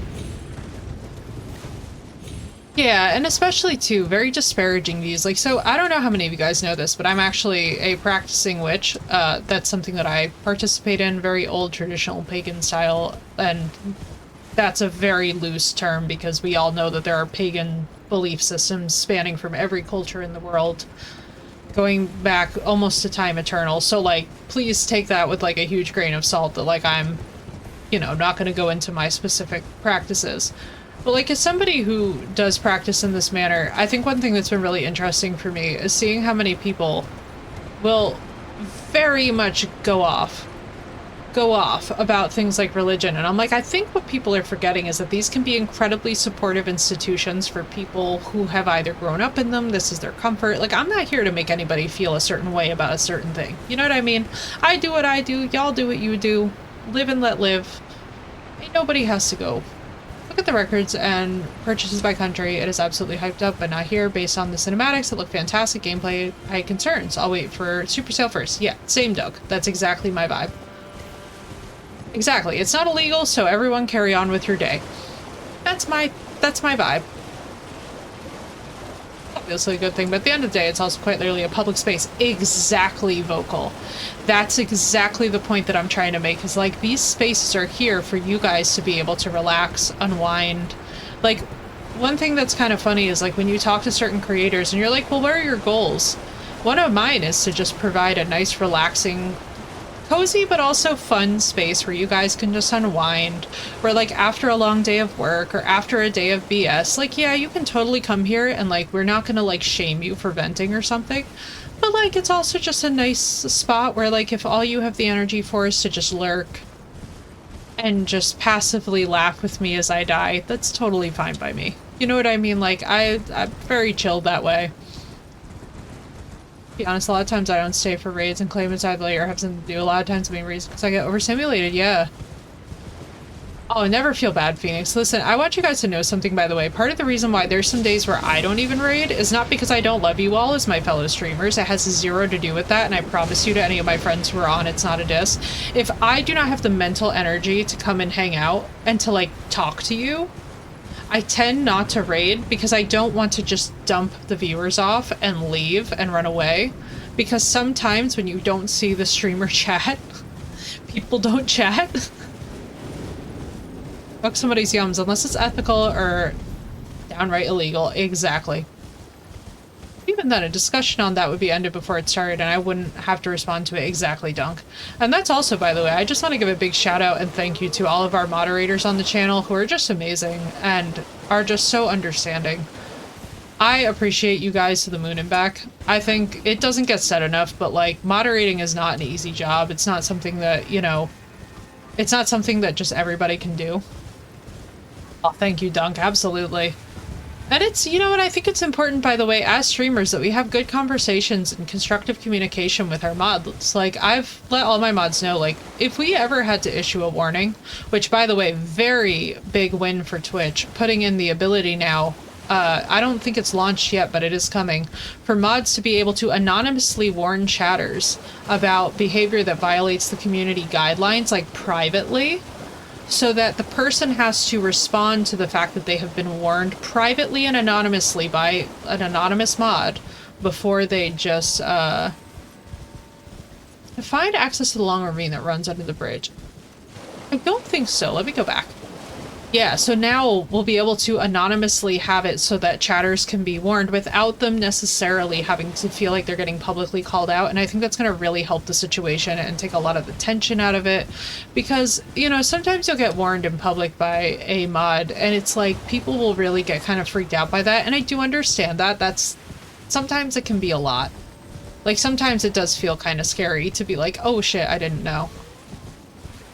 Exactly, Vocal. I don't like any kind of like a call out feel. So I love that Twitch is actually did hear us enough to be like, hey, we should maybe put something in for them to be able to like,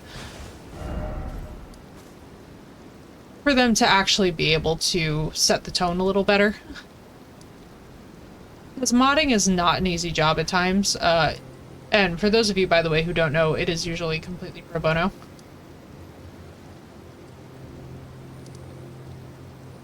Communion priest says, where am I at this moment? How am I here? How is it that I have arrived here? We went all the way, hang on. I think in some circumstances, a public warning. Definitely for, and I will say this even to my own mods who I know sometimes wonder with me, like, when do we... I have got to tell you guys. For me as a lady streamer, there's one thing that I never want to see in my chat, and that is somebody telling me that they are aroused by me. I do not care in what situation it occurs. I understand that there's a certain level of, like, attempted flattery. I'm not interested. Please kindly ask that to not be in chat. That is just a public no-no. And for anybody who is... a person with organs where your turn-ons are very obviously physically demonstrable, please understand something. Most of us who are femme streamers are not really trying to encounter that in our chats. It's a very weird situation to respond to. Yeah. It's just not, and it's just not, it's something that, like, I'm just not a fan of. It's very awkward to try and unpack that. It's degrading, but it's more than that. It's just kind of like not being able... So here's the thing. I don't find it personally degrading. I just find it like not being able to read the vibe. You know what I mean? Like, I don't think I give off the vibe that I'm trying to, like, get with my chat that way. So it's just kind of like one of those things where, you know, even in the heat of a moment or told as a joke, it's just kind of one of those things that, like, I totally understand that there are circumstances where that joke can, like, land well. It just is never going to translate well in text on a screen in a video game stream. You know what I'm saying? It's just never going to land well. So let's block it. I hated the assumption that I wanted my chat to be a place for every gay man to come in and be sexual, overtly or subtle. My mods to shut that down immediately. Exactly, Vocal. And this is the thing, like, unfortunately too, and it'll be like really subtle, but even when it's people that you know, sometimes you just gotta be like, hey dude, maybe a little tone deaf. Like, you just start cringing. I'm awful with compliments no matter what degree of them makes things uncomfortable. Listen, I have got to tell you something. A good compliment sometimes is like the most and I totally get what you're saying, Dunk, because a good compliment, honestly, is like, hey, this is awesome. Like, I'll never forget that someone came into chat and was like, by any chance, did you used to be a professor because your grammar is impeccable? And I was like, This is the compliment. I was like, you may as well have sent me flowers. You know what I mean? Like, you may as well have sent me a... First time chatter, you're cute, yeah. It's like, listen, I don't mind people being like that. What I mind for my own personal comfort is when they start going into it in an overtly like, I can't tell if we're about to have a TOS violations thing, especially because my VODs go up on YouTube. So it's a situation where, like, I know for a fact that as a lady person, I am kind of already someone who will be dealing with some BS if it goes too far. So I kind of get the, what it makes for me is like a weird situation in which I'm like, ooh god. I'm like, do I comment on it or not? Because when they get explicit, yeah. It's like, basically, let me put it to you this way. As a lady streamer, absolutely no one wants to hear what organs are getting enlarged by a thing that you say or do. No. Please no. Cease and desist immediately. Back it up, reverse the truck, pull out of the part. No. No. Just no. We all are like, oh my god, please no. That's like a united. I just cringe and bite my tongue. There's definitely a part of me that wants to call White Knight, but that's almost as bad. No, listen to me. I don't mind chat if you guys are like, hey. We just don't do that here. That's sane. That's a normal response to seeing that, because let me put it to you this way. If we're all at a bar, treat it this way, okay? If I'm your friend and we're all just chilling at a bar right now, having a beer, right? And some guy walks up to me and they're like, oh, you're totally doing whatever to me right now. If you guys would feel weird about witnessing, standing there drinking your beer and seeing that, you can feel free to be like, not this one. She'll bite your face off. I'm fine with you guys being like, she's not nice, she'll bite. Treat me like a rescue dog that doesn't do well around other dogs. Different tolerances are totally okay. For me, it was like, I'm here playing video games. Yeah, exactly. Oh my god, exactly vocal. And that's the thing. I constantly tell people, I'm like, Twitch is not a dating site. Twitch is not a dating site. Please don't use Twitch like a dating website. Oh yeah.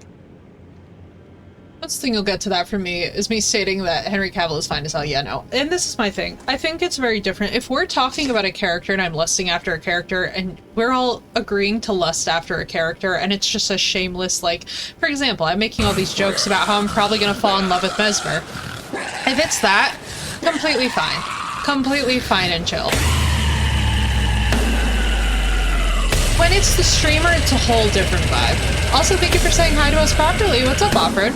Welcome in. I have a very general response. Thank you so much. I'm awful with compliments, and while it's appreciated, but I don't know what to do with that. If you're new here, I ask that you be respectful to my IRL bod wife. Beautiful. Dunk, I love it.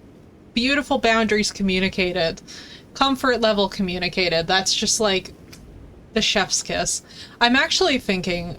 Chat, let me know. Do you guys want a command as viewers that you guys can put in? I was thinking of making it exclamation flirt. And what it will be is just like a polite statement of boundaries that just goes through chat. And it's just like, hey, just as a heads up, we don't do that here.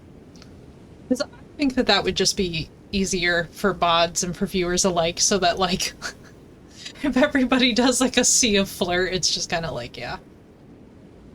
Yeah, we don't have YouTube comments on. As a lady streamer, I'm gonna be honest with you guys, it's never gonna be on. Comments, no, but let me see. Heyo! Thank you, man. Thank you for saying hi to us properly. Comment on YouTube, but it wouldn't work. It's weird. That's what I was thinking, Phoenix. Thank you for saying hello to us properly. Yeah, comments are off, but the chat is on. Well, not proper enough. Hello, Odin. How are you guys? Odin and Offroad. Oh, I'm so sorry, guys. You just got here at the end. Oh, dude, thank you so much for the biddies. I appreciate that. We'll probably all forget next time. No, listen, we got a couple things that we need. We need Curse You Bail. We need Curse You Bail. We need the flirt command for the proper boundaries. What else do we need? Hey, the level up. Oh my god, thank you for finding this. Very nice. Listen, that's not bad for a Sunday. Alright, y'all. Well, it is about time for me to turn into a pumpkin because Mr. Raja is losing his mind about his dinner. I don't know if you guys can hear him, but the poor thing has been so good. But I love how I was like 20 minutes and it's 1:03. Whoops. Whoops. Well, listen, the good news is we're going to be back tomorrow, so we will be all good. There are definitely streamers that cater to and chase that kind of attention, but just because someone is the gender you happen to be attracted to doesn't mean they're seeking it, right, Zook? And that's why boundaries are so key. I feel like, but as content creators too, it's our job to communicate those. And I just want to give a big shout out to Dunk, because that is by far my favorite boundary statement. Dunk, I am 100% inspiring my boundary statement based off of yours, because that is my favorite that I have seen in the space, and I think it's so polite. I'm also glad that everybody wants the flirt command. We will totally put it in, just because I think it helps just keep a nice, you know. Aw, thank you, Alfred. I thank you guys, but yeah, especially too, whenever I take like a quick like 10-minute break, I try to like make that up to you guys on the back end, because I understand how it is too. It's hard when your streamer goes for a certain amount of time and then we like take a break and you're like, I don't want to be rude, but I'd also like the full amount of time from you. And I get that. I do get that. I don't know how we just... I'm sitting in a grace and I'm getting a gold thing flowing to me. I don't know why I'm getting a gold thing flowing to me. Strange. I don't know what that means in Elden Ring lore. But anyway, guys, we're going to be back tomorrow. Our usual time, 5:30 p.m. Eastern Standard. I will tell you this much, though. Do check for me slightly earlier. Because I feel like the earlier evening, late afternoon, especially too as we get into the autumn and it's going to be beautiful and spooky vibes, and we won't have to use the blackout blinds because our evening times, it'll just be pitch black. Anytime, Dunk. It's our pleasure. And you too, Offred. I hope you guys have a wonderful rest of your weekend. Please stay away from the Sunday scaries. I look forward to seeing you all then. Thank you all so much for the bits, for the follows, for the subs today. Thank you for all the love and support across both platforms. I hope that you guys have an absolutely wonderful rest of your time zone, no matter where it finds you. It has been such a pleasure to hang out. We'll be back with more Elden Ring tomorrow. And also this week, we will be starting Hogwarts Legacy. So do keep your eyes out for that, because we're going to have a really fun time. And anytime, Johnny, thank you so much for being here, dude. It's such a pleasure to see you guys. I hope that you have a wonderful rest of your time zone. I'm gonna go feed the sick puppy, and we all appreciate you being here. Thanks so much, and see you then.